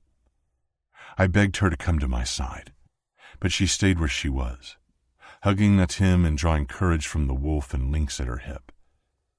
Tearing her gaze from mine, she focused on the nil, the welcome in her body, The subtle shift down her spine and gentleness in her tone made my gut churn with frustration. Troll. She smiled and stepped toward him. Zita shadowed her. Sin padded silently, and Natim flicked his big ears, looking over Runa's shoulder at me as if he agreed with me, wishing she'd return to the pack, to the den where he was fed and slept with fluffy litter mates, to the only home he now knew. Girl, we were so worried. The chief gritted his teeth and stepped forward, keeping his hands high on his spear to avoid sharp teeth watching him greedily. How did you leave? Why did you leave? You need to come back. I'm so sorry, Troll. Runa flinched with remorse. I didn't mean to. I don't know how it happened. One moment I was with Solon and the next I was... She flicked me a glance before looking back at the chief. I was going to come back. She shifted on the spot, her gaze landing on Natim and the tiny bumps that had appeared on his head this morning, revealing the nubs of antlers that would one day grow. I'd found this orphan fawn. He needed milk, which the wolves have so kindly provided. I stayed because he needed me. She straightened and looked at the chief. But that's no excuse for the worry I've caused. I should have returned sooner to let you know I was well. It's unforgivable after the kindness your clan has shown me. The chief nodded, his eyes tight. I appreciate your gentleness toward a youngling girl, and I'm grateful that you feel such obligations to those who need care, but others need you too. His voice thickened. Our spirit master hasn't woken up since you entered the trance together. We can't get him to eat or drink. Much longer and he'll die. Runa stiffened, her arms wrapping tighter around Natim. He won't wake up? Troll shook his head. Nothing we do rouses him. Does the fire still burn? He nodded. Yes. It just keeps glowing. It doesn't accept any bison dung or new wood. It doesn't putter out. It's as everlasting as Solon's sleep. Holding out his hand, he muttered, Please, come back with us, girl. You owe it to Solon to help him after he tried to help you. I strode forward, my shadow snaking around Runa as Zetas growled at the chief. Her name isn't Girl. Runa gave me a tense smile as I stepped next to her, Zetas between us. Troll scowled, glancing at both of us. A few moments passed before his eyes flared with understanding. Wait. Does that mean the trance worked? You remembered your name?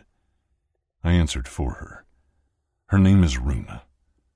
I studied him carefully, waiting to see recognition of the word, to see if he had knowledge of what her name represented and just how precious she was. But he merely smiled and gave her a respectful nod. Runa is a very pretty name. Whoever your people were, they chose well.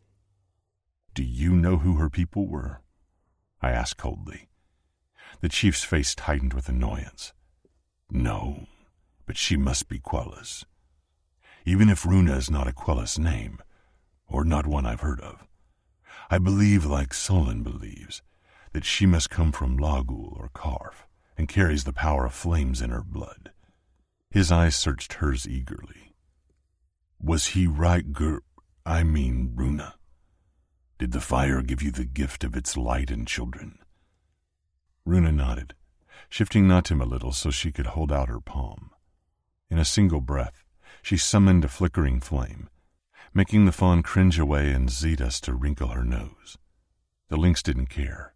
Desensitized to smoke, after living with a clan who had no respect for the danger of living in a grass sea with a perpetually burning bonfire. Murmurs spread throughout the Nell hunters, whispering about Runa in ways I didn't like. Actor stayed tense, unable to take his eyes off her. He kept watching even as she snuffed out the tiny flame and bowed her head at the chief. I'm honored that I learned my name and have been given the same gifts as the Nil. And of course, I'll return with you, Troll. That was always my intention. I crossed my arms. Fear of losing her thickened my stomach. I'm coming too. You? Troll frowned, his hand tightening around his spear. Are you fireborn? He looked me up and down. Solon mentioned you were a foreigner, a stranger who didn't belong with us. I bared my teeth as my voice turned icy. I don't know who I am, but I do know that I'm not letting Runa out of my sight. The chief threw an unreadable look at his son before sighing and locking eyes with me. Runa has chosen to become Nil. She'll become one of us the moment Solon wakes to finalize the name and spirit ceremony. Your home is here, with these... He waved his hand at the pack of crouching wolves. Beasts. Beasts? My tone was deceptively soft. They might not walk on two legs like you, Chief, but I assure you, your son is more beast than them. The chief drew up with a glower. I am fully aware of what my son has done, and he has been punished, as well as Kiva. They will be reprimanded. Once our fire reader has awoken, we will ensure they never... I don't trust them around Runa, I growled. She isn't safe in your clan. She is one of us, Charles snapped. We would never harm family. You merely harm guests staying within your borders. Enough, the chief barked, making the wolves shift and snarl. I don't have time for this. We need to go. Marching back to his hunters, he held out his hand to Runa. Give the fawn to the foreigner, Runa. We're leaving. Runa threw me a worried glance. My temper uncurled, hungry for their submission, raging at the thought of them taking her. Darrow, She looked down at Natim, as if she actually contemplated following Trall's commands. No way. No way would I let her leave without me. Stepping around Zetas and brushing aside her bushy tail, I cupped Runa's cheek and forced a smile. I didn't want to leave Salak. My heart broke at the thought of saying goodbye to my pack, but I'd do it for her. I had no choice. She's mine to protect and cherish. Ignoring Salak's pained huff behind me, I murmured, We'll both go. We'll figure out how to feed Natim without Kiyu's help. They can't stop me from... Something hard and sharp thwacked against my temple. For a second I felt nothing, but then a gush of agony made my vision black out and the world swim. Pain arrowed through my head. I swayed with sudden sickness, dropping to one knee as I pressed a hand to my temple. Blood. Moon-dark blood glistened on my fingers. A shift in the air. A billow of shadows trying to protect me. Runa's scream ripped apart my ears. No, don't! Her panic made my heart race, granting a pinprick of sight as I looked up. Kiva, stop! Her voice warbled in my drunken mind. I couldn't focus, couldn't see. The hazy silhouette of a male leaping from their ranks, his staff swinging wide and high, was the last thing I saw as it crunched against my skull. Pain. Nothing but pain. Then darkness. Nothingness. Coldness. Gone. Chapter 29. Runa. For a terrifying heartbeat, no one moved. Everything unfolded in slow motion. Darrow lay unmoving at my feet, blood trickling from his temple and his arms splayed from Kiva's strike to his skull. Natim bleated, and Sin hunched into herself as if she was the one in trouble. I couldn't make sense of what had just happened. One moment Darrow had been beside me, his spirit so rich and powerful, so alive and potent within his shadows. But now he was gone. Gone. I choked as every inch of me froze to frigid frost.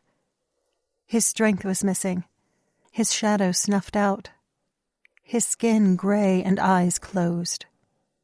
I blinked, falsely believing he would leap to his feet and prove he was too powerful to be hurt. But he didn't wake up. He remained on the ground, his blood trickling black in the rising moonlight. A small pebble rested by his head, stained crimson from striking him. I stumbled in numbed shock, looking up. My eyes landed on a young hunter, Lita. I'd watched her training with Kiva and a few others over the past month. She was tiny compared to the other hunters, but she was deadly accurate with a leather hurler. I'd been awed how she could sling rocks at targets and take down birds from the sky with just a simple leather strap. She caught my gaze, her chin tipped up even as tears rolled down her cheeks for what she'd done. Her delicate hands clenched around her dangling weapon.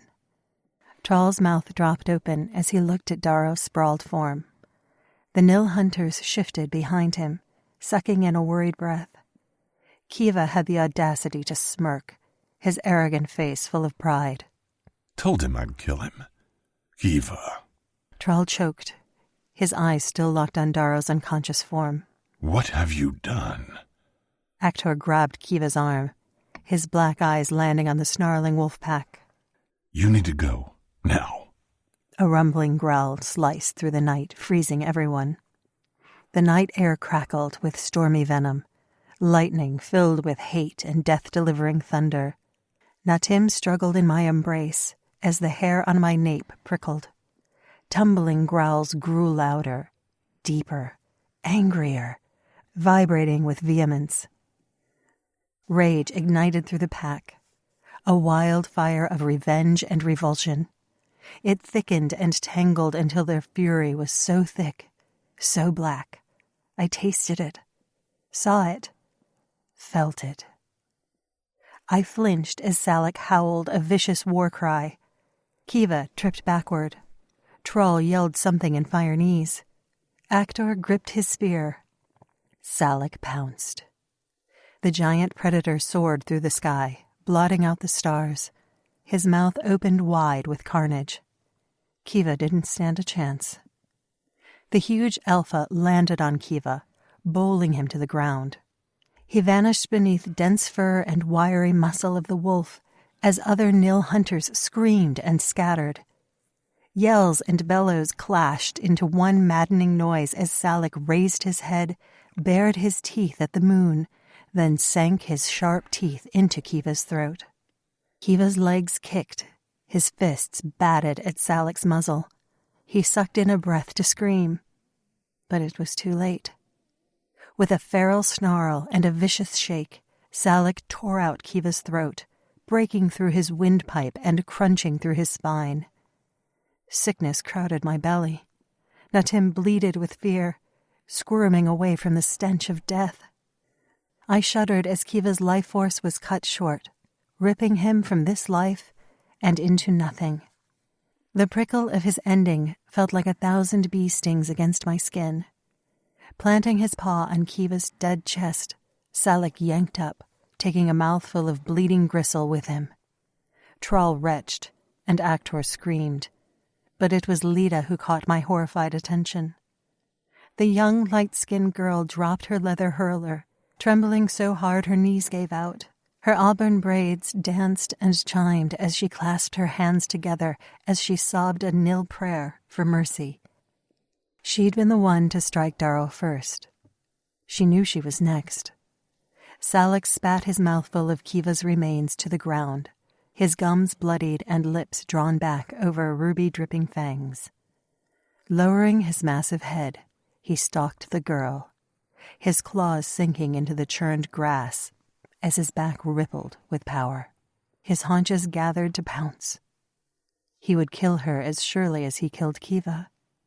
He would tear out her heart for daring to harm the man he'd chosen as his packmate. Lita sobbed and ran backward. Her eyes locked on Salak as Nil men tried to stop the Alpha's slinking attack. They threw spears and hurled staffs. Stones were cast only to bounce off his dense fur. Salak paid the other men no heed. He snapped at their spears and snatched at their staffs, breaking every weapon that came near him. Actor took a running leap, jabbing his spear at Salak's back. The Alpha merely spun and sank his teeth into Actor's thigh, throwing him to the side as if he were nothing. Trall bellowed and landed on his knees beside his son, pressing his palms against the pumping wound. The wolves scented blood. Salak had drawn the first drop. It was their turn now. They moved forward in terrifying synchronicity, going after the nil hunters who broke into a run, vanishing into the grasslands. They gave chase. Everywhere I looked, chaos reigned. The anarchy of terror and panic suffocated me. The nil's horror overwhelmed my sensitivity, and I buckled onto all fours, struggling to breathe through the ripe, sour extinction. My vision faded in and out. My pulse skittered and fluttered. I felt their pain, their desperation, their dread as beasts hunted them down, running, running, running. I choked as I felt the wolves' triumph, their steadfast eradication of mortals who dared trespass and harm. They were diligent in their duty, unremorseful as they delivered revenge.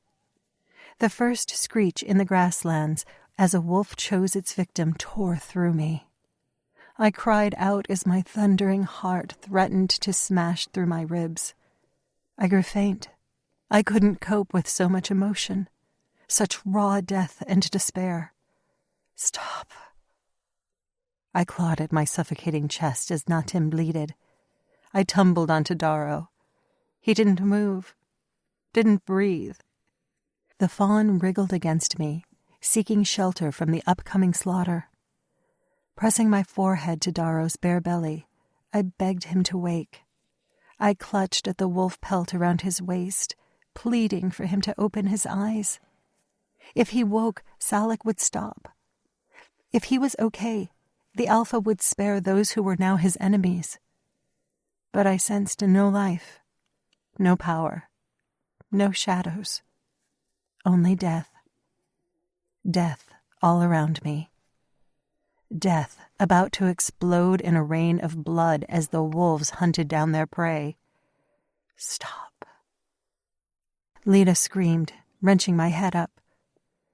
Salak stood over the fragile girl, his eyes locked on hers as if imprinting her face, forever remembering the female who'd hurt his friend. He reared up. His bloody fangs glinted in the moonlight, and my heart stopped beating beneath the bitter contempt from both sides. Malevolence and malice, revenge and ruthfulness, and the mindless, heartless faith that both were right.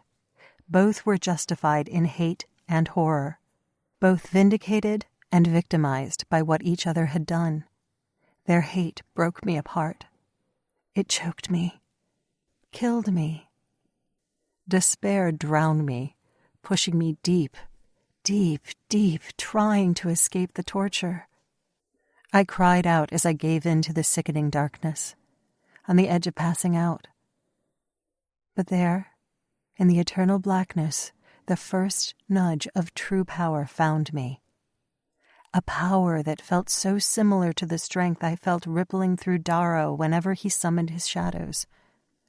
A power that I'd already sampled when I'd opened my heart and spirit to commune with Natim, Sin, and Q. That power cradled me, welcomed me, chastised me for waiting so long to find it. It was hot and white and blazing. With a rush of comfort and clarity, it unfolded from its forgotten prison, bleeding through my mortal form in a burst of golden light. I cried out as raw, resplendent power cast through the night, enveloping every mortal and beast at war. I sensed them, every single one of them. My glow expanded, encompassing each and every life force. I became them, was them.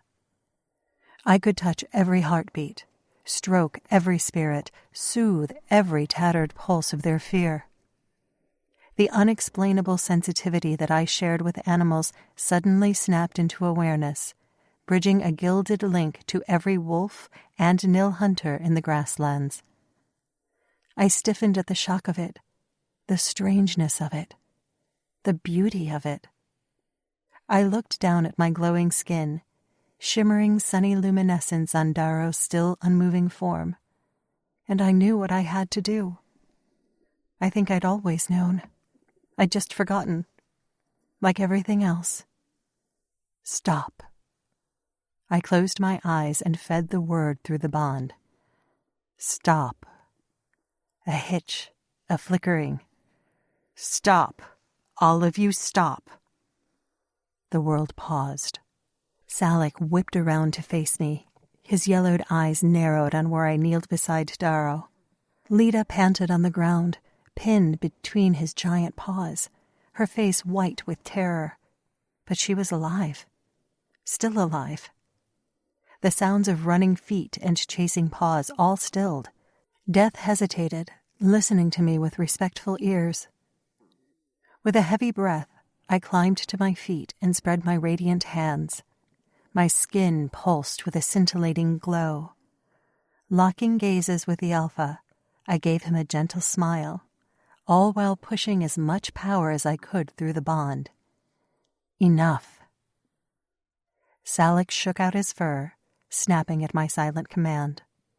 Lita trembled and cried by his feet. The shudder of relief from countless Nil hunters rippled down my spine, followed by the taint of disappointment from the wolves. Come here. I lowered my head, never taking my eyes off Salak. All of you. My skin blazed brighter as I sensed their obedience. Slowly, surely, incredibly, mortals and wolves slunk from the grass, lining up side by side, all facing me, breathing hard and blood-streaked. Lita stood beside Salak, and Tral wobbled beside Zetas, all tamed and listening. I trembled as I balled my blazing hands. Darrow didn't wake, even as my light continued to pour over him. Sin licked my foot with her sand-coursed tongue, and Natim nudged my knee with his tiny head. But I never took my eyes off Salak. It was him I spoke to. He who would determine what would happen next. Slowly he padded toward me. He stood to his full majestic height, his spiral horns overshadowing me, his tail straight and stiff behind him. He licked his bloody jowls and stared hotly into my spirit. We were locked together, diving into each other, learning each other, becoming each other in ways I couldn't describe. I felt his authority. I respected his reign and sovereignty over his pack. And in turn, he felt me. He tasted my awed disbelief that I had this power and licked at my shock that I'd forgotten what I was. He snorted as if laughing at my unknowing. He nuzzled my chest with his nose as if scenting my heart and everything I hoped to remember. He knew. He could tell me what I was. Tell me. But he shook his head and, with a submissive groan, lowered his mighty bulk to the ground. I stiffened. My glow flickered over his silver and black fur as he pressed his nose into Darrow's slack face and whimpered. His grief poured through me. His anguish and sorrow were like teeth tearing into my spirit. Tears ran down my cheeks as he shared his heartache with me, revealing his desire to make everyone pay, but also showing me, beneath his blackened need for revenge, he wallowed in deep remorse. He cursed the acrid taste of mortal blood on his tongue. He cowered away from the thought of eating the male he'd killed. He licked Darrow's nose, all while his spirit begged mine for forgiveness. Dropping to my knees again, I wrapped my arms around the giant wolf. He huffed and leaned into me.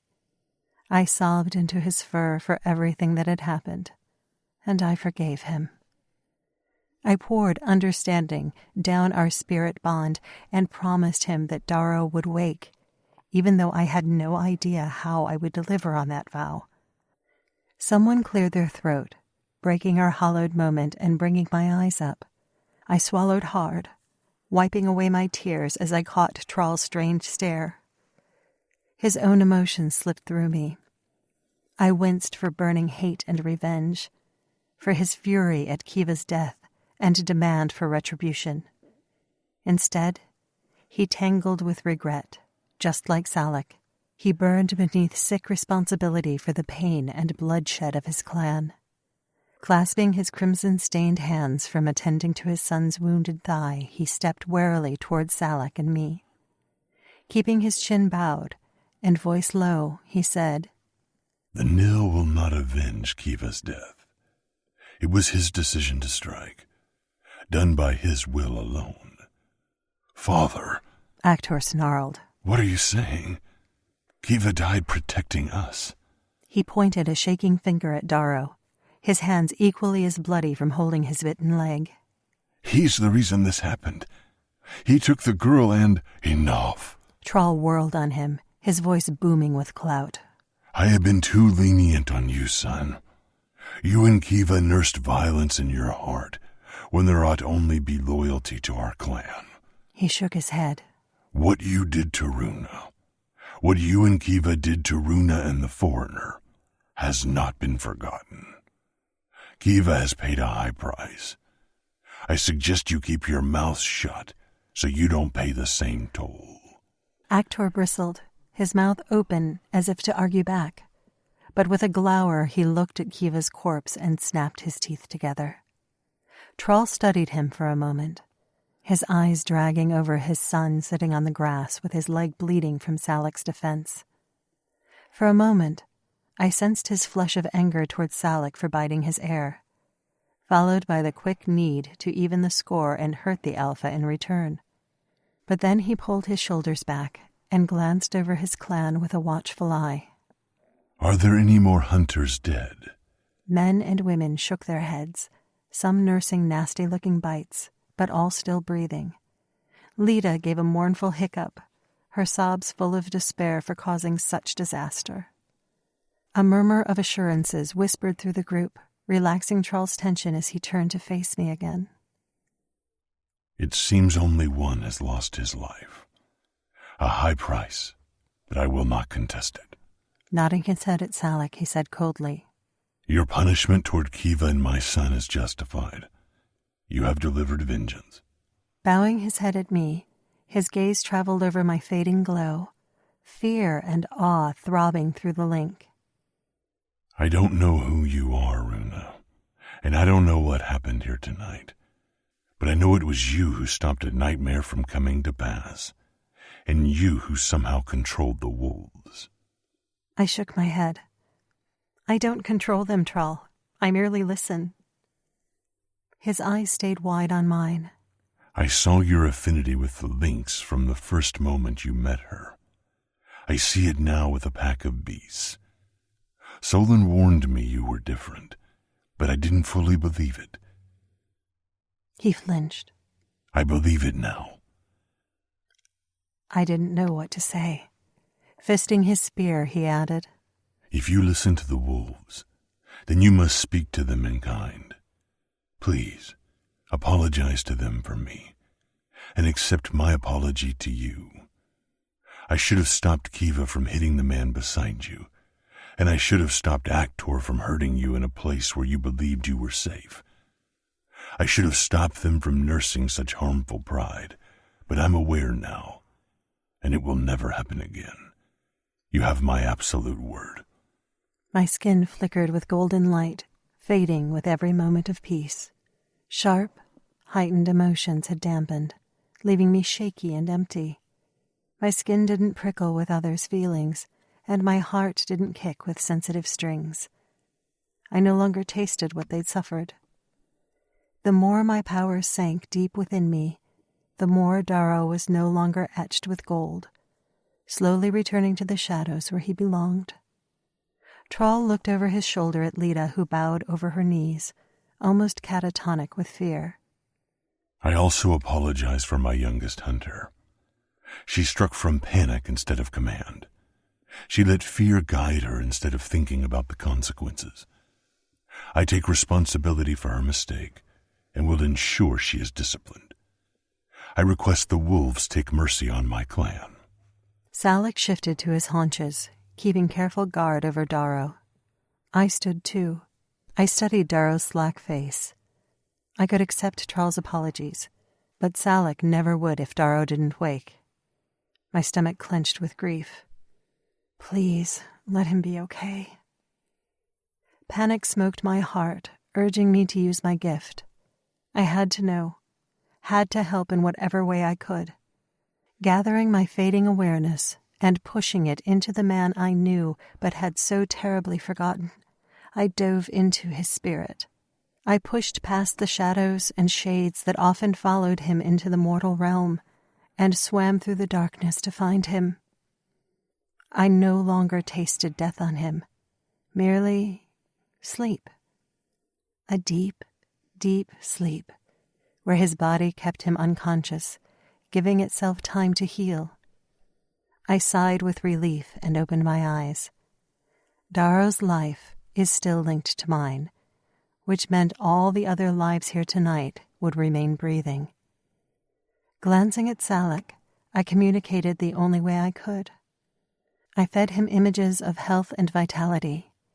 I promised Darrow's recovery and the joy I felt at touching his sleeping spirit. Salak relaxed immediately. His ruff smoothed out from its savage bristle, and the burning anger in his gaze tempered into dominant peace. He sent back trust, stepping away from me with a final message of goodbye. He would not stay. His duty was back at his den, now that he'd defended his friend. We caught eyes and held. The Alpha painted an image of letting Darrow go with me, of no longer standing in our way, of his permission to let us touch and care because he understood our connection couldn't be broken. He also gave me his faith that I would keep the stranger and his shadows safe, even if it was in the midst of these mindless mortals. With a huff, he glanced at his pack, and with silent command, drew them to his side as he padded toward the tree line. Looking once more at Darrow on the ground, he shook out his bulk and disappeared into the darkness. Troll didn't speak as the wolves followed their alpha, their paws shaking the ground and their tails whipping through the moonlight. Only once the last wolf was gone did Troll exhale loudly and march toward me. I stiffened. My sensitivity flared, and I did my best to read his intentions, but the truth fell from his lips, proving I didn't need to pry. I owe you so many lives tonight. I am in your debt, Runa. His towering height overwhelmed me, and the raven feathers in his hair glinted with oily black. The ash marks of war had smeared over his chest, leaving the silvery marks of his spirit tattoo visible over his heart. A bear. I finally made out his spirit animal, a bear that defended its cubs with ferocity and fearlessness. Reaching out, Troll paused for a heartbeat before resting his palms on my shoulders. I flinched at his touch, and my awareness for spirits snapped shut, vanishing into me and snuffing out the remaining light on my skin. He frowned for a moment, then tucked a strand of white hair behind my ear, fatherly and kind. Solon has said many things about you, Runa. When he first came to Tiptu and spoke of what he'd seen, I feared he'd indulged in too much Damek root. But now I see what he did. I see why he pushed to make you his acolyte if you were approved by the fire. And I see why he was so steadfast on stepping into a trance with you, regardless of the danger. I breathed hard as he let me go. Once again, I didn't know what to say. You aren't just fire-touched, girl. He tensed. You are fire itself. I have never seen a mortal with more magic, and I believe, just like Solon, that we were meant to find you. You have been given to us for a reason. You belong with us. You are one of us. And whatever you want, you shall have it. I clutched at what he said, hoarding his words to pore over later. For now, the only thing I cared about was Darrow. My eyes dropped to the male who was nameless until today, a male who carried as many mysteries as I did. He needs a healer. Troll nodded. Looking over his shoulder, he snapped his fingers at his hunters. Fashion a travois, now. 3 males leaped into action, Selecting 2 spears, they each stripped their bison fur from around their hips and tied the hide with their sinew strings between the 2 wooden poles.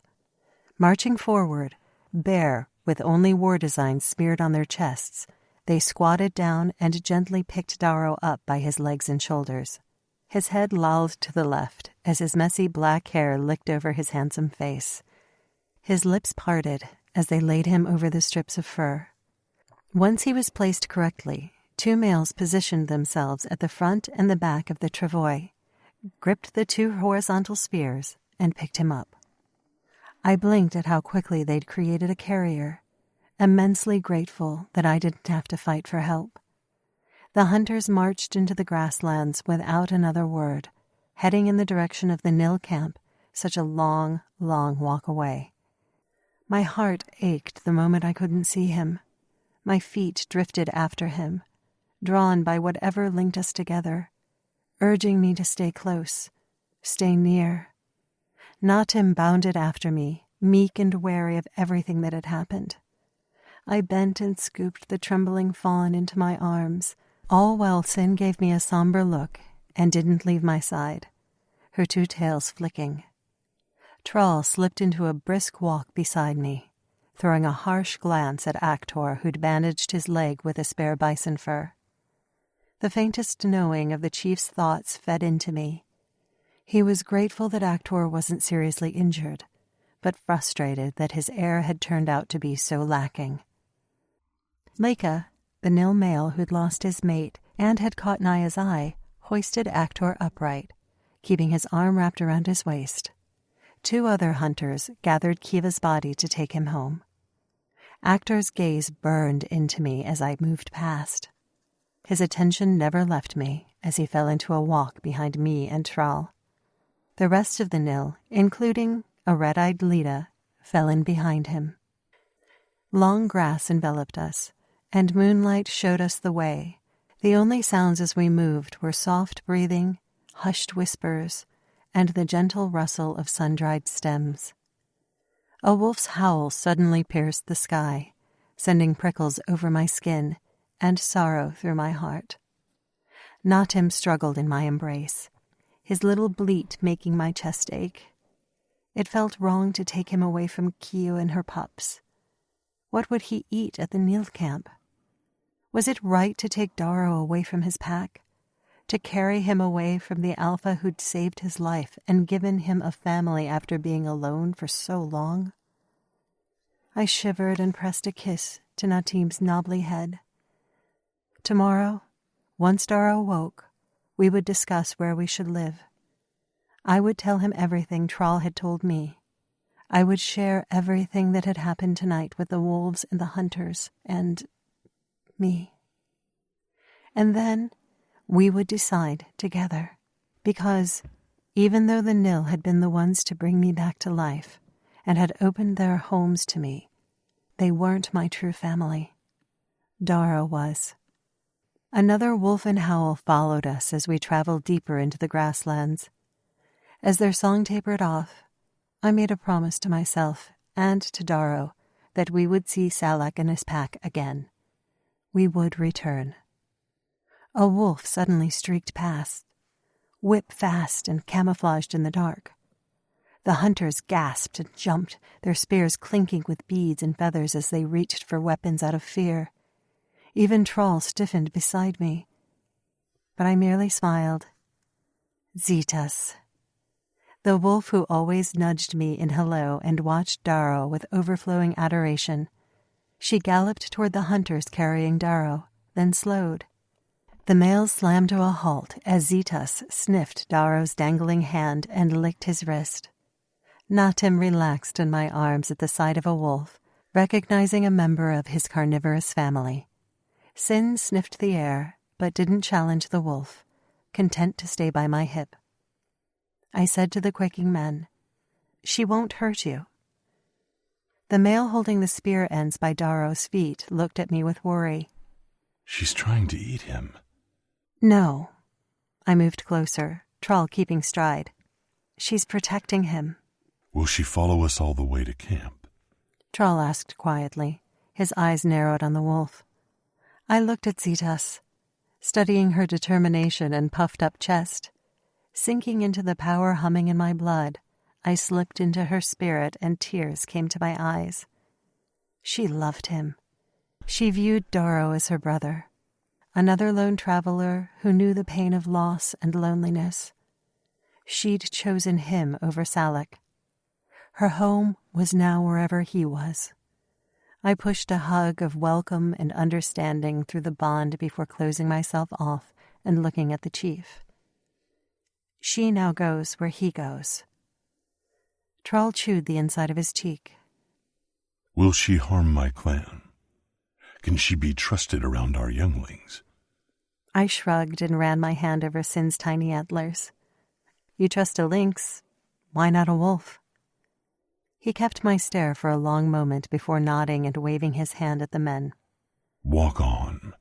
The wolf can come with us. A male gaped. But, Chief... But nothing. Thrall grunted. Walk on. With a grumble, the hunters obeyed. We all resumed our march.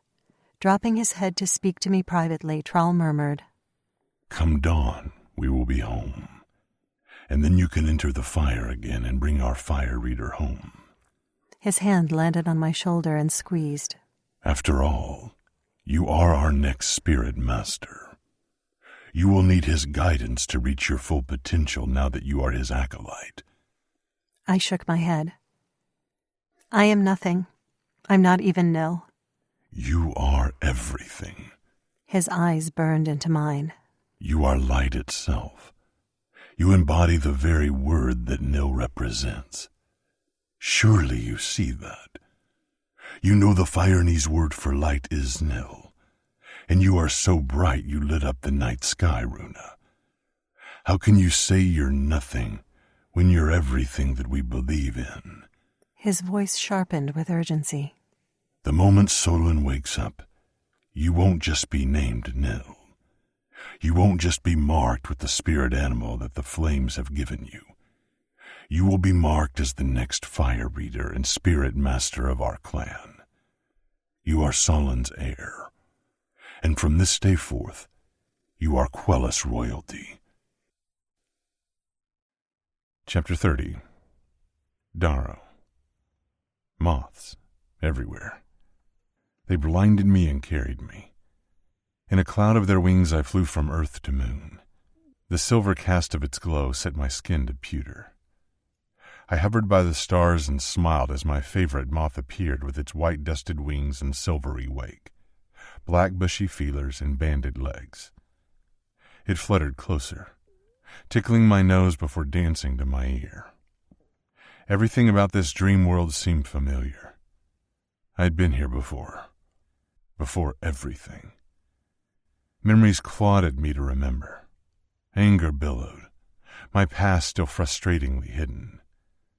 And then I froze as the white-winged moth whispered secrets into my ear. Secrets that sent shades siphoning from my pewter skin and wrapping thickly around us. I sank into its story, catching a glimpse of my before. I walked the silent earth, and there was nothing. Just endless brown dirt and soaring blue skies, a wasteland of possibilities. I was alive. What an odd concept. What had I been before I was alive? Where had my thoughts dwelled and what was I called? You are what you are, the moth answered. You are balance, one half of a vital whole. Who is my other half? You already know. You will have to make a choice soon. What choice? But it never replied. My attention fell back on the newness of living, of the ache in my chest for something I didn't know, and the gathering awareness of consciousness. Consciousness. What was consciousness? What was I? I'm alive. But why? Follow the sunrise. Without the sun, you are nothing. Darkness cannot exist without the day. So, I looked at the horizon, waiting for sunrise. I waited. I waited in the darkness before padding barefoot across a desolate, dreaming world. I grew familiar with bones fashioned from the moon and slipped into skin tainted with starlight. I waited for my other half, for the sun and a new day. My eyes snapped open. Just like when I'd passed out with fevers and Salak had taken me back to the cave, I woke with frost coating me. My bones were brittle with cold, my blood thick and unwilling to flow. It took a few moments to settle back into such a stifling form after floating in a vision of moonshine. Images of the white-winged moth taunted me, whispering it wasn't a vision this time but a memory. Gritting my teeth, I forced life to flow through my veins. Sluggish and icy, I shivered as I raised my head and willed my foggy gaze to focus. Yellow eyes instantly met mine, looming over me, framed with fur and crowned with horns. My heart pounded in recognition and relief. Zetas, my fellow sister wolf who shared the same knowledge of loneliness. My heart skipped and tripped, trying to find a smooth tempo. Its erratic pump made me breathless and woozy. Rubbing my chest, I frowned as the strangest sensation of cold blood flowed through my heart, only to become warm and wake again. Coughing, I sat up as Zetas nuzzled into me, her wet nose pressed over my defective heart, whimpering quietly. Hey. I wrapped my arms around her thick ruff. Don't be sad. I'm fine. She pressed closer, crawling over me and dropping onto her belly, blanketing my spread legs with her warmth. I hugged her closer, pressing my cheek to her mighty head. We stayed like that while my mind scrambled in familiar forgetfulness.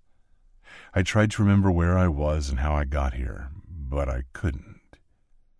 I was blank, all over again. Zetas raised her head and licked my temple, washing my hairline with her tongue. I hissed and pulled away, pressing my fingertips to the stinging pain she'd found. I winced as I poked a painful bruise, then stiffened as another bruise made itself known, fanning out over my jaw, throbbing along the entire side of my face. I followed the radiating discomfort, grateful as both injuries began to fade as quickly as they'd hurt me. They vanished with every beat of my awakening heart, almost as if every pump deleted past pain and renewed whoever I was. If you can't remember what happened, you were struck in the head with a pebble and then hit with a staff. I saw it happen, a male said quietly, ripping my head up. We all thought you were dead, but you'll live. Olish made sure of that. I scanned the odd space, drinking in the circular shape, the hole in the middle of the roof that allowed sunlight to pour through, and the stone ring fireplace beneath. I'd never been inside anything like this before, but I knew what it was without being told. This was a nil home, which meant the man who spoke was, My name is Leica. A man studied me from the other side of the dwelling where he sat cross-legged on rich brown fur. A pile of wood shavings stuck to his legs, his hands busily carving something with a sharp stone blade. You're safe here. His hands stilled from whittling. You're in my Lupik. You've been here since we carried you from the grasslands. He arched his chin at a large pelvis bone of an animal that had been turned into a platter. Food rested on top, waiting by the ash-filled fireplace to be eaten. There's roasted cattail shoots if you're hungry. Pushing Zetas off my legs, I shook away the rapidly fading pain in my temple and jaw and focused on the male. He seemed about my age, if I knew my age, and seemed very proficient with that knife. His chest held tight furrows of muscles, his honey-brown shoulders lean and strong, and dark eyes shrewd and calculating. The same ashy mark I'd seen on other nail people glinted on his bicep, etched with sunlight. A kingfisher. He followed my steer before returning to his carving. If you're curious about my tattoo, I was gifted it by the fire. It's granted me luck, and I wear one of my spirit guardian's feathers. He grabbed one of the brown braids draped down his back, pulling it forward and showing me an iridescent purple-blue feather of a kingfisher. My guardian has allowed me to become one of the best fishermen of my clan. Zetas yawned, showing her sharp teeth. Leica paused his whittling, shooting the wolf a wary look. I narrowed my eyes as different questions filled my head. Why had a Nil hunter permitted a feral wolf to enter his home? Why had he allowed a stranger to rest on a comfy mat of dried grass? Why offer me food? It didn't make sense. Clearing my throat from dryness, I asked, "Are you not afraid of the wolf?" He shook his head.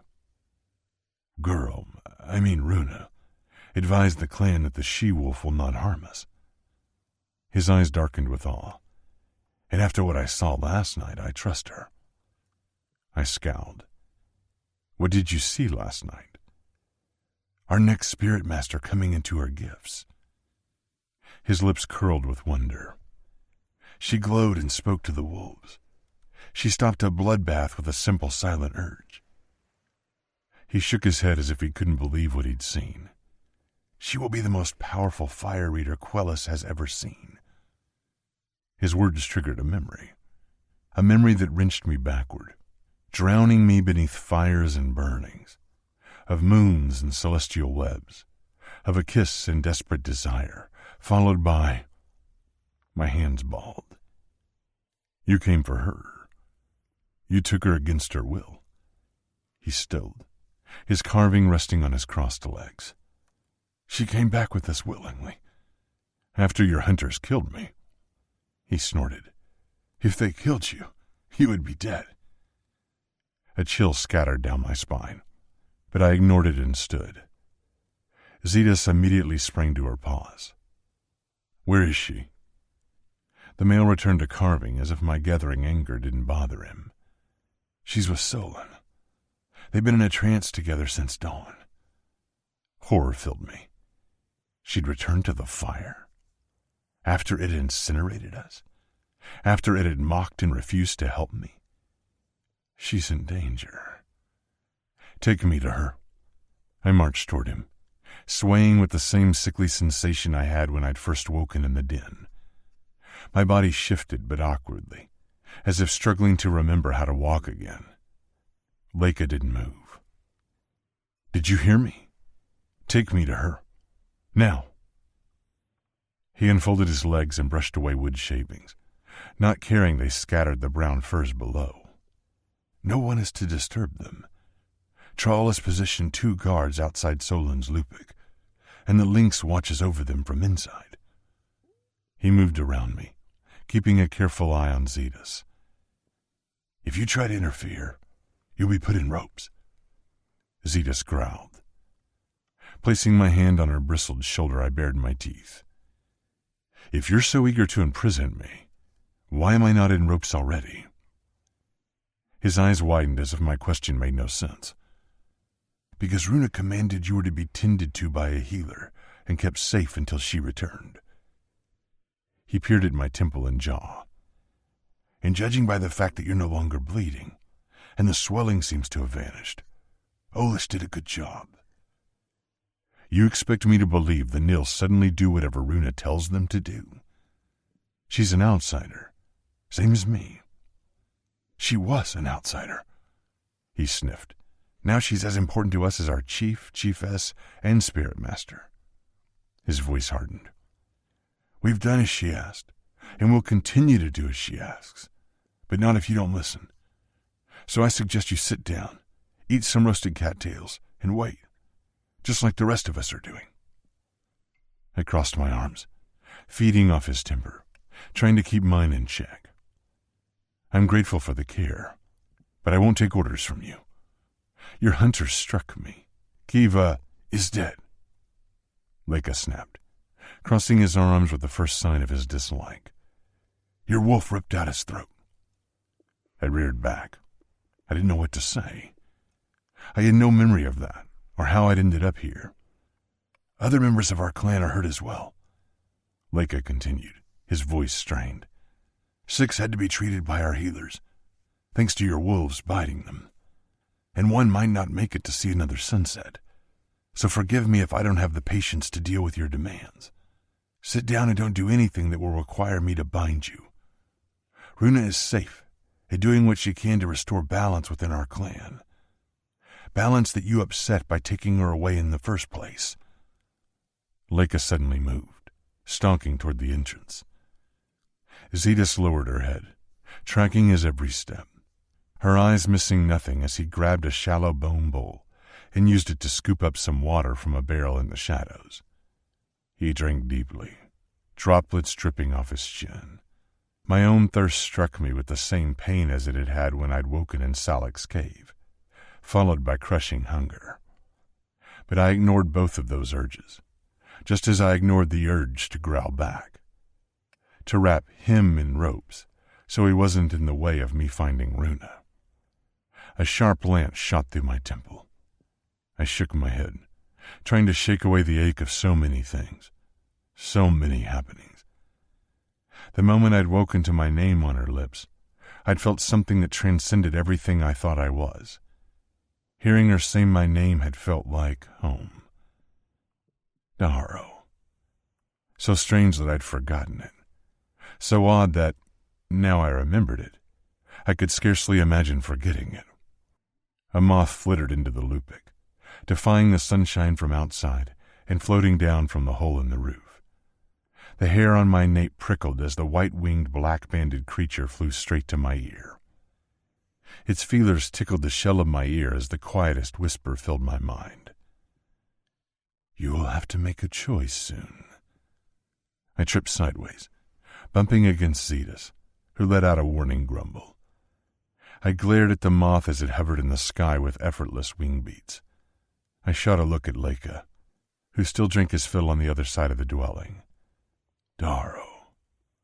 My eyes snapped back to the moth. I daren't whisper in case the Nil hunter figured I was insane as well as a threat.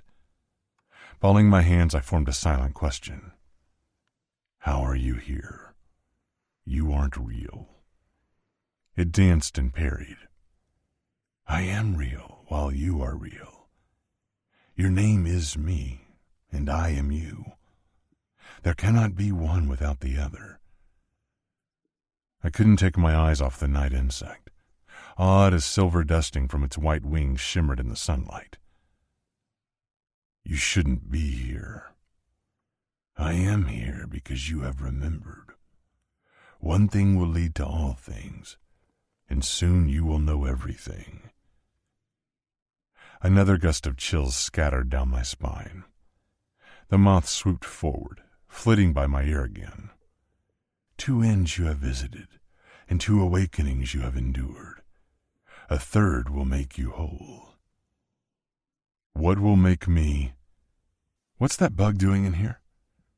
Leica swiped his mouth from droplets and pointed at the moth. "They chew our furs and leave holes in our lupics." Leica stormed forward, fixated on the moth. "Don't just stand there. Kill it." My heart stopped as he raised his hand, intending to crush the night butterfly. Only he missed. The moth vanished. Leica scowled and lowered his hand. His forehead furrowed as he spun on the spot, searching for it. Leica turned back to face me, his attention falling on Zetas. She bared her fangs at him. She wasn't as big as Salak, but her nose still hit chest level, her horns reaching Leica's chin. They glowered at each other before Leica grumbled something under his breath and returned to the other side of the lupic. He grabbed a woven basket full of bark strip sticks, selecting one with careful consideration. I watched the Nil hunter for as long as my patience would allow. I studied his home and took notes of the hundreds of carvings littering the circular space. Small and large carvings, intricate and rudimentary. Some of mortals and others of animals, with an entire pile of whittled bison in the corner by a pile of animal skins waiting for a purpose. He either had way too much time on his hands or didn't know how to sit still. Resting against the wall closest to the exit was a basket of spears. The smooth tallow-polished staffs and sharp fire-hardened points caught my attention. He might be willing to be patient and trade Runa into the fire to bring their spirit master back. But I wasn't. I wouldn't sit quietly while she put her life into the hands of a malicious element, and I wouldn't permit the Nil to bind me in ropes. Sucking in a breath, I marched toward the spear basket, snatched up the closest weapon, and broke into a run. Pushing aside the fur flap of the entrance, I darted outside. Zetas flew beside me, a streak of silver and gold. "Wait, don't!" Leica's curse chased us as we bolted into the sunshine. Chapter 31. Runa. A few hours earlier, I only managed to catch a glimpse of the sunrise as we trudged wearily into camp. Tiredness weighed heavily on my shoulders, and worry filled my bones every time I looked at Darrow on the travois. He hadn't opened his eyes the entire journey across the grasslands. His head wound kept him as silent and as still as the dead. My heart ached as men and women dashed forward, some rubbing sleep from their eyes, and others jittery and tense from waiting up all night for their hunters to return. The large central fire smoldered, while the cylindrical lupics caught the first speals of sunrise, crowned with halos of honeyed pink. We pushed forward, some hunters drifting off to their own homes, while others helped the injured find a healer's help. A few stragglers headed toward the fire, ready to worship the flames and thank them for their safe return. The males carrying Darrow headed toward Olish's lupic on the other side of the clearing. I followed. A kind but firm hand landed on my shoulder, pulling me back. Blinking away the trance of walking, I focused on the chiefess, Tiptu. The skin around her eyes had deepened into cracks full of concern, while the silver in her black hair seemed less like decoration and more like weariness. "You're back. Thank the fire." Darrow was carried farther away. I struggled to follow. Natum wriggled in my arms as Zetas padded beside Darrow, slinking where I wanted to go, flicking me a glance over her furred shoulder with glowing yellow eyes. "Please, let me go. I have to go with him." Tiptu shook her head, her hair loose and thick around her shoulders. Her scorpion spirit mark seemed to shift on her forearm as she released me, its venomous tail a threat in my exhausted, worried eyes. She parked herself in my way. "Not yet. Solon needs you more than he does." A weary Trull appeared by my side just as Naya and Hyath dashed through the dawn, their bare feet kicking up dust from the dried earth, their hair equally as loose, almost as if the past few days of waiting for Solon to wake up meant their braids couldn't withstand the constant stress-induced finger-tugging. "Girl," Hyath gasped. "You're back." Naya wrapped me up in an embrace while Hyath kissed my cheek. "We were so worried." Sin grunted a hello, winding herself around Naya's legs as my friend's gaze fell on the fawn in my arms. Naya's face instantly softened into love. "You're back, but not alone." She stroked Natim's tiny head. "Where did you find her?" Her question roused me enough to shut off the night of walking. "It's a stag. His name is Natim." Natim bleated, his ears twitching at his name. His black gloss eyes locked onto Zetas as the wolf stayed close to Darrow, moving toward Olish's lupic in the distance. A few males tried to stop her from going inside, but Zetas snarled, her warning ripping around the camp, freezing the milling members who had watched the predator's journey with open-mouthed shock. The men gave up and dashed inside, followed swiftly by the wolf. Murmurs broke out around the camp, no doubt discussing the unbelievable occurrence of a wolf padding through their home as if she belonged. A few males clutched at their waists where short clubs hung on belts made of knotted leather, and a couple of women gathered, handing out spears and stone hurlers. My heart skipped a painful beat. "Please tell your people that Zetas isn't to be harmed." I looked at Trull in panic. "You said she'd be safe." They're your people now, too. Troll murmured. But I will, and she will be. His chest rose with determination. I'll call a quick gathering and tell everyone what's going on. They'll accept the wolf and the deer just as surely as they accepted the lynx. And they'll accept the foreigner. He can stay here for however long he wishes. His name is Darrow. Moth. He's named after a moth. Darrow will be welcomed, Troll said gently. He will want for nothing. My shoulders slouched, grateful for his assurance. I appreciate all that you've done, Troll, and I will uphold my side of the bargain, but I need to be with... Solon. Troll interrupted me, his eyes growing stern. You need to be with Solon. He looked at where Darrow had been taken. I've given you my word that Darrow will be taken care of while you're in the flames.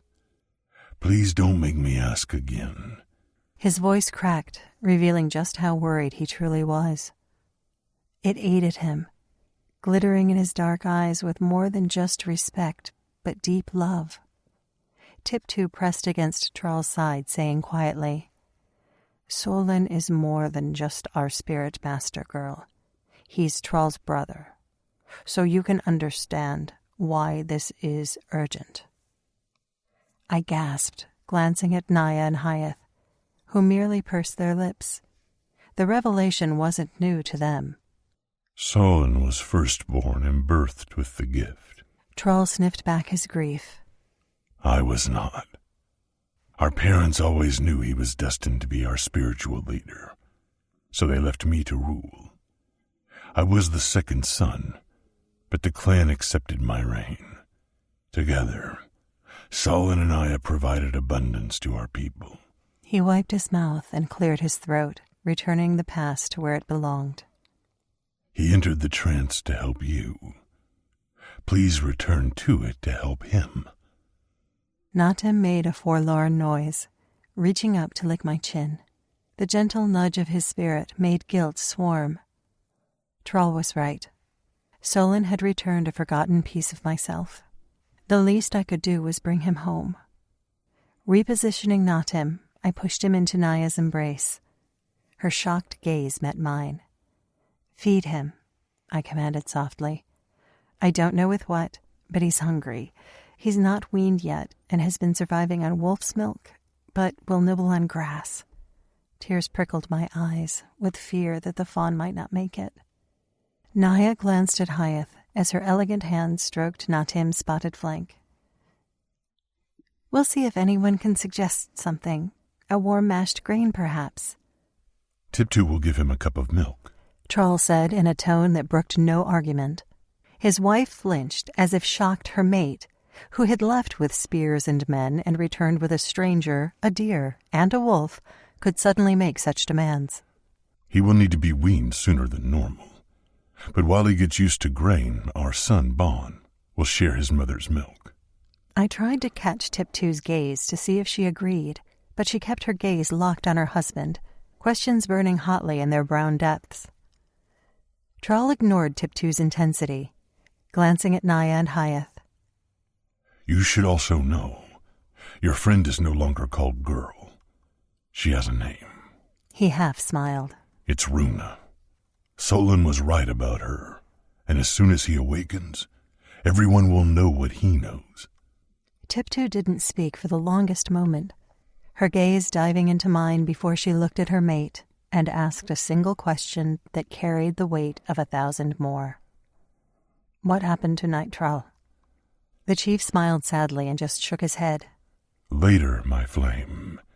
I will tell you everything later. For now... He turned to face me, his hands landing on my shoulders. You have my word that your fawn, wolf, and foreigner will be safe. Please, go to Solon. Looking past Troll to the milling people of Nil, to the low burn of embers and smoke from the ever-blazing central fire, and the swiftly day-brightening sky, I sucked in courage I didn't have and spun on my heel. No one followed me as I stepped toward Solon's looppick with a lynx at my heels. No one stopped me as I ducked into the entrance, waited for the cat to slip inside with me, then tugged the bison hide tightly together. And no one offered me guidance as I sewed the two flaps together, just like Solon had, all while 2 nil hunters took up sentry outside. I sat frozen beside Solon. I'd feared he looked like a corpse, that his skin would have tightened and his body shrunken without food or water. But I couldn't have been more wrong. His face was slack with peace and rest. His arms sprawled to the side with bison fur cradling his back. His legs were still crossed in the exact way we'd sat as we'd chanted together. His flesh vibrant and healthy, as if he'd just closed his eyes for a few moments, not a few days. My shoulders slouched as I clasped my hands in my lap. The soft deerskin I wore tingled faintly, pulsing with a life force that ought to have left long ago. I stiffened as the scents faded, overshadowed by the fire and its ever-present smoky crackle.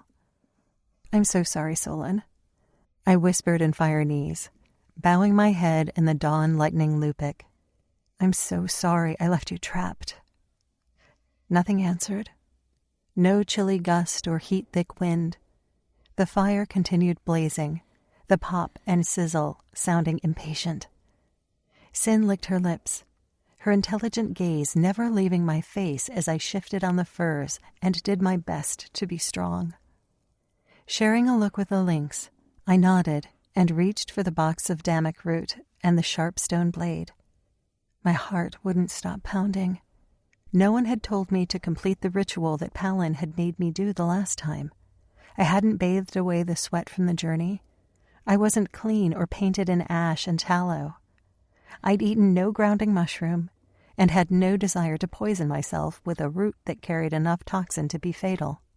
Gritting my teeth, I placed the damick root neatly back into its box and pressed the prettily patterned lid down tight. I hadn't needed the root when I'd requested an audience with the flames for Darrow by the river, and I didn't want to take it now.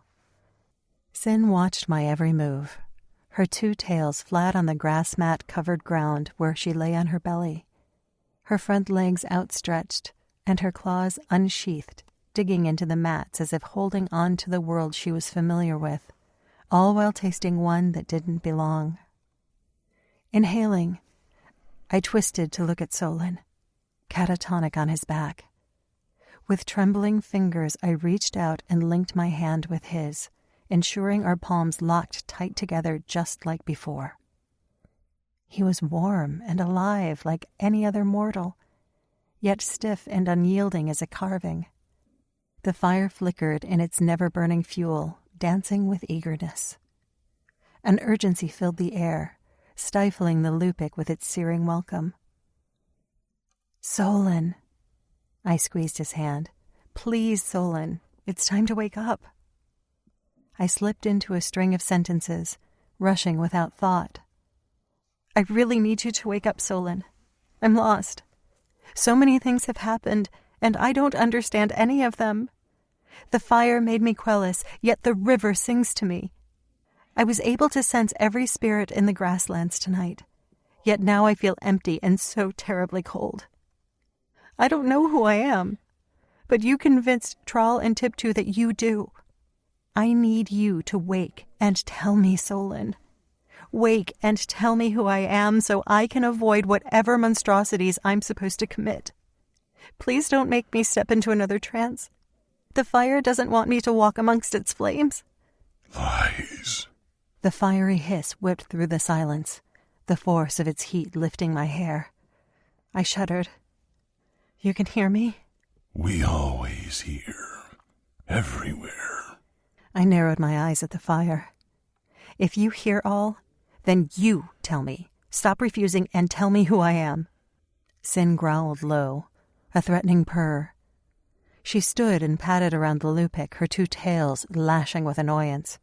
She could sense we were no longer alone, but couldn't understand it was an element, not a mortal, who conversed. "Let Solon wake," I demanded, my voice pure and cool in the ever-sharpening light. "Return the fire reader to his people and—" A sinister laugh echoed around the lupic. Sin snarled and swiped at the air with her claw-sharp paw. I stiffened and tried to stand, but it was too late. I gasped as my body switched from real to myth. The fire yanked my spirit from my mortal casing and wrapped me in its flaming embrace. I no longer sensed blood flowing or muscles twitching. I was no longer made up of bone and sinew, but light and bright and heat. I struggled, but there was nothing to struggle against. Just sameness. We were one and the same, merged. Through fire-flickering eyes, I looked back at the world that made sense and saw the body I'd grown to know as myself. My white hair danced with firelight. My sun-browned skin was dull and lifeless. The sunburst mark on my thigh, that hummed constantly now I was always in Darrow's presence, blazed a glowing crimson, bright as a ruby star. I watched as the girl I believed was me folded backward, her head bouncing off thick furs, her hand still locked with Solon's. The lynx yipped and flew to the girl's side, nudging her lolling head and snarling at the fire's magical aftertaste. The flame world blazed around me, manifesting into reality with a rich orange glow. I tensed for its smoke and brimstone, preparing to walk upon hot coals, but then something happened. A tearing white light ripped through the solidifying existence. My stomach fell into my toes as some entity snatched me tight and yanked me high. Up, up, past sunrises and storms, through rainbows and mist. I spun and twisted. I gulped and gasped. And when I opened my eyes, the world was aflame once again. But this time, there were no landmarks of the fire world I'd grown to know. No burning trees, no smoking bushes, no cinder-glittering grass. I walked on a ground of whitest, purest flame. With every footfall, light beamed up my toes, ankles, knees, and thighs, illuminating bones and blood, replacing mortal flesh that I still carried in my mind's eye. A crusting wave of light drenched me. Light everywhere, in me, around me, through me, above me. Rich and depthless, mysterious and luminous. I shivered in the presence of pure, undiluted power. The ivory glow vanished beneath a crashing blanket of fire. Chiming bluebells and booming summer storms tore through the sky. I fell, plummeted, falling, enveloped by yellow and gold, caught in the greedy arms of flames that welcomed me back with a billow of soot and smoke. I landed heavily. My knees smarted as I crunched against the sizzling grass. I struggled to catch a breath as my head swam with dizziness. A snake of heat around my ears. You should not have stepped into the light. The fire seethed.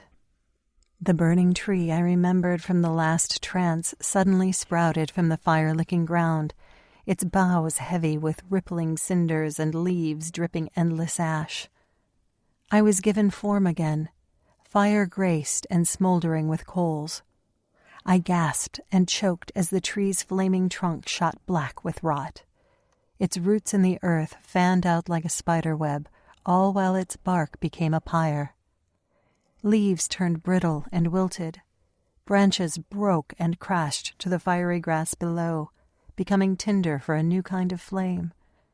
A black kind, one that burned with ice instead of heat. The wolves tried to warn you. We tried to warn you. Solon will try to warn you. Even you have tried to warn you. Yet you are deaf and blind and ignorant. This is your final warning, Life-Giver. Do what we say, and you might avoid what's coming. Another gust of yellow and red flame, centering at the base of the now charred and blackened tree. It was no longer blooming, and proud but a crumpled shell, its trunk hollow and leaves gone. And, at the base of the tree, Solon appeared. The spirit master raked a fiery hand through his flaming hair, dislodging a few embers until they glowed on the cinder robes he'd been given. His glowing eyes cast up, catching mine. Shock widened them. He scrambled upward. The grass smoldered where his feet stepped, simmering with dampened coals. Runa! He knows my name. I didn't have to speak as he wrapped his arms around me, pulling me from the ground and causing us to spark and sizzle. You found your way back to me. I nodded against his shoulder, my arms locking around his powerful, trim waist. I hadn't realized how much I'd grown to care for this man, how much I yearned for someone to approve of me, to accept me, to see me and still choose me. Tears seared my eyelashes as he pulled away and grinned. His teeth were the glowing heart of a flame. I knew you'd return. I'm so sorry I broke our handhold, Solon. He scoffed and shook his head. That's in the past. I've been well cared for in my keeper's arms these past few hours. I've had trances that last far longer than a night before. Worry pinched me. How long does he think it's been? Far longer than a night, I asked carefully. Yes? He smiled. Sometimes I've stayed amongst the fire until well past daybreak. Doing my best to keep my voice level, I said, "It's been longer than just a night, Solon." Has it? He raked both hands through his hair, the sleeves of his fire robes swinging with char. We best wake then. Troll will be fretting. Troll? I caught his eyes. Your brother. He scowled and lowered his hands. How do you know that? He looked around at the fire with a stern stare. Did the flames tell you we are kin? I shook my head. Tiptu told me, but Troll told me the rest. How could you speak to the chief and chiefess while you've been in the fire with me? The fire chuckled around us. Because your acolyte escaped. A cyclone of cinders surrounded us before petering out by the dead tree. She summoned a swarm of bees and flew out of our grasp. She used the water element to wash away our hold on her. She's been with him ever since. Him? Solon asked. The one who walks with death in shadows. Solon froze. You've been with the foreigner. Darrow. The fire hissed, giving up all my secrets. The Zanasha word for moth. Messenger of death and darkness. Solon rubbed his flickering arms. Zanesha, was that the name of the tongue Darrow and I spoke? The dead language that was no longer used? Solon suddenly grabbed my shoulders, squeezing tight. How long have you been with him, Runa? I delayed answering by asking, "How do you know my name?"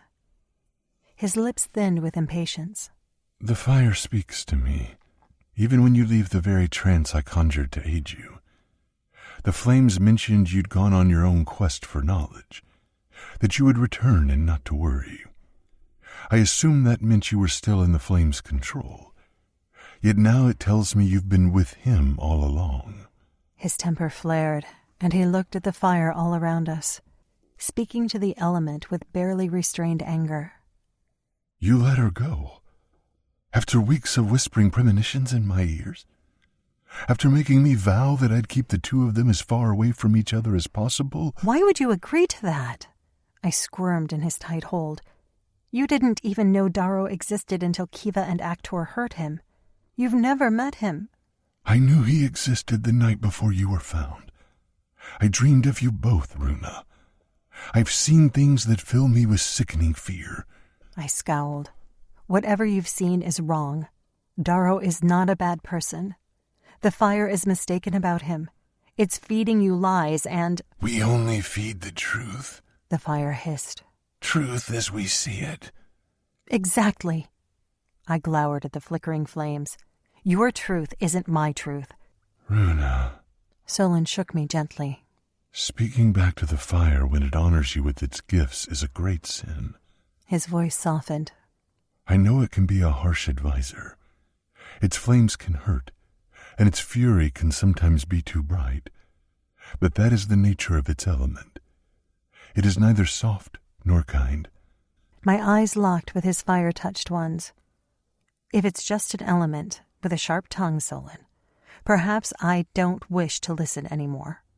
I don't want gifts given by someone that twists the truth for its own. We twist nothing. The sky kindled with new heat. You hurt Darrow when he asked you for help, I snapped. You burned him into unconsciousness. He stepped into the fire? Solon tripped backward, his mouth opening in shock. A thread of smoke escaped his parted lips. Why would he do that? How could he do that? Unless you... I winced and hung my head.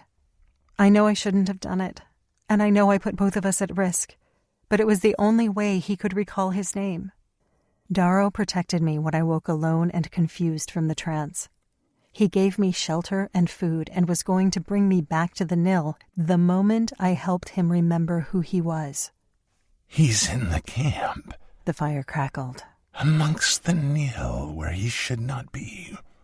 He has started remembering, Spirit Master. And with every memory, he grows stronger. Solon raked both hands through his fire-sparkling hair, pacing away with furious steps. A day will come, one day soon, when Runa will know nothing but pain. She will live it, breathe it, die with it. That is her destiny. A burning caress over my cheek as the fire's tone switched into grief. There is only one way to stop it, Solon. The way we showed you. The only way to stop him from doing to her what can never be undone. Solon stiffened. Time is running out. Make her your acolyte. Protect her with the bloodbind we showed you. Only you can prevent what will come to pass. Already it might be too late. A gust of fire worked through my hair. Words rushed up my throat. Darrow is good, Solon. He's not death like the flames say, even if he does walk with shadows. His flickering eyes softened. You trust him over the fire? Yes. Even if it's you he will hurt, not them. He would never. I rushed. He would never hurt me. He sighed heavily. You speak so passionately, Runa, about things you don't understand. She is your family, Fire Reader. The fire hissed. We have adopted her in your name. She wears our mark. Mark? I frowned. What mark? Our apologies. The fire gave a deep, blazing chuckle. This one. I screamed as sudden agony scalded above my heart. My fiery skin smoked and sizzled as I fell to my knees. 3 slices and a swirl drilling into my flesh, sending crimson blood plopping onto the burning ground. You could have done it without the pain, Solon muttered, dropping to one knee and clasping my elbow. Pain is the price of this adoption. The fire muttered mercilessly. It is done. Nothing can rid our claim. Gasping through the searing discomfort, I looked up into Solon's strange stare. Instead of looking pleased that the fire had taken initiative and claimed me, he looked apologetic and reeked with guilt. Apprehension tickled my heart. Solon, I winced as pain continued to flare through me. What aren't you telling me? He smiled ever so gently, smoothing away cinder hair sticking to my cheeks. You've been branded by Quellis, Runa. Congratulations. His eyes glittered with suspicious sadness. It's the highest honor and greatest responsibility. It seems both our decisions have been made for us. Resting his forehead on mine, a shower of sparks cascaded to the smoky ground as he whispered, Please forgive me. Forgive him? With a quick yank, he grabbed my elbows and hoisted me to my feet. I trembled as another wash of agony throbbed over my chest. Glancing down at my new wound, I stiffened at what the fire had done. Right over my heart, a tiny, charged symbol had been permanently branded into my fire flesh. What is it? I asked through gritted teeth. Stepping into me, he pulled away his flame robes and pointed at his own chest. It was hard to see past the flickering of his form, but there, in the exact same position, scarred with time and silvered with age, was an identical mark. It's the brand of a spirit master and fire reader, Runa. Like I said, it's the highest honor and a lifetime commitment to master gifts that others can only dream of. It has also set your destiny in an entirely new direction. At least I hope it has. I truly hope this is the path that will prevent so many awful things from happening. I flinched. Solon traced his own brand, his voice heavy. Fire trapped in a triangle. The flame represents our power and dedication to service. The three sides of the triangle represent our mind, body, and spirit.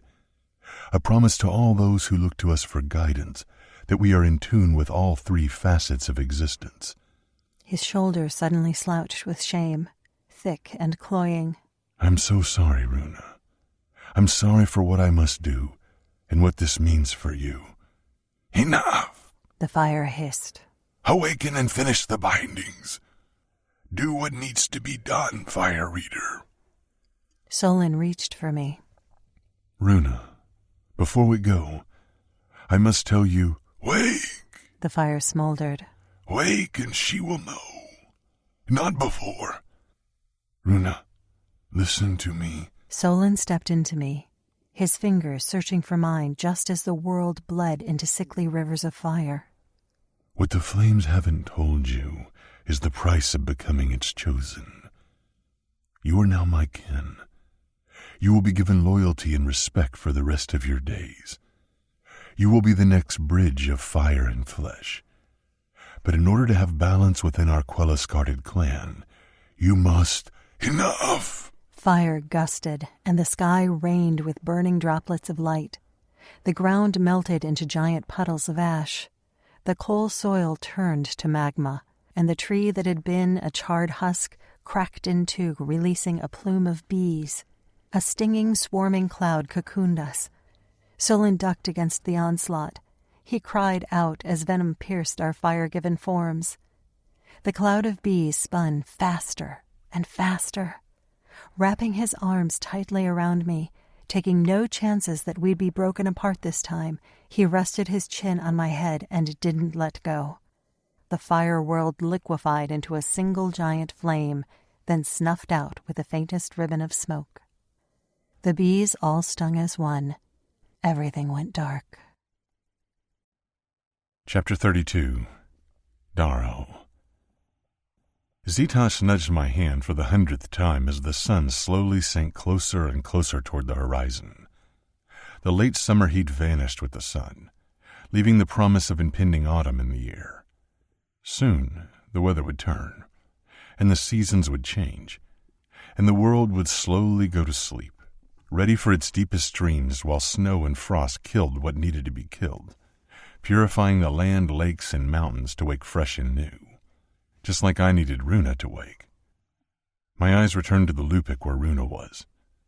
The 2 Nil guards stationed outside the entrance never stopped watching me, their left hands on spears and their right on their hips where short, heavy sticks hung off knotted leather belts, ready to be swung at someone's skull. At my skull, if I dared step any closer. My feet ached, and my back protested from standing for so many hours. But I refused to move. I'd done what Troll, the chief, had requested, and in return he'd kept his side of the bargain. It had been a strained bargain, and neither of us trusted it to last, but he'd assured me Runa would awaken by the time the first star twinkled. He was so confident. He'd arranged a feast for their return, and Nil members milled around the camp, preparing food, roasting meat, and slowly coming alive with eager anticipation. My stomach snarled with the sense of sustenance, and my thirst had gone past painful to excruciating. But I would not leave this spot, not until Runa appeared. All day, I'd stood outside the fire reader's Lupic, waiting, and all day, Nil men, women, and younglings skirted past Zetas and me as if we were a monster in their midst. But now, night was falling. My hand stroked Zetas' soft shoulder. My mind wasn't with the wolf. It was in the Lupic, watching over Runa, defending her against powers I didn't understand. Was the fire hurting her like it hurt me? How much longer would it make me wait? Shadows writhed around my legs, ever present, ready to lash out. I didn't rein them in. I didn't hide my darkness from the wide-eyed stares around me. Helplessness infected me as my patience waned. Another surge of anger and frustration scalded, feeding my temper to the wolf. Zetas huffed, her fur bristling. Pressing her warm bulk against my hip, she offered comfort and restraint. If it wasn't for her, I would probably have lost control and hurt someone by now.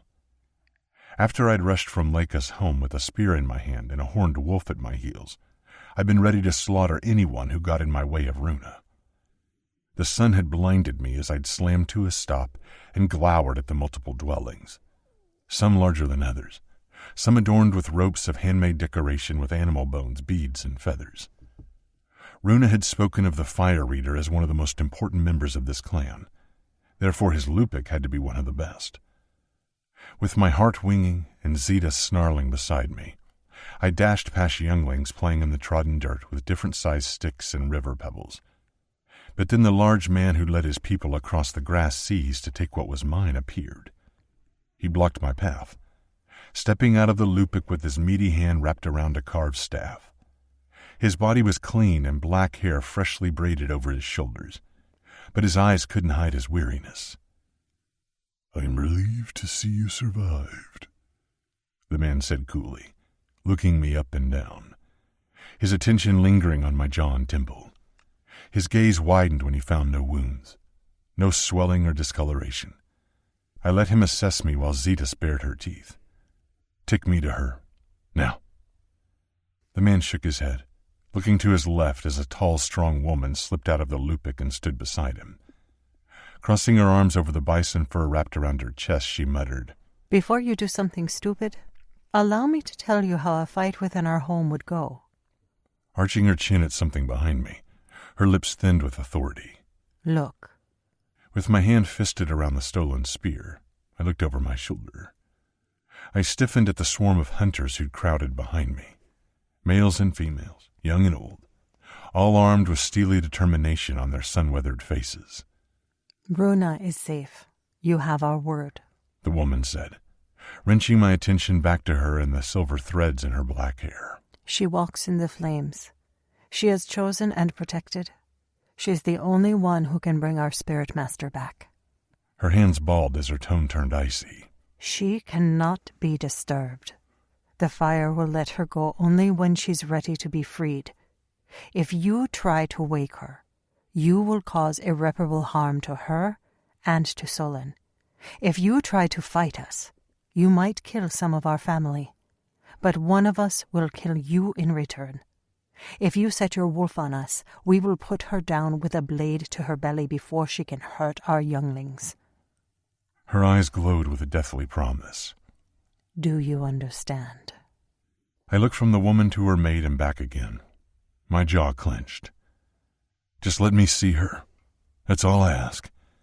I need to see for myself that she's—" "You can't," the chief interrupted, his dark eyes glinting with challenge. "I've kept my side of the bargain not to harm you, and I will continue to do so, as long as you don't give me reason to regret that choice." My shadows feathered out, creeping toward every hunter behind me. Power fed into every darkened tendril, full of the same warning the chief had given me. I hadn't asked for this. I hadn't asked to be taken away from Salak or wake without Runa by my side. I was surrounded by mortals who blindly worshipped an element that could hurt so easily, so callously, an element that had tried to kill me for stepping into its embers, and refused to let me near Runa. "I just want to see her," I growled. "I need to see her." Anger built, growing hotter, churning in my shadows. "Troll," the woman muttered under her breath. "Look." Her eyes locked on my shadows as they thickened and twined, licking around the ankles of every male and female who stood too close, fogging over their weapons, mocking their belief that they could hurt me before I could hurt them. As my shades touched their skin, I tasted their fear and determination. I felt their loyalty toward their leaders and love toward their clan, their confusion over Kiva's death, and the sharp flavor of their hate. The novelty of sensing who they were at their core made my power quake and quiver, building with strength that robbed me of breath. I didn't just touch them. I touched their spirit. I stroked each one with a simple shadow, and all it would take was a choice. A single decision to swipe them off their feet, snatch their spears, blades, and staffs, and drive a bolt of night through their hearts. I could sense their blood pumping, their veins flowing with mortal life force. It would be so easy. Too easy. And my mouth watered for the power I suddenly had at my fingertips, at the heady, fatal potential that only seemed to grow stronger every hour. Darrow. Charles' voice ripped me back into the present. My name in his deep baritone made my hands fist. I respectfully ask you to stop. He puffed up his chest, all while keeping his fingers wrapped tight around his staff. We are not your enemies. Tell that to your people who are watching me as if I'm theirs. His nostrils flared with impatience. When Runa wakes, everything will be explained, and I hope, for your sake, that you accept what must happen. But for now... Waving his hand, he stepped back in line with his woman. Be patient like the rest of us. You have my word that by the time the first star appears, she and our fire reader will be back with us. My stomach churned. Zetas growled. The way he spoke made my shadows twist and twine with unease. Let me see her. You have my word I won't touch or try to wake her. Just let me be near her, to watch over her while she wakes. I'm sorry, but no one is allowed to see her. Not even me or Tiptu. They must stay alone. It's an unbreakable rule set by the fire itself. He sighed with understanding that ultimatums wouldn't work on me. When the fire envelops its chosen, their spirits are free from their mortal forms. While they are in the fire, they have no need for those forms, but when it's time to return, they require a clear path in order to come home. If others surround their spiritless forms, muddying the road back to their mortal flesh, then their spirits might slip into another's, or worse, snuff out the spirit residing in that form and steal it for themselves. I stilled. Yet another reason not to step into the fire's control in the first place. The woman stepped forward, her face smooth and regal. I agree with you. When Solon mentioned he wanted to share a trance with Runa, I was terrified. She pulled her shoulders back, her head turning slightly as a babe's cry sounded in the Lupic. Ignoring her youngling's summoning, she finished. I'm no longer afraid. Unlike the last time Solon attempted a shared trance, Runa has proven able to retain her individual awareness and somehow slip free of the trance on her own. She found you. She returned to her rightful form and now understands the journey it takes. She must help Solon do the same. She stepped closer, resting her hand on my arm even though Zeta snarled. Tiptu, the chief warned. I suggest you don't... Accept our welcome, Darrow, Tiptu said. Don't give us a reason to hurt you when Runa wants you well. Like my husband said, you are safe here amongst us. Put away your shadows. Don't go looking for trouble because we will respond in kind.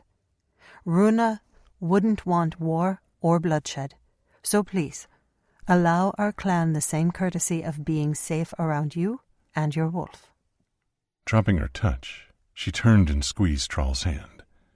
Whispering something into her mate's ear, she slipped back into the Lupic and the sound of the wailing youngling ceased. Trall inhaled, his nostrils flaring as his eyes continued to stare at my shadows. I didn't call them back, despite Tiptu's request. How are you controlling them? The chief asked quietly. I stroked Zetas as she crushed closer. Do you ask your lungs how they breathe, or understand how your heart beats? He scowled. If you must bleed shadows, then do it without scarring my people. And if you cannot wait patiently like the rest of us, then you must stand outside the Fire Reader's lupic." He pointed across the clearing toward a modest lupic that held no decoration or status. 2 males stood outside the entrance, stiff and unyielding. "Runa is in there." He held up his hand as I shifted to go. "You have my permission to wait outside, Darrow. But mark my words, step any closer, and you will be stopped by 100 spears. That is a promise." His chin lowered. "It's not just Runa you put at risk with your impatience, but my kin too." With a stern stare, he retreated back into his lupic, and I'd stalked across the camp to take up my place where I hadn't moved ever since. My stomach growled, sending a shooting pain through my middle, wrenching me from the past and into the present. Hunger grew ever more painful, demanding to be fed. Zetas licked her muzzle, no doubt feeling the same discomfort. Behind me, around the blazing fire, bone and wood platters were being dressed with smoked meats, roasted vegetables, charred roots, and a whole host of other foods I'd never come across. A weak, achy part of myself wanted to break position and commandeer one of those overladen platters. I would eat my fill and share with Zetas. I would reward her loyalty and connection for coming with me to this mortal den where wolves were not welcome. My heart pinched with worry for Salak. Would he care that Zetas had followed me? Would he expect both of us to go back? A Nil girl with long black hair gathered into a simple braid down her back appeared from a lupic farther away. In her arms squirmed a creature I instantly recognized. My heart clenched. Natim. The name slipped from my lips, making its way to the tiny fawn who wriggled with vicious determination to get free.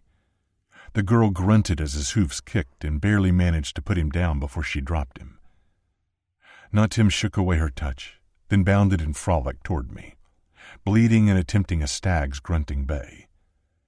Zetas huffed, and I swear she rolled her canine eyes as I bent down and scooped up the wriggling happy fawn. He felt heavier than last time and far more leggy. His growth was happening so quickly. I laughed as he reached up to lick my chin, his tongue smooth and warm. Cupping him around the middle, I looked down at the round handful of his stomach. Someone fed him. Tiptu gave him a cup of milk. The girl who I'd seen sitting beside Runa the night I'd spied came closer. Her eyes were hesitant and eyes wary on the ever-feathering shadows by my feet. Swallowing hard, she forced a smile. Once he drank the milk, he still seemed hungry, so me and Hyatt, cooked some grain, crushed some grass, and mixed it into a warm paste. She grinned as Natim licked my cheek again, fondness for the fawn glowing despite her guardedness toward me. He loved it a bit too much.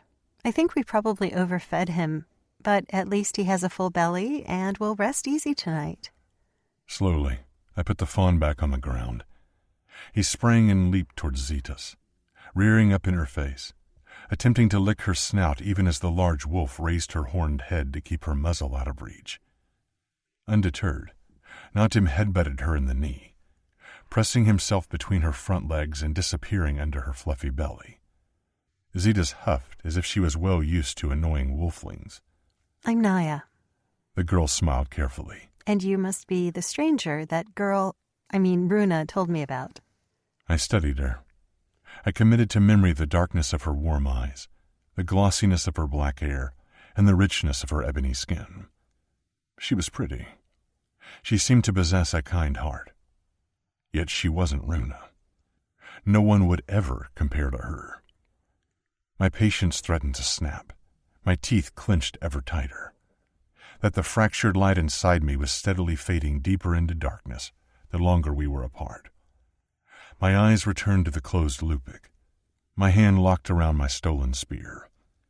And Zetas nudged Natim to corral him against us, protecting the fawn all while keeping her fierce attention exactly where I kept mine. Naya glanced at the fawn, understanding that she wouldn't be getting him back. He's safe, I grunted. You may go. An awkward moment of silence fell before she sniffed and rubbed her arms. Okay, I'll just leave him with you then. Nodding once, she added, I know you're worried, but she'll wake soon. You'll see, it's almost dusk and... A cat's cry tore apart her words, sounding distraught and terrified. The lynx. Sin. She'd never cry like that unless... Runa. My feet shifted of their own accord, rushing toward the Lupik. The guards slashed their spears together, creating an X, blocking me from getting any closer. They are waking. Stay back. Move, I bellowed, my shadows rising up like nightmarish wings behind me. Trall came running from where he'd been helping with the feast. Darrow, patience. I breathed hard, my chest straining and the wolf pelt around my hips stifling. I itched all over as if my shadows were moments away from shredding my mortal flesh. Another female moan and a man's grunt. Lowering my jaw, I glowered at the chief. Let me pass. I won't ask again. Trall flinched as he listened to the racking coughs and stilted sounds of discomfort inside. The guards watched me carefully, their knuckles wide on their crossed spears. Trall's head cocked as low hums of voices replaced the sounds of pain. He dared smile as if things were exactly as they should be. They're almost coherent. I want to see her. My desire to run in there and snatch Runa into my arms made me quake on the spot. I wanted to smack the smile off the chief's face. Another cough sounded, followed by the happy yip of the lynx. I moved closer. Not caring, the guards brought up their heavy sticks this time, ready to pummel me. Trall's large hand landed on my shoulder, yanking me back and squeezing with authority. Move any closer, Darrow, and I'll have my entire horde of hunters surround you. Runa is safe. You will see her soon. His fingers dug into the hardened muscle around my shoulder socket. There's one more thing that must be done before they step back into our clan, so continue to be patient for just a little longer. My eyes shot to his. What else needs to be done? My instincts prickled with deep dislike and warning. The fire gave her back her name. She's remembered thanks to the flame's help. He pointed at a silver mark carved into his chest and shoulder, a bear with its paws spread wide, its claws sharp and ready. The feast we're preparing is for Runa's naming ceremony, but first, she must be marked with her spirit guardian, so she will always be watched over and in tune with the creature who guides her.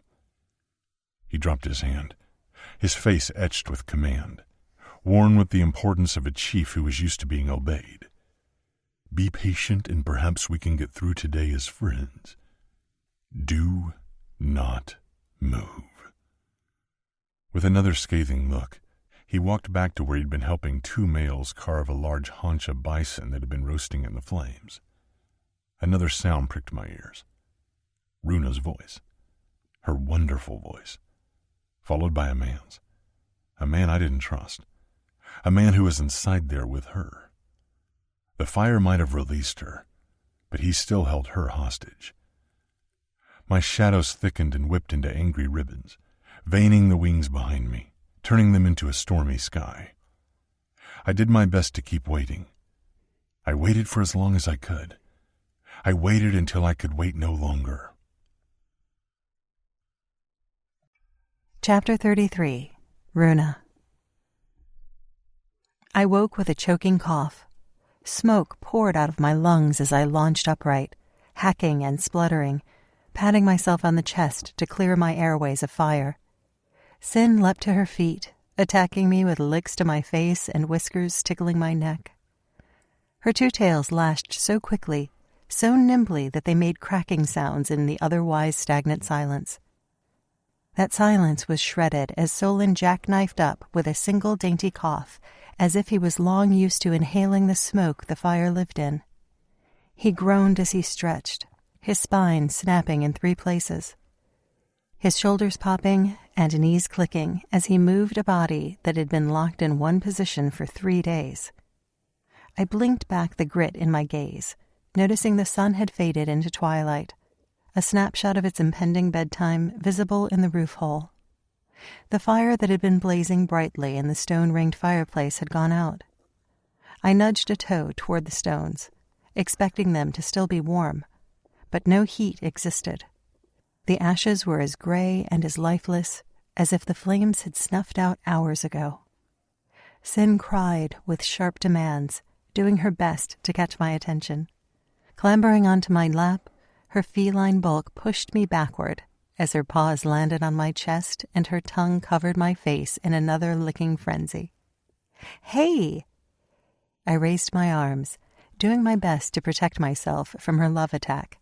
"I'm fine, Sin." My lungs still ached with smoke soreness, and my limbs felt heavy and foreign. The same lightheadedness and disorientation that made me stumble and sway in the grasslands when Darrow had found me kept my thoughts heavy and thoughts soot-sticky. Solon raised his arms above his head and stretched again, groaning in pleasure. His lips twitched into a smile as he watched me wrestle with the lynx. After a few heartbeats, he murmured, "Sin, enough. The girl is alive, but she needs space to breathe." Sin glanced at the fire reader. Then, with a happy yip, she obeyed. Her black gloss eyes remained bright with relief as she threw herself onto her belly by my hip, her baby antlers fuzzy with barely their velvet. Solon shifted to face me, his face slipping into concern. "Brace yourself, Runa. It's almost time."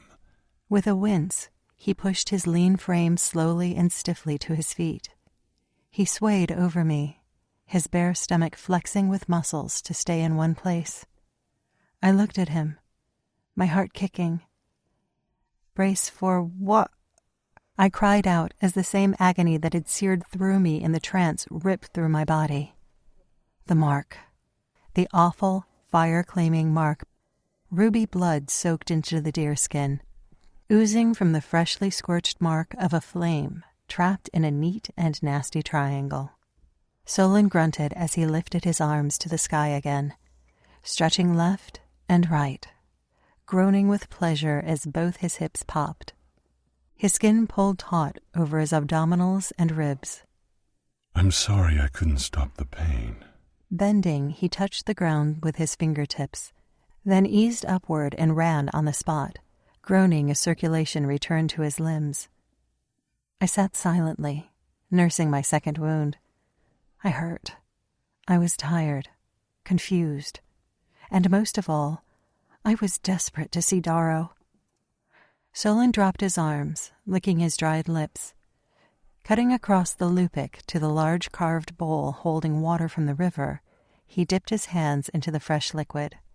Washing his face, he cupped his palms and drank his fill, not caring he gulped down the dirt from the past few days that he'd just washed away.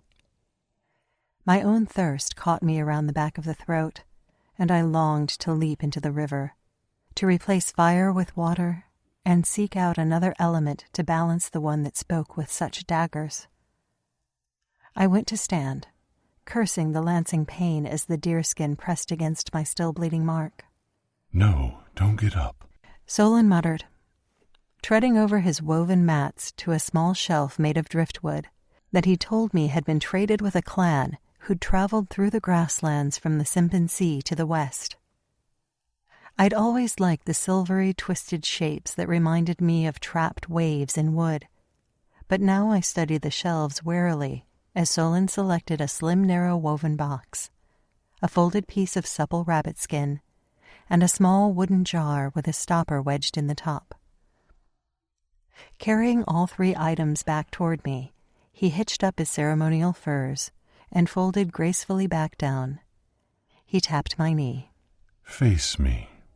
Sin crawled closer, but remained on her belly, her eyes locked on the items Solon placed in front of him. I did what he asked, blushing as my stomach rumbled with hunger, and a longing to see Darrow made my voice curt. "You're awake, Solon. After 3 days, no less. Your brother will wish to speak to you." Planting a hand on the bison fur, I went to push upward. "I'm just going to check on Darrow. Make sure he's—" "You can't step outside yet. Not until the bind is finished. His voice was stern, and his hands quickly efficient as he opened the lids and pulled out stoppers. You've been shown your spirit guardian, and the ashes from the flames that granted such a vision must be tattooed into your flesh, so you can summon their gifts and wisdom whenever you are lost. I must also scribe you with the fire reader and spirit master's emblem, so every citizen of Quellis will know your new rank and power. His chin tipped up. His dark eyes met mine. His braids were as perfect as they had been when he'd snagged my wrist and dragged me into his lupic to perform the trance. His handsome face was unaged from such a long sleep. Both of those things must be done before the sunrise or sunset following the trance. He raised his shoulders in a half-hearted shrug. In our case, both blessings must be scribed before the sun beds into the earth, which means we don't have much time. Scooting closer until our knees touched, he eyed up my deerskin dress as if seeing it for the first time, which he was. I'd entered the trance wearing nothing but ash and oil symbols. His eyes narrowed a little, but he didn't mention my new clothing. He merely cast his attention over me and asked, You can decide where you will wear your spirit guardian. Tell me where you'd most prefer it. My eyes once again went to the closed entrance, fear thick that Darrow still hadn't woken, even with a healer's help. Sighing, I looked at Solon's own spirit mark on his right hand and wrist. I studied the careful lines and swirls closely, but, just like all the other times I'd looked, I couldn't make out what it depicted. It's a wasp, he murmured, holding out his palm and revealing the thin banded body and hooked stinger of the angry cousin of a bee. Its wings were what feathered over his hand and up his arm, larger than any ordinary wasp, strong while flimsy, solid while fragile. I sucked in a breath, meeting his eyes. He gave me a gentle smile. Yet another reason why you were always meant to be mine. He looked away and pulled out a thin rod of wood from the narrow box. It boasted a wicked sharp bone awl, spliced into the end. The awl had been carved with a channel, thick on top and thin on the nib, ready to feed fire ink into the wound it would leave behind. Reaching to the side, where bowls waited for stews and dinners cooked on the fire, Solon scooped a bowl through the cold ashes, then poured liquid oil over them from the wooden jar.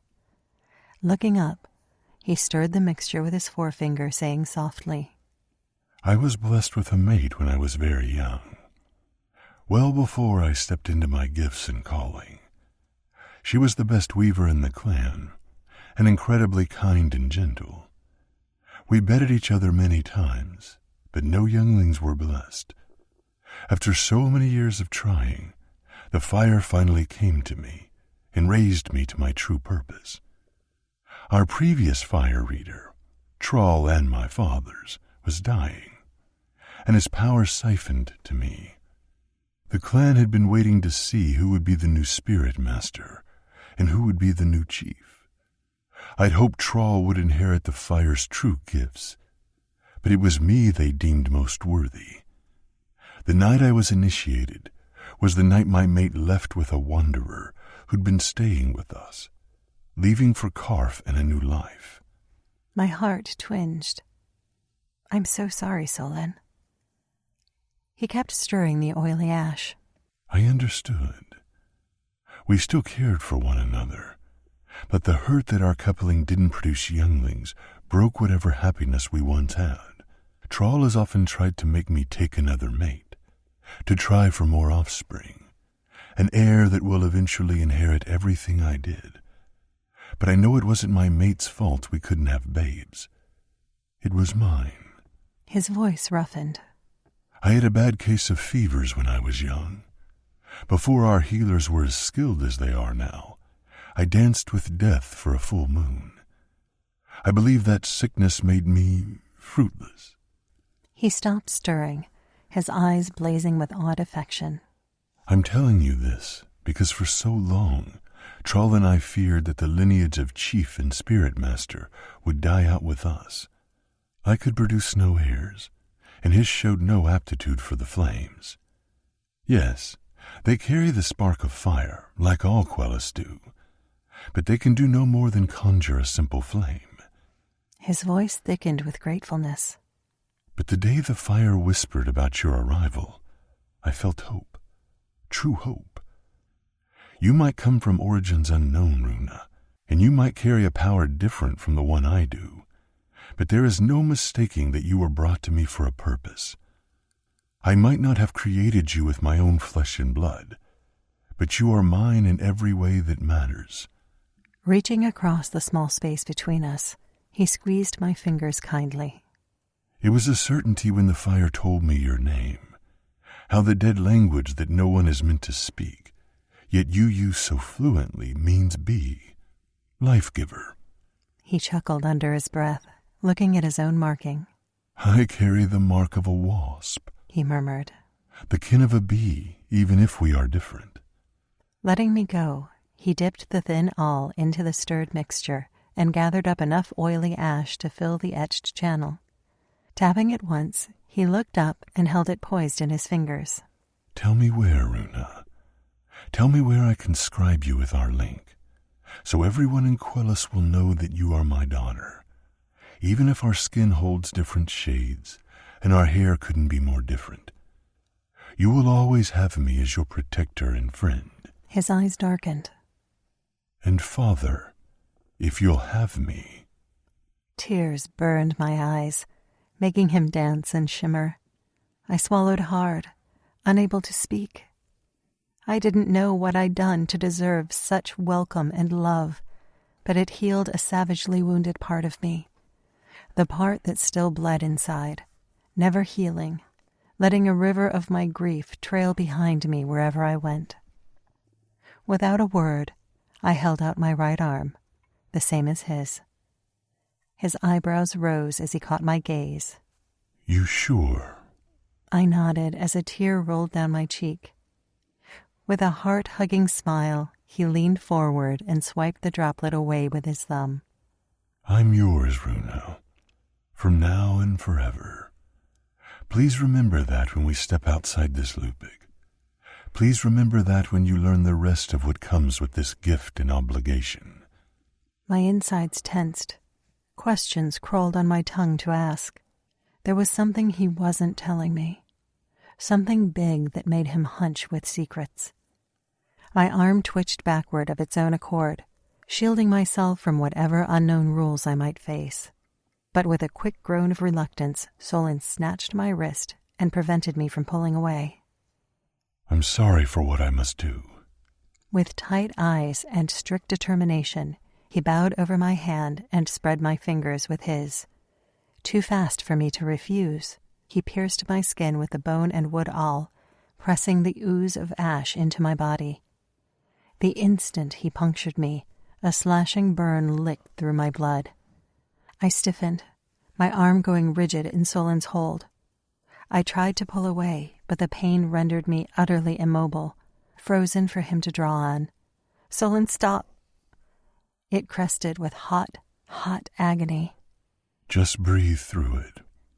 I promise the burning will cease once I finish the tattoo. I bit my lip, drawing blood as I fought against the mind-consuming scorch.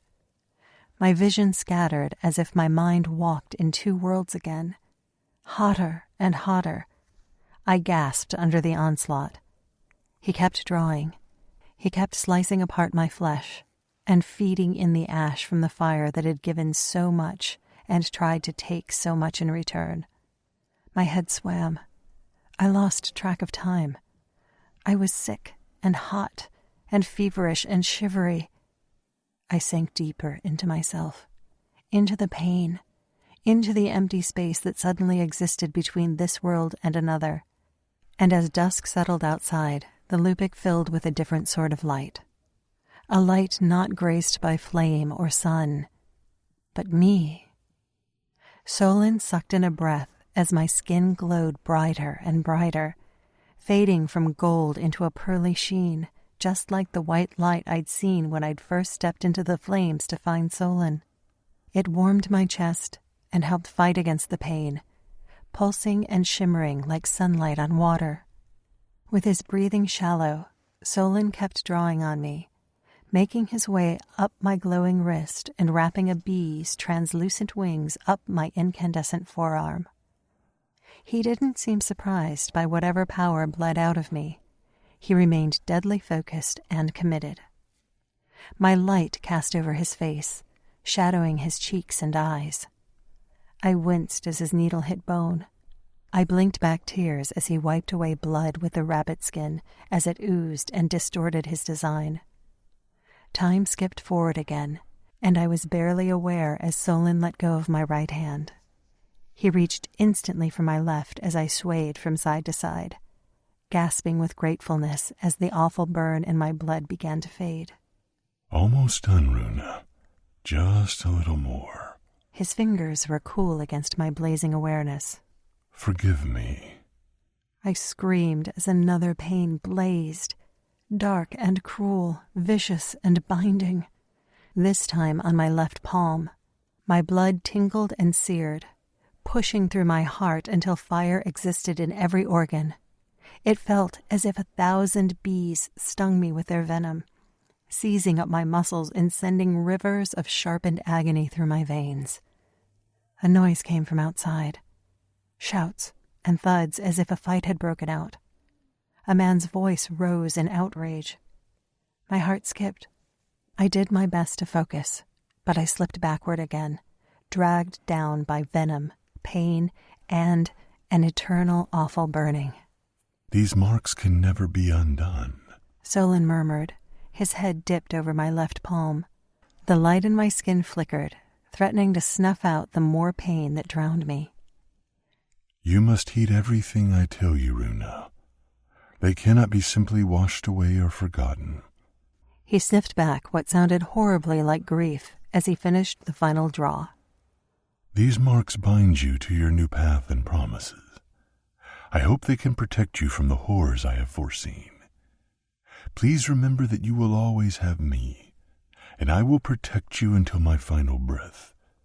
You will never be alone again. But with that gift comes a cost, and the cost has already been paid. He kept his chin down, as if he couldn't bear to look into my eyes. He will never hurt you. I will not allow it. He will cherish the earth you walk upon, and will do everything he possibly can to make sure you are loved and happy. My head was woozy, my thoughts clouded and unable to follow. A cooling balm smeared over the scalding discomfort on my right and left palms, tenderness granted with softly spoken promises of peace after such awful pain. My eyes flickered open as Solon pushed aside my deerskin wrap and smeared the comforting ointment on the mark the fire had branded me with, coating my skin and protecting it from the air and pulsing agony. Only once all 3 wounds glistened with whatever medicine he'd used did he help me sit up. I didn't remember lying down. With fatherly softness, Solon captured my cheeks in his astringent hands. The herbs in the salve teased my nose, vowing that, one day, I would know what they were once I started my lessons with Palin and her apprentices. I clung to that vow, all while Solon came back into focus. He kissed my forehead and looked at the smoke hole above. Outside, a spritz of stars had appeared, dazzling in the new fallen darkness. It is done. Letting me go, he stood and wiped both hands on the bison fur wrapped around his hips. You will learn what you have agreed to the moment we step out of this loopik. I hope to every flame that you will forgive me. I shuddered with gathering discomfort. Solon, what aren't you saying? He didn't speak or offer me his hand to pull me to my feet, knowing my palms and their new ash-oozing tattoos were beyond touching for now. Solon. He just shook his head and raked fingers through his hair, tangling in his woven braids. Keeping my hands tucked carefully against my belly, I stood without too much of a wobble. Sin whimpered and nudged my thigh, sending me tripping before I caught my balance. "It's okay, Sid," I murmured, raising my palms to study what Solon had done. I gasped at his mastery. The fuzzy, plump body of a bumblebee took up my entire right palm. Its feelers spread up the insides of 2 of my fingers, while its 6 legs fanned out over the edges of my hand. Its wings somehow looked as translucent as nature intended. Faint lines scratched over the body of the banded bee before swooping up my wrist, as if the bee hovered in midair, its wings pinned up and proud, the softest hum of its flight echoing in my ear. "Solon." I looked up with fresh tears in my eyes. "It's beautiful." He winced as if my praise hurt him. Sin sniffed the balm coating my newly drawn ash bee. She went to lick me, but I pulled out of her reach, dropping my right hand and raising my left. The second tattoo wasn't nearly as intricate or detailed. It was small and symbolic. Directly in the center of my palm, 2 bison horns curved with their points almost touching. Beneath the crown of sharp-tipped crescent moon horns existed a flickering fire morphing into a blazing sun. Looking up, I frowned. What does it represent? Fiddling with his braids, as if they needed redoing instead of being pristine, he muttered, "It's the mark of our clan." Solon looked at his left palm, tracing the silver-ashed mark that linked us. The bison horns are the emblem of the Nil. We're named after light, as you know, and only exist thanks to the generosity of the bison who share our grasslands. Dropping his hand, he shrugged. 3 marks for the 3 clans of Quellis. Everyone knows their mark, but only the chief, chiefess, and spirit master from each clan may wear the symbol on their skin, drawn into their flesh with the ash of the fire that chose them. Coming toward me, he cupped my cheeks once more. His eyes burned black with intensity, scaring me. I wish I knew who you truly are, Runa.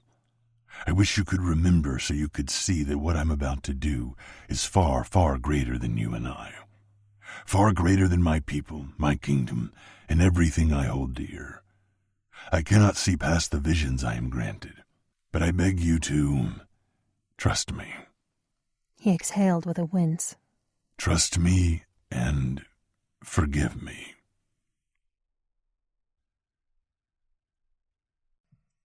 Chapter 34.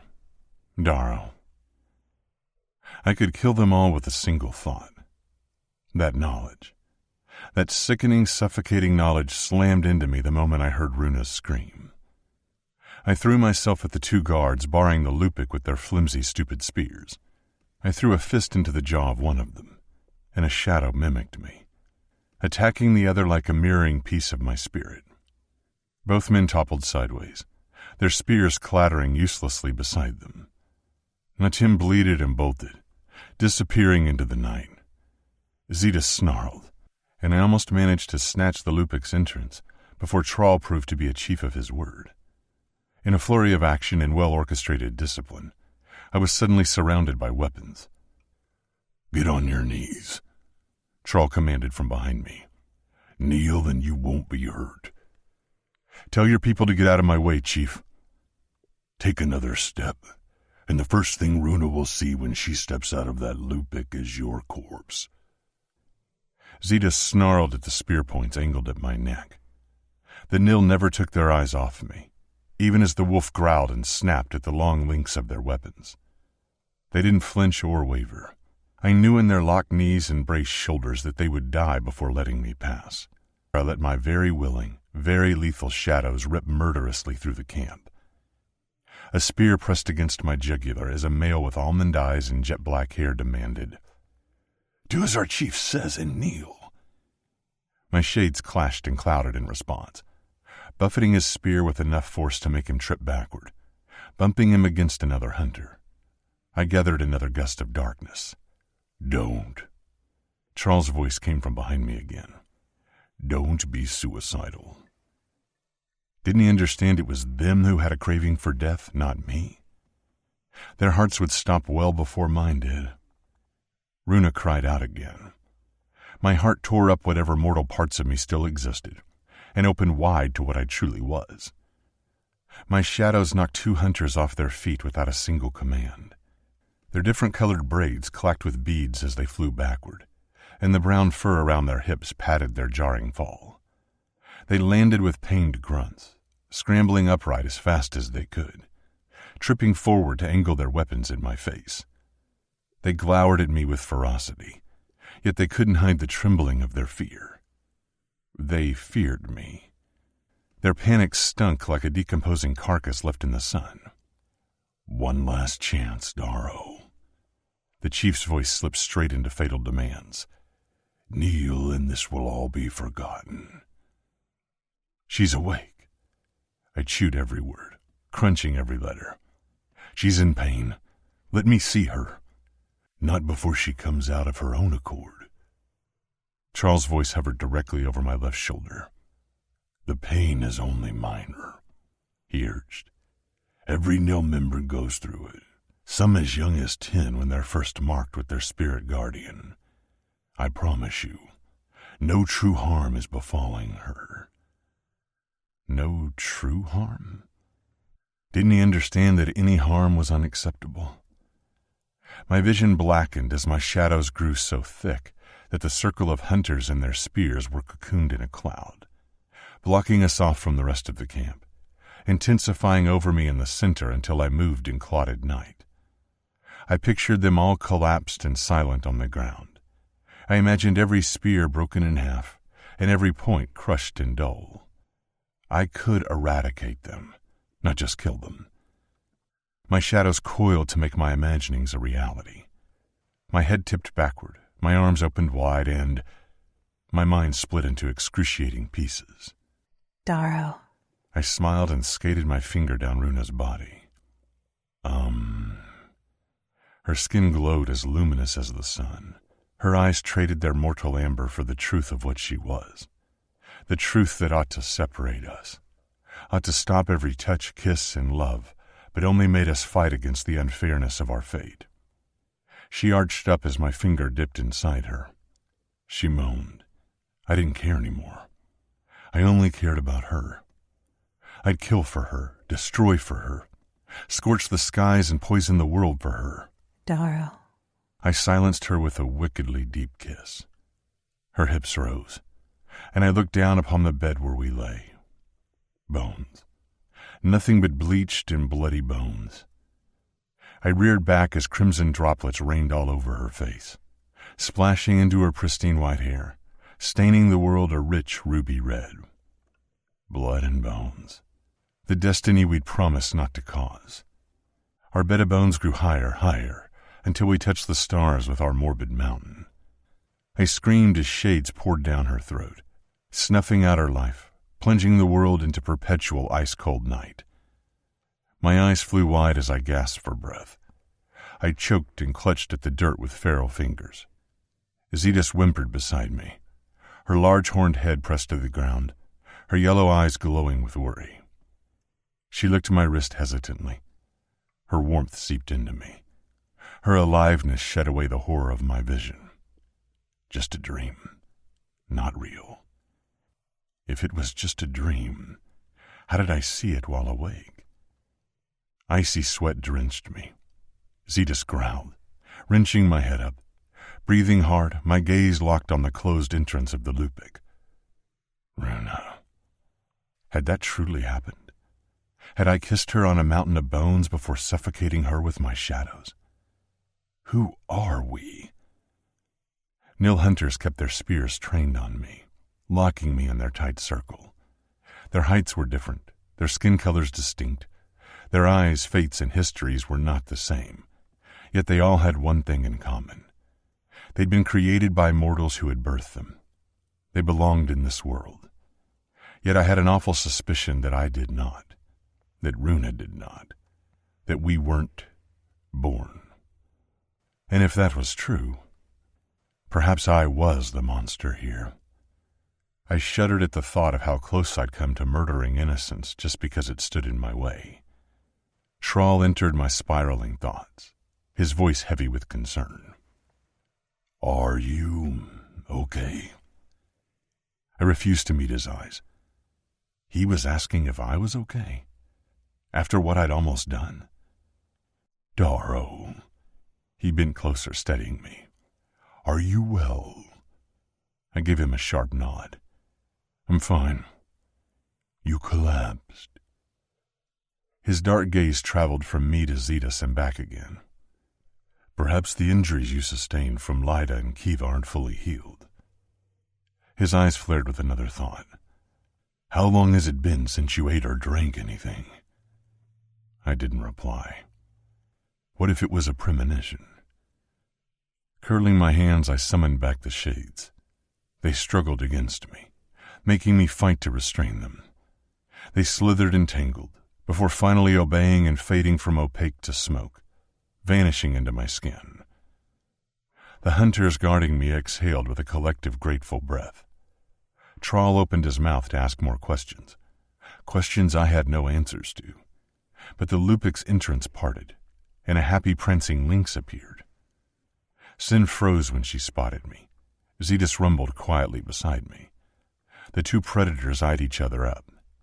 I went to stand. Runa appeared. All the ice in my chest and fear in my mind dissolved.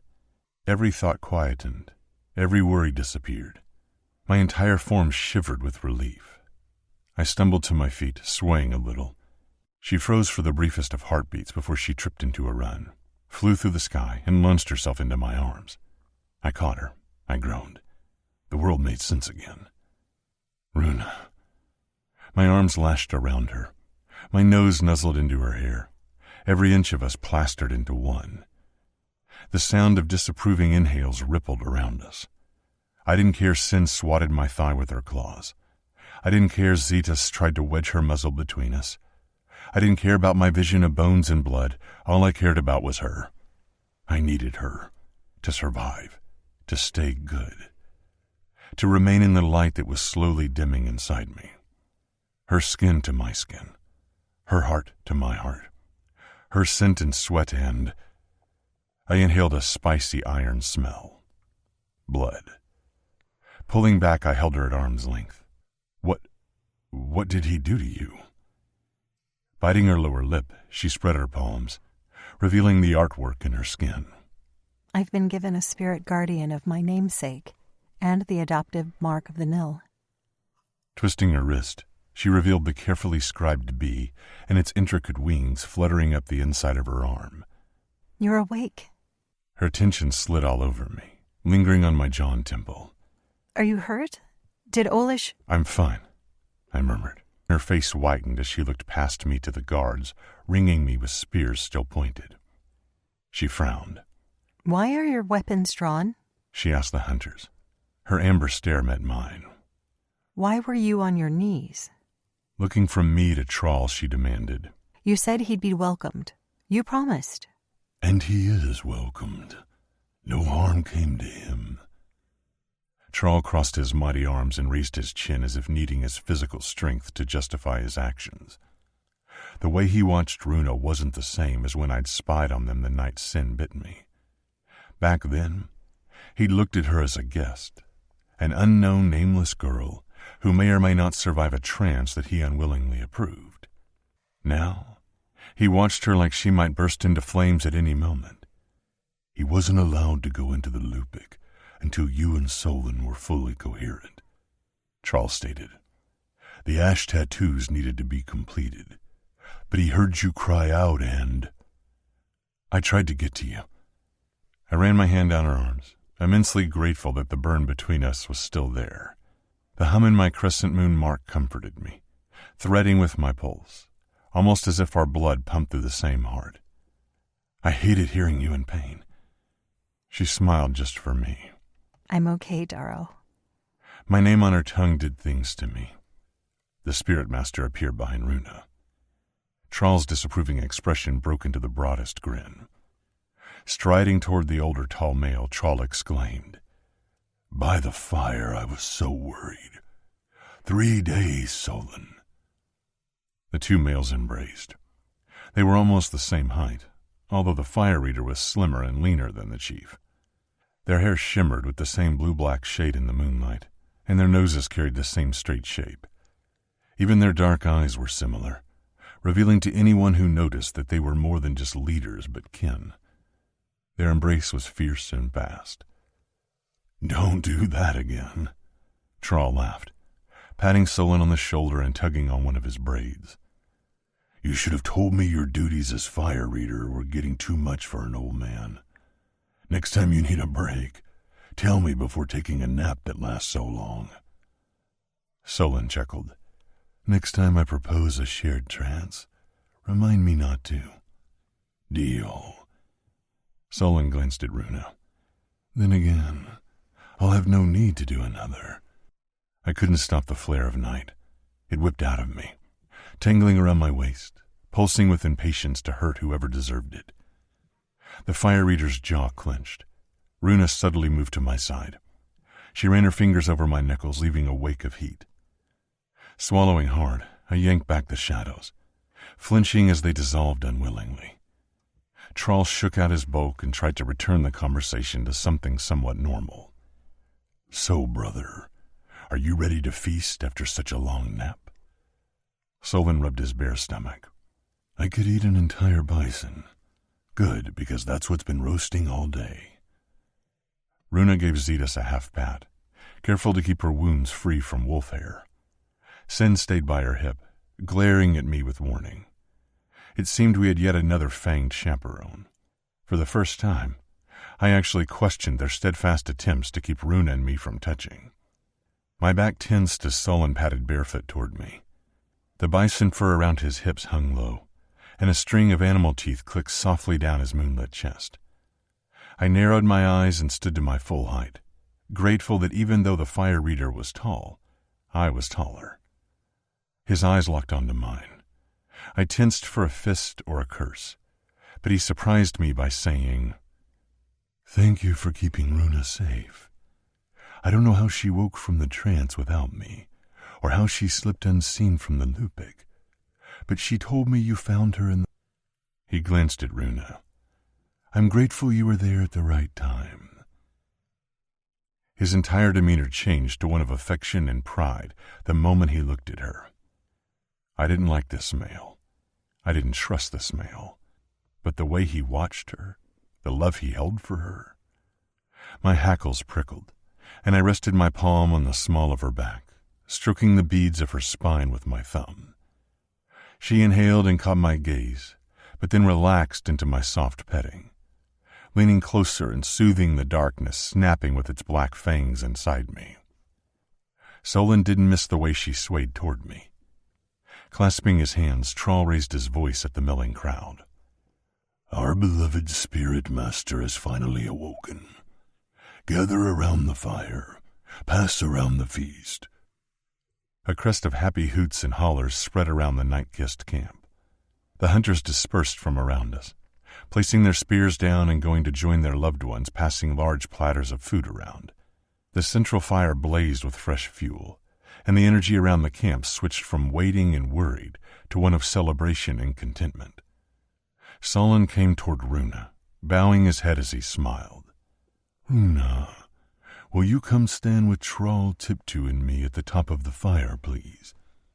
We will announce your name, your spirit guardian, and your newly adoptive status within our people."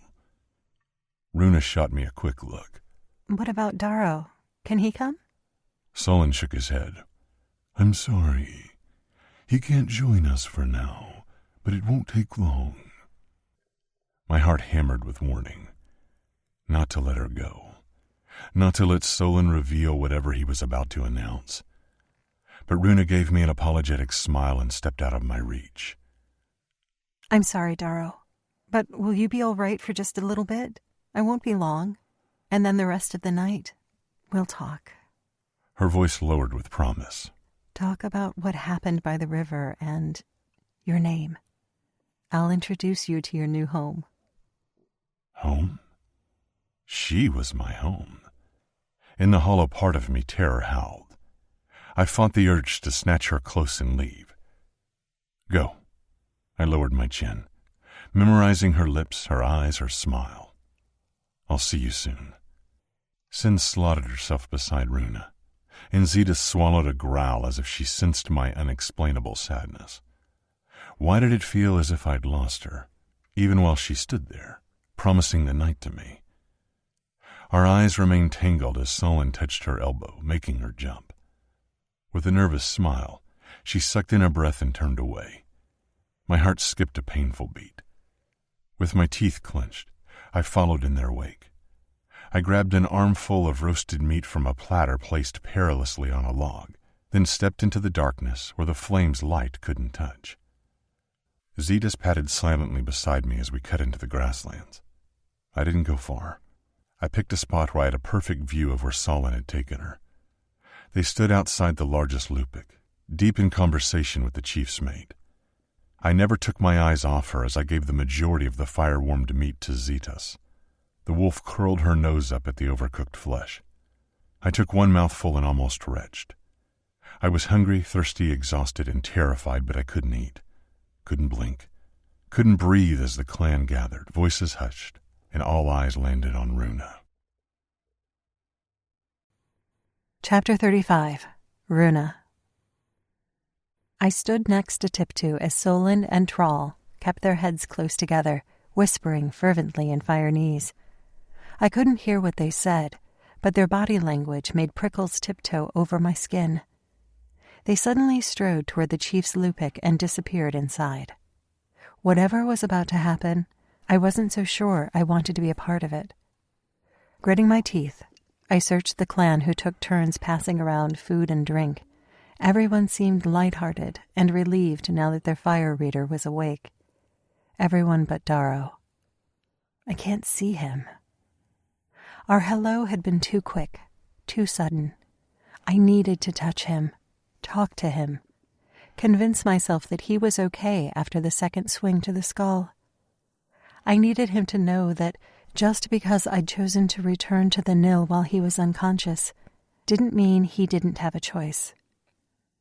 Darrow had a home here now, a home he didn't want. Solon had adopted me. I'd been given a power I didn't deserve.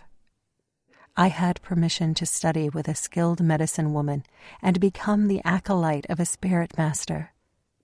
But all those gifts, far too many gifts, didn't feel right. Not anymore. Not too much longer. Tiptu grinned, her dark brown eyes so warm and welcoming. In her arms, she held her baby son Bon, who'd fallen fast asleep, safe and round-bellied in his mother's protective embrace. Nabin, her daughter, stood behind her, quiet and pensive like usual, blending into the background, always watching but rarely speaking. The silver in Tiptu's thick braids glimmered orange from the fire as Nil members kept piling wood and bison dung into the heart of it, encouraging one of the largest fires I'd ever seen, searing the sky with its violent yellow light. I shook away my racing, tangled thoughts and smiled at her son. I looked up, catching her gaze. Will I need to do anything? She shook her head. No, the ceremony won't take long. Her smile faded, and the welcome in her eyes darkened with faint apprehension. I stood a little awkwardly, my mind resuming its chaotic racing. I wanted to thank her for feeding Natim, even if Troll had ordered it. I wanted her to know just how much I appreciated and adored everyone, even if I drowned beneath confusion. If Darrow did choose to stay, would he eventually have a naming ceremony like this? Would Solon scribe him with his namesake, the moth? His talent at filigree lines and intricate detail would make a stunning work of art on Darrow's earthen, smoky skin. My eyes fell on the festivities before me again, searching for him. I kept searching. The camp was full of laughing faces, lilting voices, and the sense of decadent food. Everyone drank purple wine infused with relief and toasted with joy that their fire reader was still the master of their guidance, safe in the knowledge that they would continue to walk in prosperity thanks to the flames. The very air sparkled with anticipation, and for the first time since Naya had found me by the river's edge, I belonged just as much as them. So why does it suddenly feel so wrong? I shivered and swallowed hard, doing my best to stop my mind from spiraling yet again. Darrow, where are you? My eyes searched quicker, anxiousness settling cold and heavy in my bones. Where is he? I spotted Natim, happily curled up in Naya's lap as she spoke to Hyatt and Wei beside her. The three women kept patting and cooing at the fawn, making my heart warm that he'd found yet another family who loved him. I searched for the silver flash of Zita's, or the glint of her spiral horns in the moonlight. Nothing. Both the wolf and Darrow had vanished. My heart pumped faster, longing and loneliness trickling over my ribs, playing havoc with my pulse. I have to find him. Stepping away from Tiptoo's side, I balled my hands unthinkingly. I hissed as fresh pain flared courtesy of the 2 ash tattoos on my palms. Tiptoo narrowed her eyes. Are you uncomfortable? Glancing at my bare feet that twitched to run and find Darrow, she said kindly, If you need more balm, I can get Palin to make another batch once the ceremony is finished. She smiled. I still remember the pain when I received the mark when I mated Thrall. The nil mark burned right through to my spirit as his father carved ash into my flesh. I paused my flight, unwilling to be rude. You felt it too? We all do. Some more than others. She hitched Bon higher in her hold. But it doesn't last. Tomorrow morning, the wounds will be mostly healed and the pain just a memory. Why does it hurt so much? It felt as if my entire blood was infected with flames. It's the fire's magic, Tiptoo said, keeping her voice low as she cast a glance at Solon and Thrall who reappeared from the Lupic. It has bound you to its will. It will lavish you with abundance and guidance, but it will also demand obedience and servitude. Licking her lips, she inched closer. Apprehension was back in her eyes as she tipped her head closer to mine. Runa, She inhaled and tried again. I'm sure Solon told you what is about to happen, and I just wanted to say that I will always watch over you. You aren't just Solon's adopted daughter, but you are also mine now. Shifting Bon to her hip, she reached out and squeezed my forearm. Whatever misunderstanding was between you two is over. I swear to you, you're safe.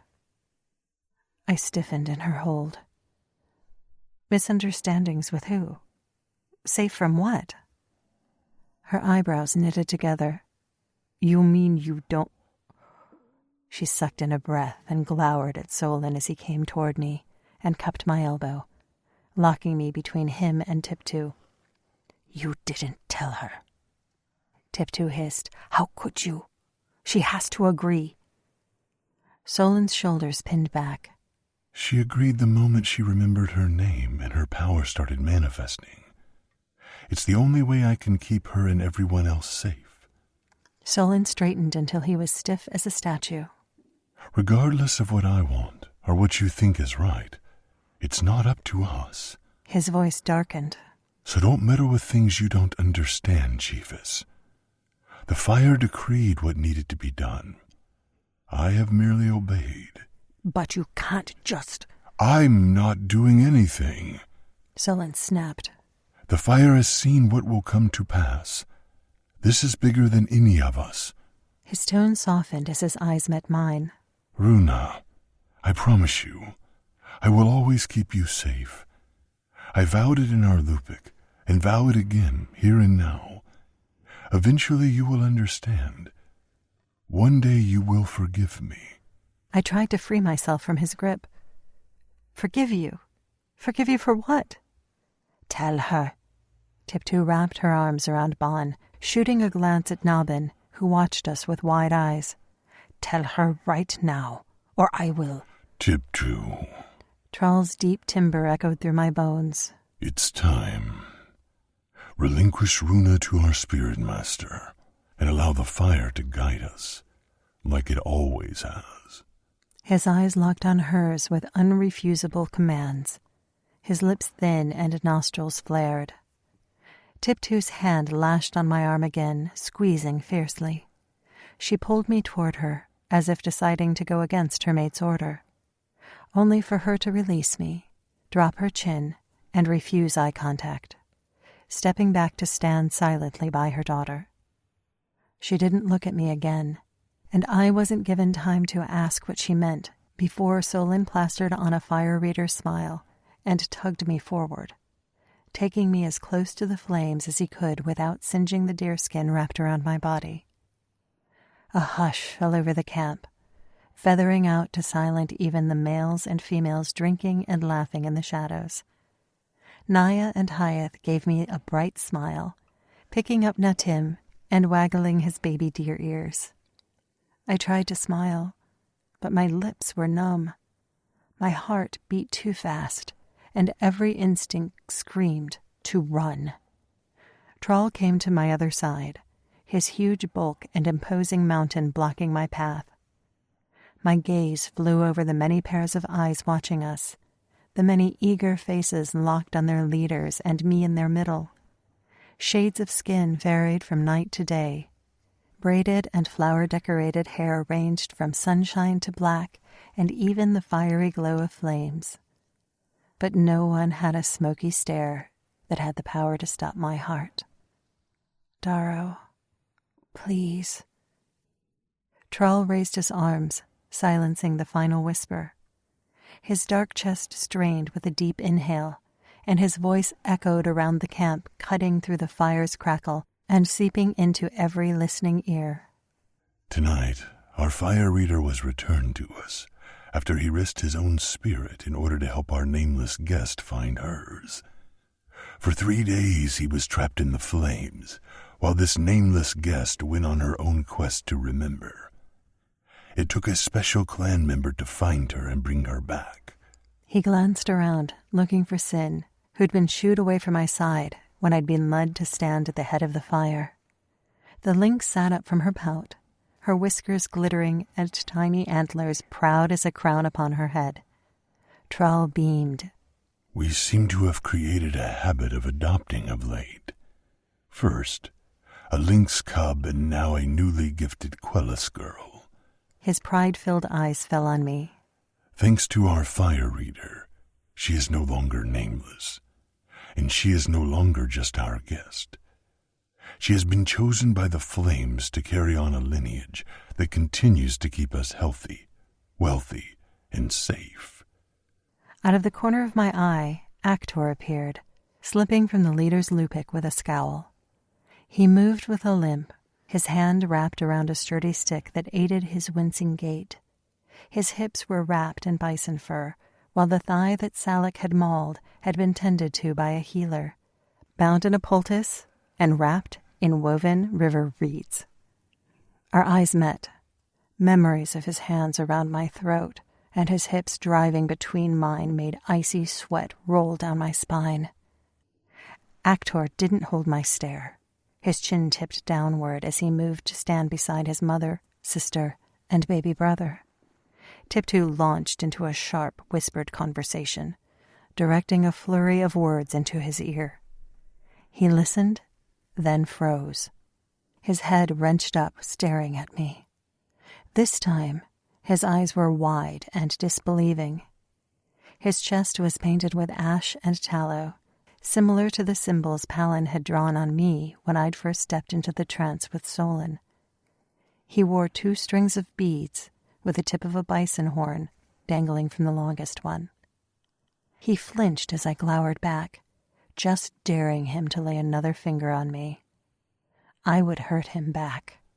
I would use my sensitive power to step into Zeta's wolfen spirit and borrow her fangs to tear another hole into his body.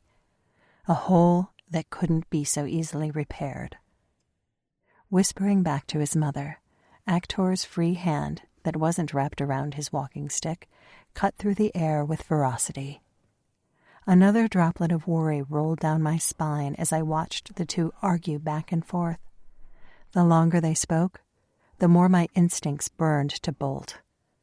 I shifted on my toes, tearing my eyes away from the male who'd hurt me, and searched for the male who'd saved me, the male who'd given me everything my lonely, forgetful heart didn't know it needed.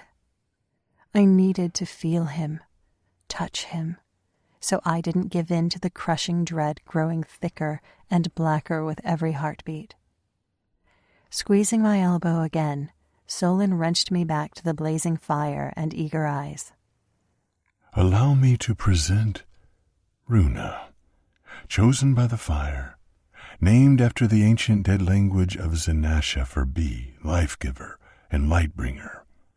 Adoptive daughter to Solon, first of his name, and current spirit master, kin to Tiptu and Troll, chief and chiefess of the Nil, marked by Quellis, and branded by the flames themselves.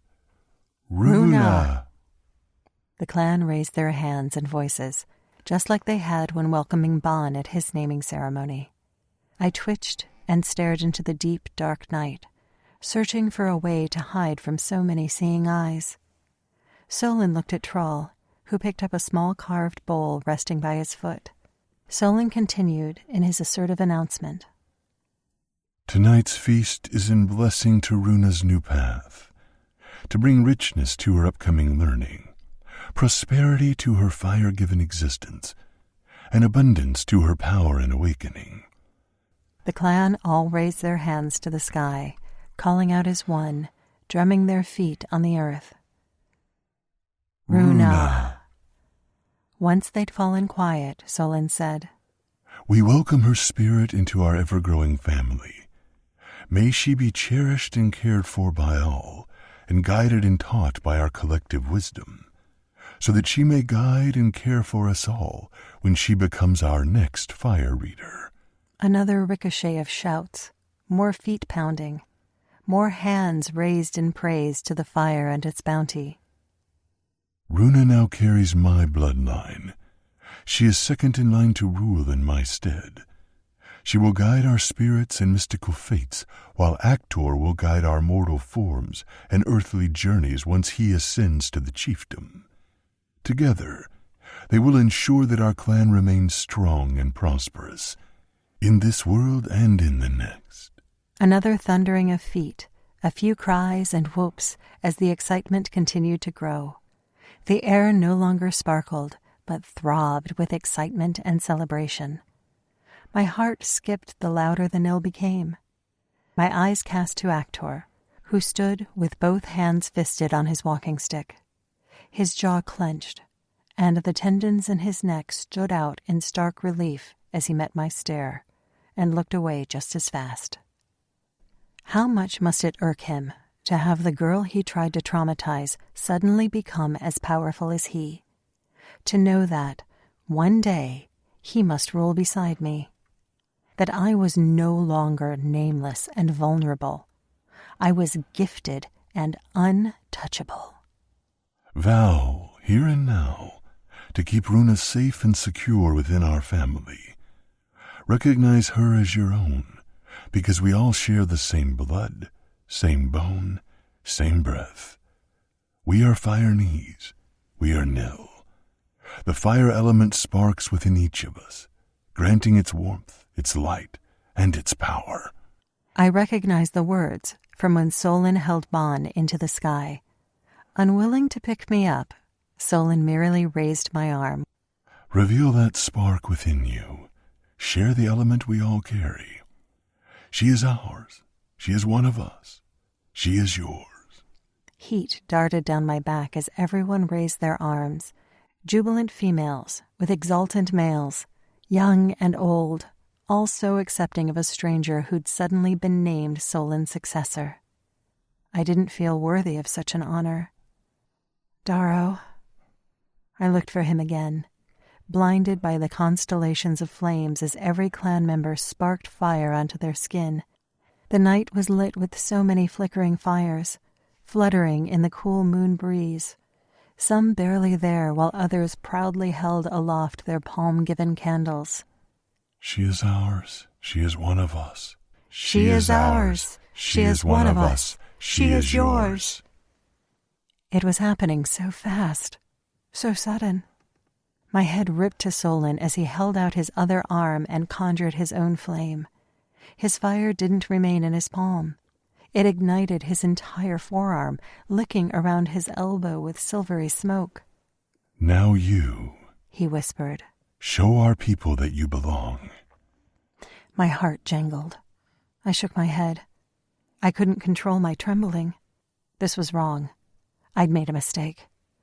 I can't do this. Runa. Solon pulled me closer. It's almost over. Just summon your flame and you can go. Go. Yes, I wanted to go. More than anything. A flame, Runa. Then you're free. Free. A simple fire, and then I could be alone with Darrow. Closing my eyes, I sank into the nervous jumble inside me. All my trapped energy, all my worry, confusion, and guilt. All of it churned and twisted. I was a ball of restrained intensity, and I was bottled to the brim. Denied the urge to run, forbidden the need to hide. Runa, Solon commanded. I closed my eyes and gave in. Burn. All it needed was a single spark, the smallest tinder, the quietest call. All that nervous energy, all that blinding power, it fermented into something uncontrollable. The entire clan went deathly silent. Their pounding feet ceased. Their happy voices cut off mid-word. Solon's touch fell away from my elbow, and I opened my gaze. I blinked at a blazing world. I looked at my ash-tattooed hands as my skin danced and billowed with white, bright gold. Black smoke curled off me. Flames spat and crackled. Fire didn't just flicker in my palm. It cloaked me from crown to toe. I stood in a pyre of my own making. I burned brighter than the sun. I burned so vibrantly, so otherworldly, that every member of the Nil slowly dropped one by one to their knees, their faces upturned, their lips whispered prayers, and their worship sank into my flesh, feeding false belonging, believing I was someone I wasn't, showing me a future that wasn't mine to tread. I've made a mistake. A horrible, horrible mistake. This wasn't who I was meant to be. This was wrong. A lie. Darrow appeared from the grasslands with a silver-furred wolf at his side, his lips parted wide with concern. Our eyes met. My heart cracked and shattered. Instincts hissed that this was the moment when everything changed. All my hopes, all our dreams, they went up in smoke because I finally saw. I saw what was about to happen, and I couldn't believe I'd been so blind. I should have seen, should have known, should have run. Chapter 36. Darrow. She really shouldn't have done that. I told her by the river not to summon such light, such heat, such power. And just like by the river, the longer she stood in the heart of such fire, the less substantial her body became. The outline of her hair, face, and form glowed brighter and brighter until every member of the Nil squinted and raised their hands to shield their eyes from her gilded luminosity. Zetas grumbled beside me, her paws shifting with fear. Her nose sniffed the dangerous crackle of Runa's power, sensing what I did. If that power loosened, The entire grasslands and every creature living in it would be blackened into dust. The chief and chiefess grabbed Solon and spoke to him urgently. Their son kept weight off his bound leg, all while gaping at the bright orb that was the girl he'd tried to mount. She really shouldn't have shown everyone how much strength flowed in her veins. That sort of power had the tendency to terrify people into two extremes: blind worship or livid hate. Runa's magic was the exact opposite of mine. I could conjure the very darkness into day, and she could shed light on every corner of the night. What that meant, I still didn't know.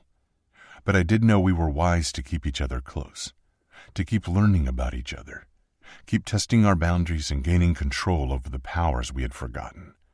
Because if we didn't, if we pretended to be like them, then eventually our past would catch up with us. No one else was safe until we remembered. No one else could be fully trusted until we knew.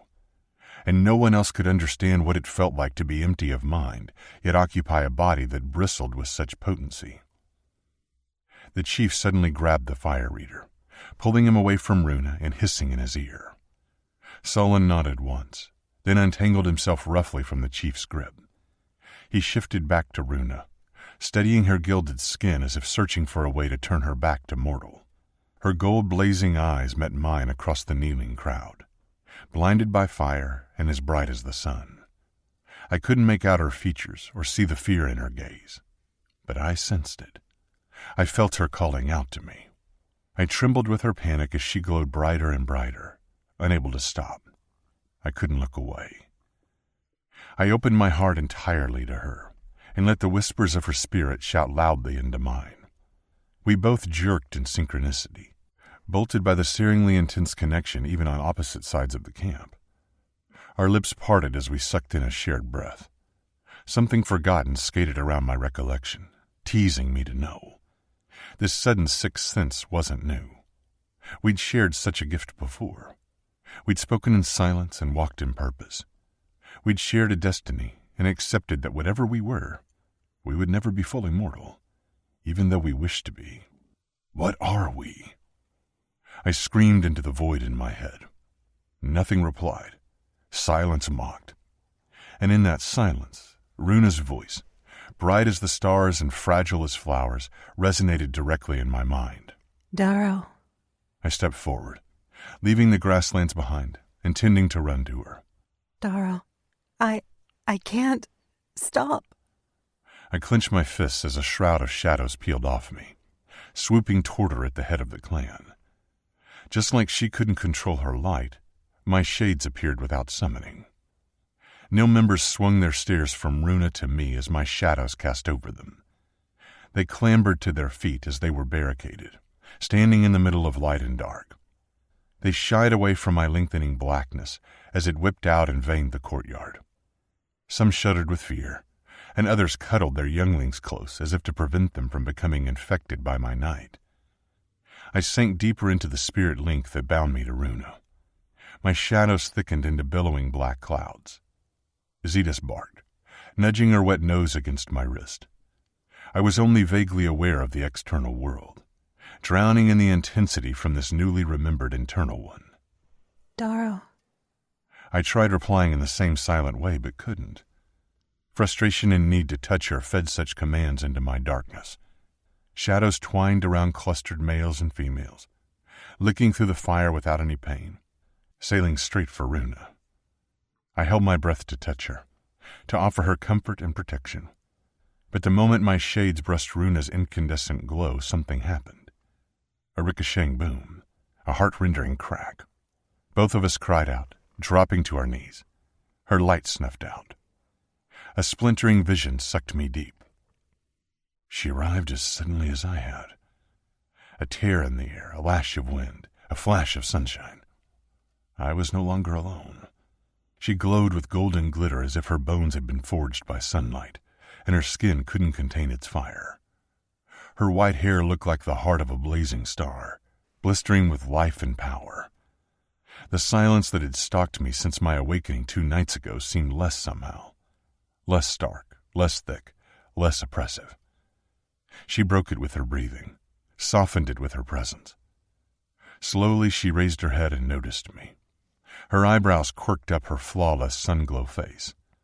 Her eyes reminded me of twin suns, mirrors to her soul, blinding me with yellow brilliance. We were the same, her and I. The same 2 legs, 2 arms, 2 eyes, and living heart. I knew what she was. She knew what I was. I hummed with our unfolding potential. We are all alone, she whispered, looking away from me. I felt the loss of her attention. My skin grew cool, and my heart hung dejectedly in my chest. Even my stomach twisted with the need to have her focus on me again. Such a frail form we'd been given, so vulnerable to bone-bruising, breath-stealing emotion. There's no life here. She drank in the barren wasteland that stretched to every horizon, flat and unremarkable, brown and unexceptional. Nothing but us and the stars. The crescent moon mark on my thigh shattered the vision, plummeting me back into a body that felt foreign. The searing mark dripped with fresh blood. Runa's loud gasp of pain ripped my head up. I knew without seeing.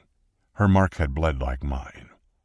She kneeled like I did, her hands digging into the earth for balance. I went to stand, to go to her. Something smashed into my shoulders. Something icy and heavy and violent. I grunted as my chest was shoved toward the ground, forcing me to bow over my knees. I fought. I punched the dirt and tried to stand, but it was no use. I couldn't move, not even a fraction. Breathing hard, I jerked and scrambled. The pressure merely kept tightening until I could barely breathe. What's happening?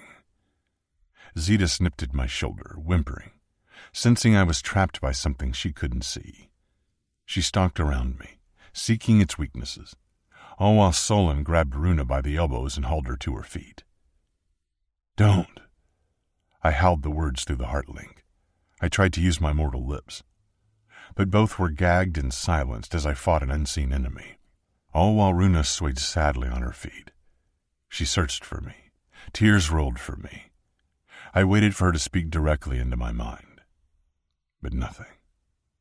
She looked at Solon as he rubbed her now extinguished arms and grabbed a handful of her white hair before letting it spill through his fingers as if searching for remnants of her flames.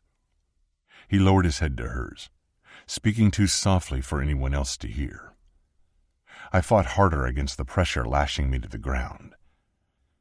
But whatever entity or magic had captured me only tightened more, yanking my throat closer to my knees, making it harder and harder to keep my eyes on the girl I'd do anything to protect, the girl I'd known for an ancient age, the girl who wasn't just a girl but was so much more.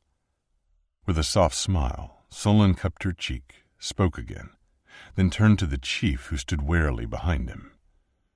Taking the bowl that Trawl had been holding, Solon stepped back a little, looking past Trawl to the hunter who would one day feel my wrath.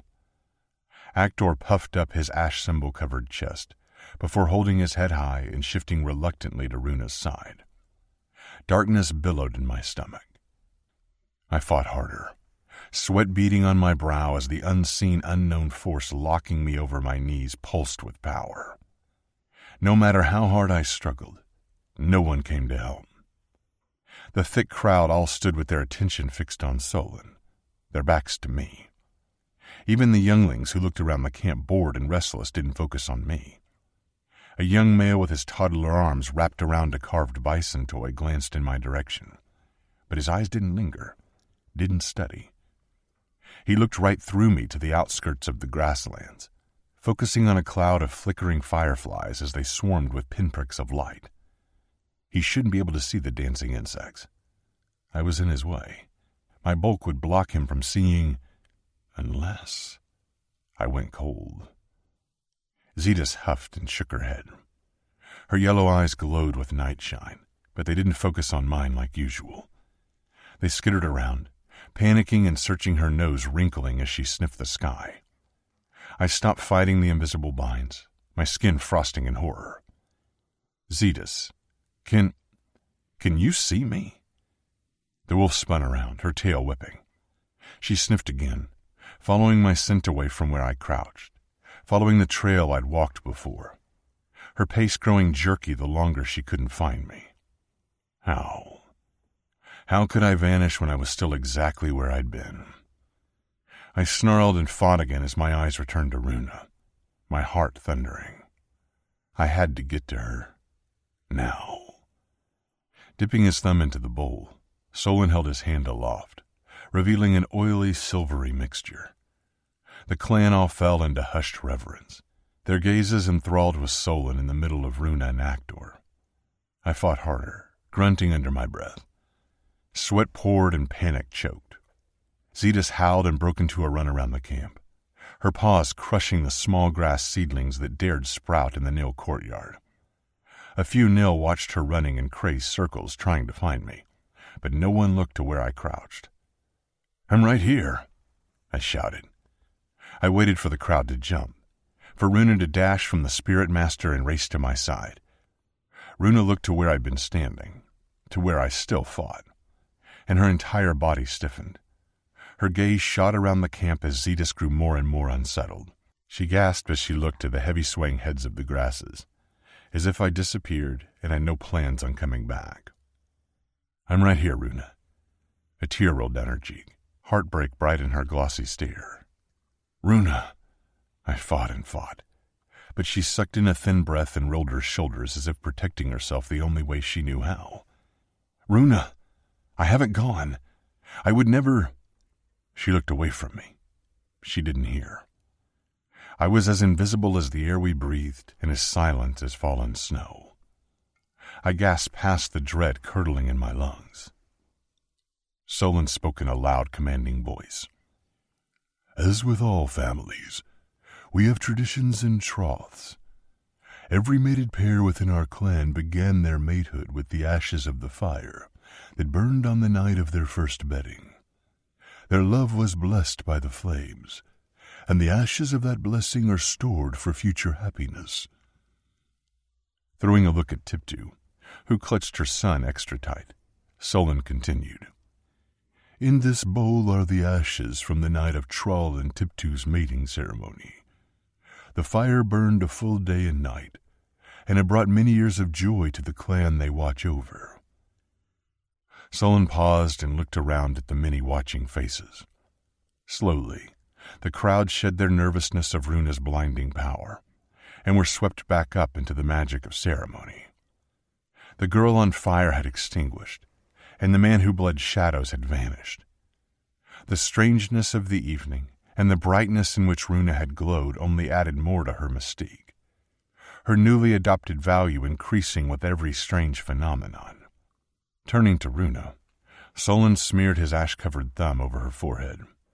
He whispered something to her before saying loudly for the clan to hear. "You are now heir to the fire's true calling, and my adoptive daughter. You are touched by Quellis, and have been gifted this responsibility because your heart is pure.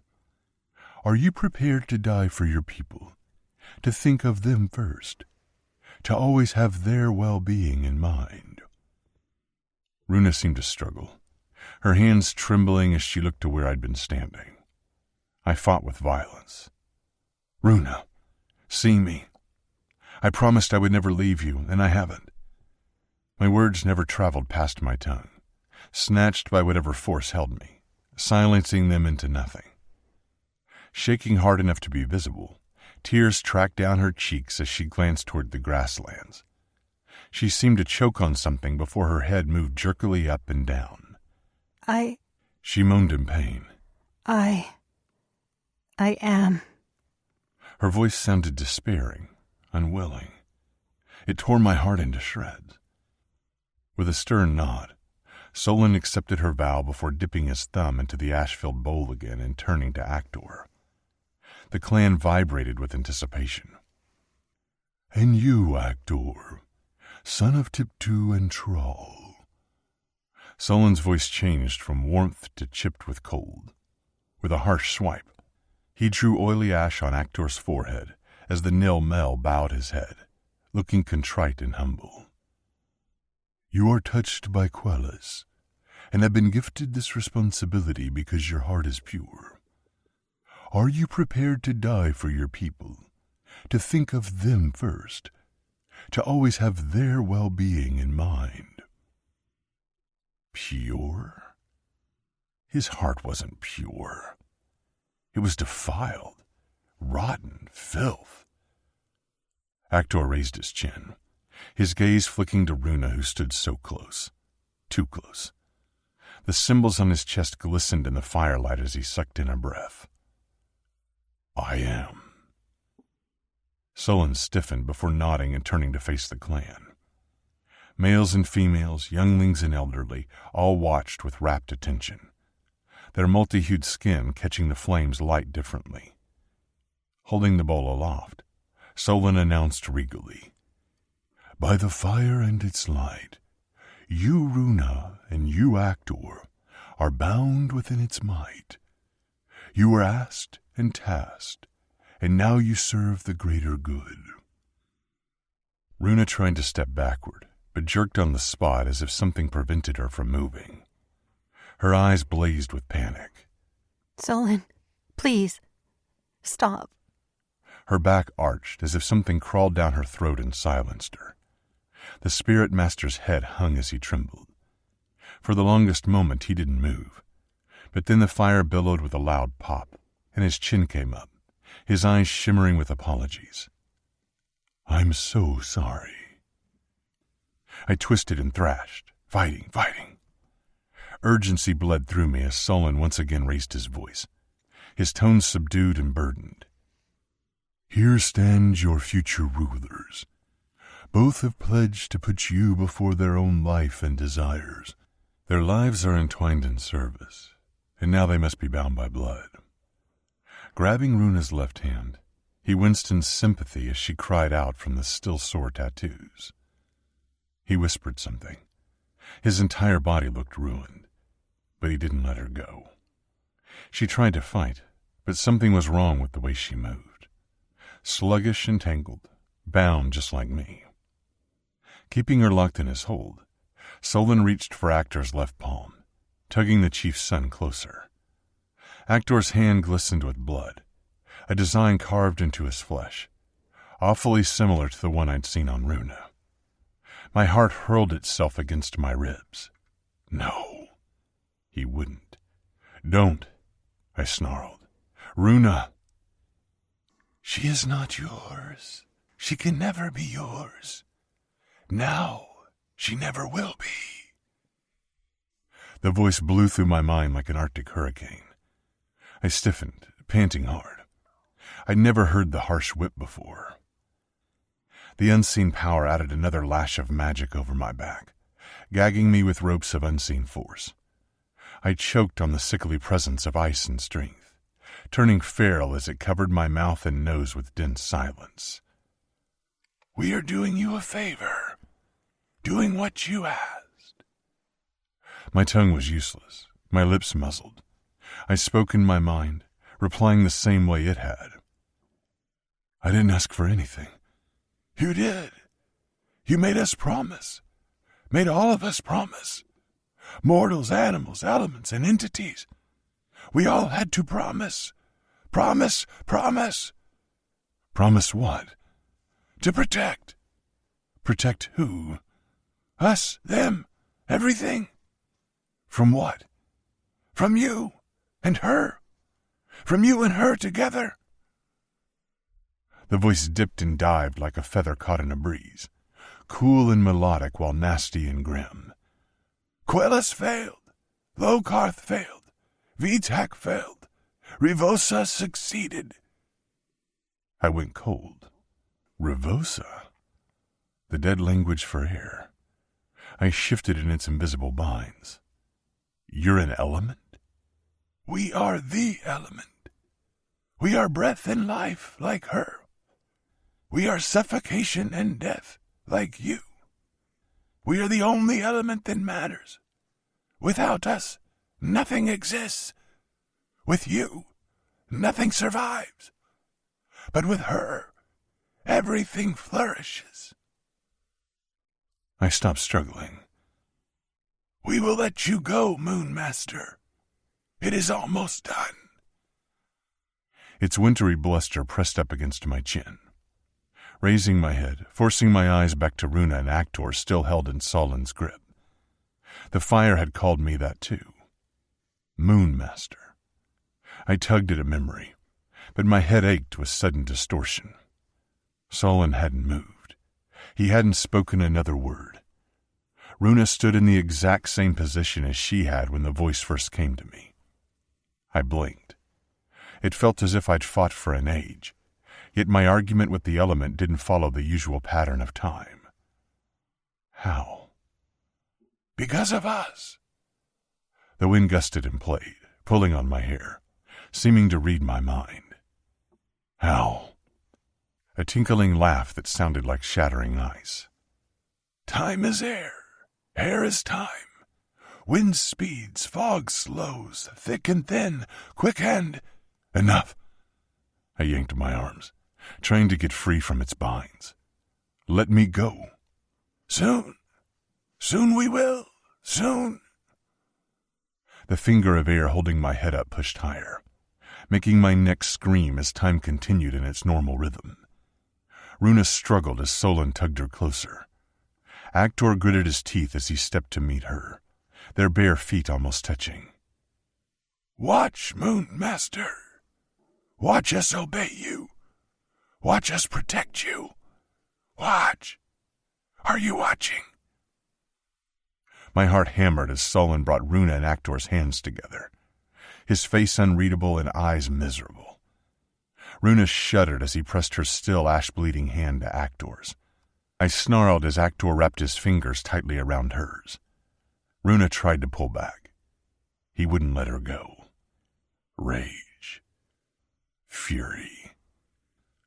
My vision feathered black as my shadows siphoned out, clouding around me in the cocoon of air, trapping me, hiding me. The shades had nowhere to go, blinding my sight. You'll want to see this, Moonmaster, so you know all is lost. Yanking my shadows back, I bared my teeth at the icy voice, just as Solin placed his hands over Actor's and Runa's joined ones. With his legs braced and bare chest gleaming with fire flames, he spoke to his clan with a heavy voice. I condemn Actor for his recent unforgivable act toward my newly adoptive daughter. His mistrust and doubt caused unnecessary pain, and for that he must atone. Physical punishment has been served, but with his blood, he is bound by a far greater task. The task of loving what he fears, of protecting what he doesn't trust, of learning to see instead of doubt. His voice cracked. Her pain is his pain. Her life is now his life.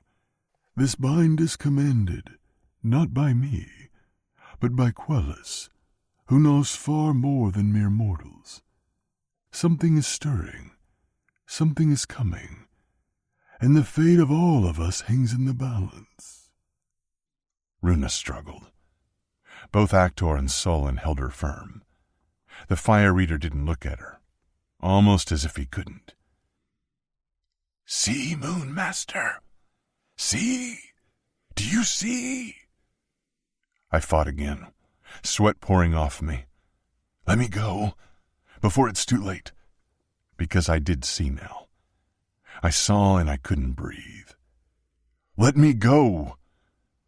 The air millie bristled and blew, stinging my eyes and making my skin prickle with horror. Runa looked in my direction, eyes wide and panicked. She searched the spot where I'd stood with Zetas. Another crack of heartbreak bled in her stare. Biting her lower lip, she dropped her head, white hair cascading over her cheeks, hiding her tear-brimming eyes. Runa, she can't hear, can't see, can't know. The air wriggled through my ear like an icy worm. She asked, you asked, Revosa obeyed. I didn't ask you to stop me from protecting her. You did, Air replied. This is us protecting her, protecting them, protecting all of them. Solin cleared his throat, speaking in an even stricter tone as if his throat was closing over every letter. Runa has been chosen by the fire to be my successor. Actor is chosen by birth to be Troll and Tiptu's inheritor. Together, the blood of our lineage will continue. Zedis whimpered as she shot out of the grasslands. Her nose skated over the ground, chasing my tracks, confused and lost. But she didn't move. She lay as still as a silver-charred log, her eyes pooling with sadness. My back blazed from the angle the air kept me bound in. My arms craved to wrap around the wolf and give her solace. But Solon choked. The chief and fire reader have always been blooded, for that is how the fire communicates with its chosen. Runa turned as white as Natim's ivory belly, and 2 fat tears rolled down her cheeks as she looked up, trying to catch Solon's eyes. Please, Solon, please don't. But the fire reader wouldn't look at her as he dropped his attention to her hand, still trapped in Actor's. His voice broke as he chanted, By blood, soot, and fire, you are trothed to become one. By bone, smoke, and flame, you share one heart as it is done. No other will break this bind, just as no death will leave a lover behind. Your rule will be rich and long, your mating blessed with 2 spirits who belong. No, he couldn't. It's not possible. Actor suddenly screamed, bending forward and tripping into Solon. His poultice-wrapped leg gave out beneath him. Runa's back snapped straight as her lips parted in a silent cry. No! Solon leaped back as Runa and Actor fell together, their hands entwined, their fingers glowing red, locked together by magic weaving its awful spell. Runa! The clan's voices swelled like a wave. Blood, soot, and fire, they are one. Bone, smoke, and flame, it is done. I lost myself to violence. I thrashed, I bucked. Pain I didn't know I was capable of feeling sliced through me. Actor's harsh shout wrenched my head up as he yanked his hand from Runa's, looking at his palm where joint blood smeared. Holding up his hand with a mixed look of triumph and trepidation, he revealed to his people the Astron symbol, like the one that had been carved into Runa's. 2 bison horns with a flame transforming into a sun. Cradling his bleeding palm with his other, he glanced at Runa as she stumbled to her feet. She shifted away from him, nursing her own bloodied palm, her skin stained with what Solon had done. Shaking her head, she looked at the cheering clan. Her amber eyes were dull as ochre. Tears dripped over her eyelashes as she shook her head again and again. The clan hushed enough for Solon to cup her shoulders and murmur just loud enough for all to hear. The betrothal bloodbind now flows through both of you. Through the power of the fire, your hearts now pump to the same life force. You aren't just bound, you are one. He shuddered, no signs of joy on his weary face. It cannot be undone. You will be mated the night after the Ayum festival. The roar that ripped through the clan hurt my ears. They celebrated Runa's imprisonment as if it were her throne. I groaned as agony tore through me. I'd thought the spirit master wanted her for himself. Yet he'd pledged her to the very male who'd tried to take her without consent, the male who'd held a blade to her throat and made her bleed, the male who'd strangled her and mounted. I fought with everything I had. I was a wolf. I was fang and claw and horn. Soon moon mass now, I snarled. Food was thrown into the sky in jubilation. Younglings were hugged and swung around in wild glee, and feet drummed the earth, rising dust amongst their ankles as they all celebrated the nightmare that had just been given. My bones popped as I wrestled and no longer cared how I would get free. I would kill anything that got in my way. I would strangle the wind and rip out the throat of fire. I kicked and rolled and snarled. With tears streaming down her whitewashed cheeks, Runa stared at the spot where I broke apart. I froze. I shivered violently. I felt her despair from here. Felt her fear, her grief, her pain. I groaned as every part of me howled. Zita suddenly sat up and raised her snout to the moon. She made the sound I couldn't, her haunting call ringing out over the foot-pounding, happy-dancing crowd. Runa glanced at Zita's, and with a tattered gulp and face-twisting sorrow, she turned and ran. She ran on swiftest feet, white hair streaming behind her like starlight. She didn't stop until she disappeared into the grasslands, the summer-ripened grass swaying in her haste. The second she was gone, the gag and air ropes vanished. Leaping to my feet, I balled my hands, summoned my shadows, and sprinted after Runa. I was nothing more than blackened wind, scattering the pieces of my broken heart behind me. Chapter 37. Runa. I couldn't breathe. I can't breathe. I ran and stumbled and coughed and sobbed and could not breathe. I can't. Tripping to a stop, I planted both hands on my thighs and bent over. My mouth opened wide as I sucked down lungfuls of burning air. My spirit screamed. The core of who I was tore itself apart with denials, refusals, disbelief, pain. Pain of loss, of hope, of awful, awful truth that I was no longer free to make my own choices. I'd never been free. I'd always been forbidden and hidden and blind. The ever-widening blackness inside me swallowed me whole. Every mistake, every heartache, every slip from whatever path I was supposed to follow leapt down my throat and choked me. No one else had seen. No one else had cared that the fire's heat wave had slithered out of the flames to tie tightly around my legs, my arms, my waist, my neck. I'd become its puppet, its plaything, imprisoned by its whims. No one saw me trying to get free.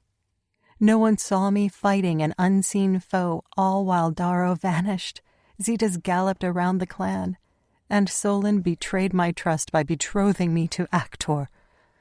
Actor. He couldn't. He didn't. It couldn't be true. Tears rivered down my cheeks as I struggled to breathe all over again. Why hadn't Darrow tried to help? Why had the fire bound me in place and forced me to agree with pledges that destroyed all my faith and killed me with such sickening heartache? I wanted to scream, but the fire put words in my mouth, made me accept the terms of servitude, of matehood, of a bind that ripped through my blood and stopped my heart for an excruciating, terrifying moment. Why had Solon done this to me? The half-moon above glimmered brightly, refusing to give me answers. Its sterling light dappled on the ever-moving river as it washed quickly downstream. Little flashes of night-glowing fishes broke the surface, leaping for the luminescent fireflies skimming the top. Jeweled dragonflies ate the bugs the fishes missed, and frogs hidden by reeds sang their croaky song, adding layers upon layers to the dark serenade of night. It was all too much, too loud, too alive. A wolf howled. I froze. Was that Zita's? Has she found Darrow? Where had he gone? Why had he gone? What did I do for him to forsake? Runa! A faint breeze thickened behind me into denser, darker night. I spun around. I no longer heard the lullaby of life. All I heard was my heart slamming into my ribs and blood gushing through my veins. Darrow stood with his lean, muscular chest heaving, his wolf pelt hanging precariously low on his hips, and his hands balled into weapons at his sides. Zetas stood beside him, sleek and silver, her horn-crowned head low as if stalking prey. Runa! He raised his hand, stepping toward me, with agony staining his eyes. You're safe. Safe? I couldn't fight my instincts to get away from him. My heart still bled. My tears still flowed. He'd left. And he had the audacity to say I was safe. I wasn't safe. I'd never be safe again. How am I safe? I'm betrothed to a monster. I tripped backward, shaking my head. You left. You let them mate me to... I choked and swiped angrily at my tears. Was it truly his responsibility to save me from the Nils customs? Could I blame him for tonight when I was the one who wanted to go back? This was my fault. Yet I couldn't stop the terrified, horrified blame from raging through me. No matter how much I tried, I couldn't forgive him. I couldn't forgive his disappearance, all while my heart had pleaded for help. He'd heard me when I glowed. I know he did. Our minds had linked. Our hearts had synced. We'd been one. He'd felt my fear, and he'd protected me. He'd cloaked me in his shadows, helped me snuff out my overpowering light, and his smoky eyes had etched with silver rings as he stared right into my spirit. It had been a physical touch, an eternal promise that I would never be alone again. Yet, he left. He'd vanished when I needed him the most. Another wash of tears choked me. Runa. He winced and stepped closer, his teeth sinking into his bottom lip. I'm so sorry. You left me! I scream-sobbed. I didn't. He shook his head, his black tangled hair shaking free a grass blade. I will never leave you. Never. But you did! I was right there. I never moved. I never left Runa. His voice turned raspy. I was trapped, imprisoned by... And you think I wasn't? I hissed. Do you think I agreed to sacrifice my life into service? Agreed to mate him? His eyebrows snapped down. You were imprisoned as well? By what? What do you think? I bared my teeth. The fire. It's always the fire. Tears clogged my throat as Sin suddenly appeared from the grasslands, the adolescent lynx once again chasing after me. She was the one constant, the only creature I could rely on. She came straight to my side and nudged my thigh with her nose, making me flinch at the stinging burn on my upper leg. My sunburst mark had bled again when Darrow touched me with his shadows. The fire holding me captive had screeched in my ears not to let him touch me, not to let him walk in my mind, not to let him blacken my heart. I'd fought against it. I'd embraced Darrow's touch. I'd fought to go to him, but the fire had turned demonic. It singed me, blinded me with its wrathful light, and when I'd opened my eyes, Darrow was gone. That pain, that loneliness, that agony, it all crested and added to the loneliness of before, of walking a miserable existence, of fighting to keep going when I had nothing to keep going for. It was too much. All of this was too much. For all his belief of a future where we remained side by side, nothing could change the truth. I was no longer his. I was no longer my own. Everything I'd hoped for had been stolen, and I can't do this anymore.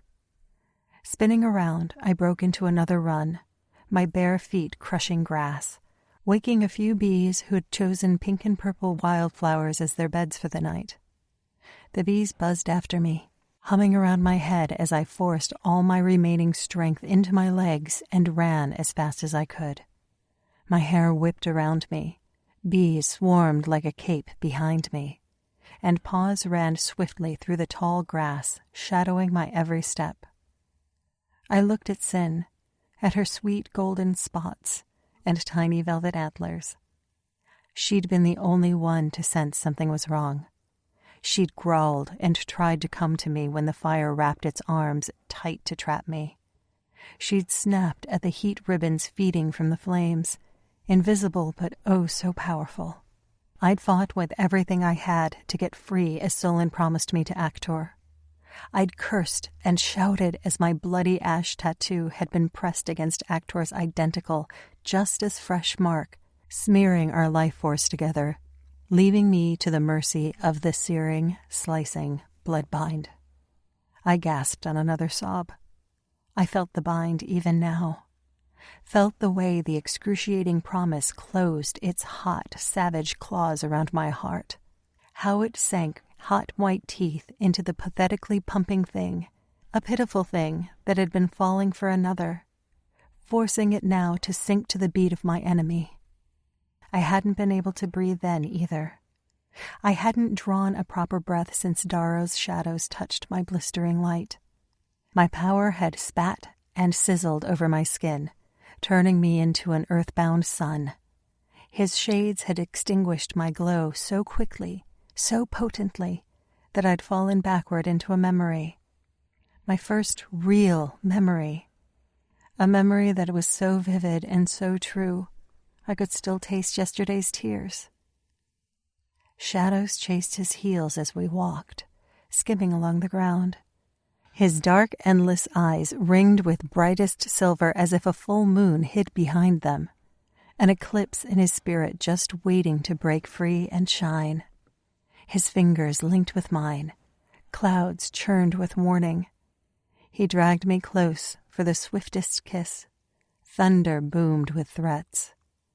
We looked at the sky, united against the constant hostilities forcing us to keep apart, both too besotted and brave to care. We were different. We knew that. Our bare flesh spoke that truth with our dissimilar parts, but it was our beginning that made us falter. We might be one half of a whole and the balance to this sudden existence, but we weren't the same. We were opposites. We dropped our touch. We stopped our kiss. Darrow fell back into walking. I didn't want to walk anymore.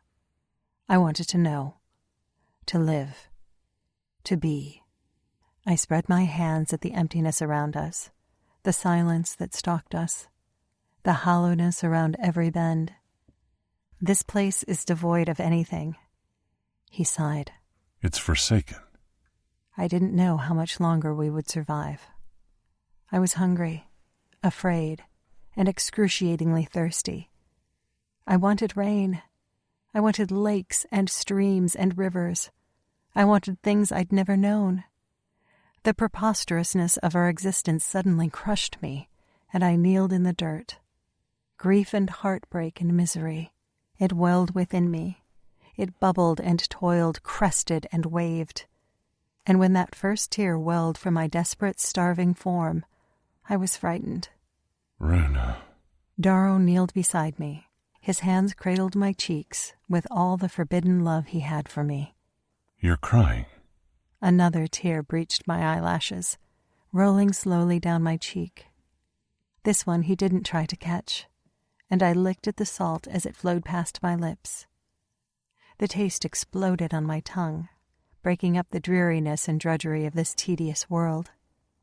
Another clap of thunder, demanding we move apart as a third droplet clung to my chin, reluctant to part from me. Darrow pressed his forehead to mine. His love and devotion bled through every unspoken whisper and prohibited touch, and I loved him back, defiantly, dangerously, endlessly. The sky turned black with final warning. We both stiffened for familiar punishment, but then my tear fell. It glittered with sunbeams and daybreaks, splashing onto the dry dirt. He stared at the small pockmark. He shifted to touch it. His lips parted, and the silver tones of his skin shimmered beneath the cloud-curdled storm. He never had time to touch that single salty droplet. In a fleeting heartbeat, my sacrificed tear became the first liquid on this desiccated planet. A stream sprouted from that very spot, bubbling with freshness. The damp scent of it was sublime. The feel of it as it cascaded over my hands was cool and comforting. Water, life, hope. I cried harder. My tears joined the gushing, frolicking stream, and it became a river, a torrential river washing away the earth, revealing wetted stones and giant boulders, all twinkling in the suddenly returned sunshine. Runa, wait! A strong hand latched around my wrist, yanking me to a stop. A hand that felt so familiar, too familiar. And out of sheer habit from before, my eyes snapped to the sky, so sure that the clouds would churn and thunder would boom and lightning would crack in furious warning. Darrow exhaled loudly, his own gaze going to the heavens. I shuddered as he let me go. From prior conditioning or present confusion, I wasn't sure. But then he lowered his jaw and pinned me with his smoky stare. Before, when we touched, the sky would punish us. He wiped his mouth with a dirt-smudged hand as Zita sat on her haunches beside him. His voice was nothing more than a gravelly whisper. Lightning would strike us if we disobeyed. That's why we still carry the habit of looking up. He shook his head. I can still feel the pain of it. Punishing us for loving... A soft cry escaped me. A cry of absolute agony. He dared to speak that word when we'd been forbidden love in the past, and were now forbidden love all over again? I would happily take the lightning. I would hold out my arms and let it crack right through me if it meant I was no longer betrothed to Actor. I bit my lip, doing my best to stop my grief. The bees that had chased me sank back down into the flowers, their buzzing sorrowful and sorry. My heart couldn't take any more pain. I couldn't stand in shared memories that we finally remembered. Broken memories that brought 1,000 more questions. Memories that proved just how much our love had been doomed right from the very beginning. I didn't have the strength. Not tonight. Possibly not ever. Back then, when I cried, a river had sprung. Now only my cheeks grew wet. With a hitched inhale, I sucked back the rest of my tears and rubbed the heel of my hand over my tripping, tormenting heart. I remember something. When you helped douse the light I couldn't put out. He stayed silent, sensing I didn't want him to speak. I remember the sky threatened us. I remember thirst clawing at my throat. I remembered my tears turning into a river, a lake, an ocean. He scowled, raking a hand through his hair. I don't have that memory. Not yet, at least. He paced away a little before turning to face me and dropping his hand. Do you know what you are, Runa? Do you finally remember? I shook my head. It was just a glimpse. I don't understand it, nor trust that it was even true. How could a single tear turn into a river? He came toward me. I flinched back. He stopped with a grimace. I don't know, but I won't stop until we do. Reaching out, he grabbed my hand, making the fresh bee tattoo sting from the salt in his skin. We're leaving, right now. You're not going back. We're starting to remember. Eventually we'll know everything and... Still have everything and everyone trying to keep us apart? We won't let them, he snapped, glaring at Zetas and Sin, who sat comfortably side by side, lynx to wolf, antler to horn. He added a bit calmer. We're touching, and they're not biting us for a change. His dark eyes flashed with defiance. I'm going to kiss you, and they can't do a single thing about it. He yanked me into his chest. I crashed against him, my lips parting in shock, just as his head came down and his mouth smashed to mine. I stiffened, but only for a moment. I worried. I blamed. And then I melted. His lips moved with delicious pressure, coaxing me, imploring me, begging me to kiss him back. The tip of his tongue licked the seam of my mouth, and I opened for him. He groaned. It echoed like a decadent purr, feeding directly into my ash-carved palms. I shuddered as he kept my hands trapped on his chest, with his arms locked tight around me. His scent of twilight and shadows surrounded me, and when our tongues touched, our kiss exploded with violent desperation. His lips parted wide as he held nothing back. His arms banded around my back, hauling me onto my toes as he crushed my entire length against his.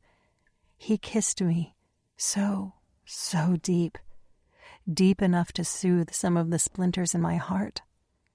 He gathered me as close as he possibly could, pouring every unspoken affection down my throat. He groaned again as I licked his tongue with mine. Our skin flushed with scalding heat. Our lips pressed hard enough to bruise, wanting this kind of pain, this exquisitely right kind of pain. His hands landed in my hair, tugging my head back to nip and kiss his way down my neck. He left a trail of moon dust in his wake, adding another layer of shivering intensity as he returned to my mouth and kissed me even harder. I moaned as he claimed me.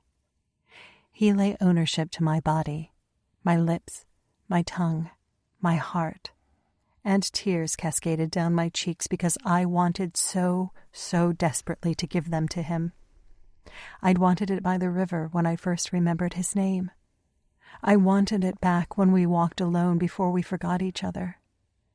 I wanted him since the dawn of time, since the beginning of everything. We were the beginning. The thought came and went, hunted by his tongue and stolen by his kiss. Each lick and taste echoed with decisions and destinies. Our skin became feverish as his hands roamed and his lips grew more and more demanding. The deerskin and wolf pelt between us couldn't hide his obvious want, and my core clenched with dangerous desire. I threw myself at him.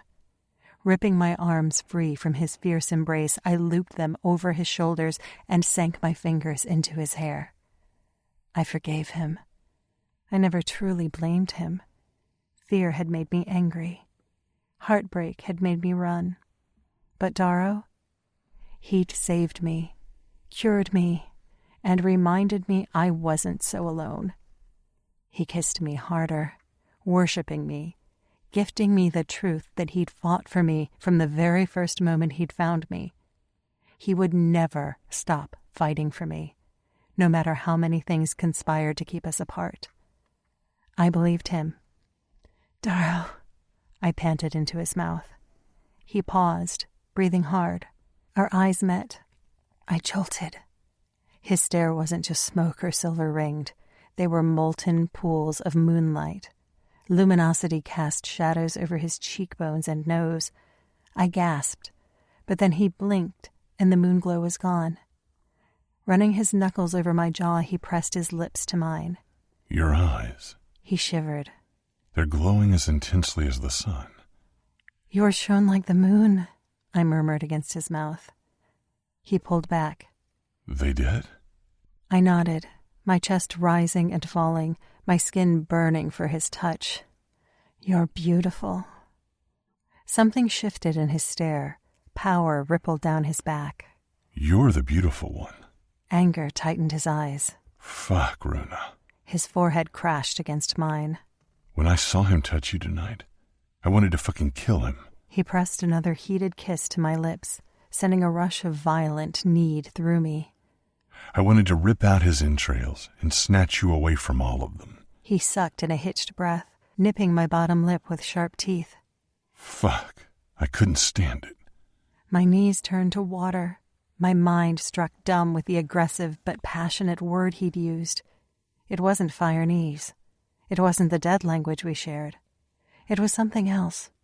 Something with magic all of its own. I want you.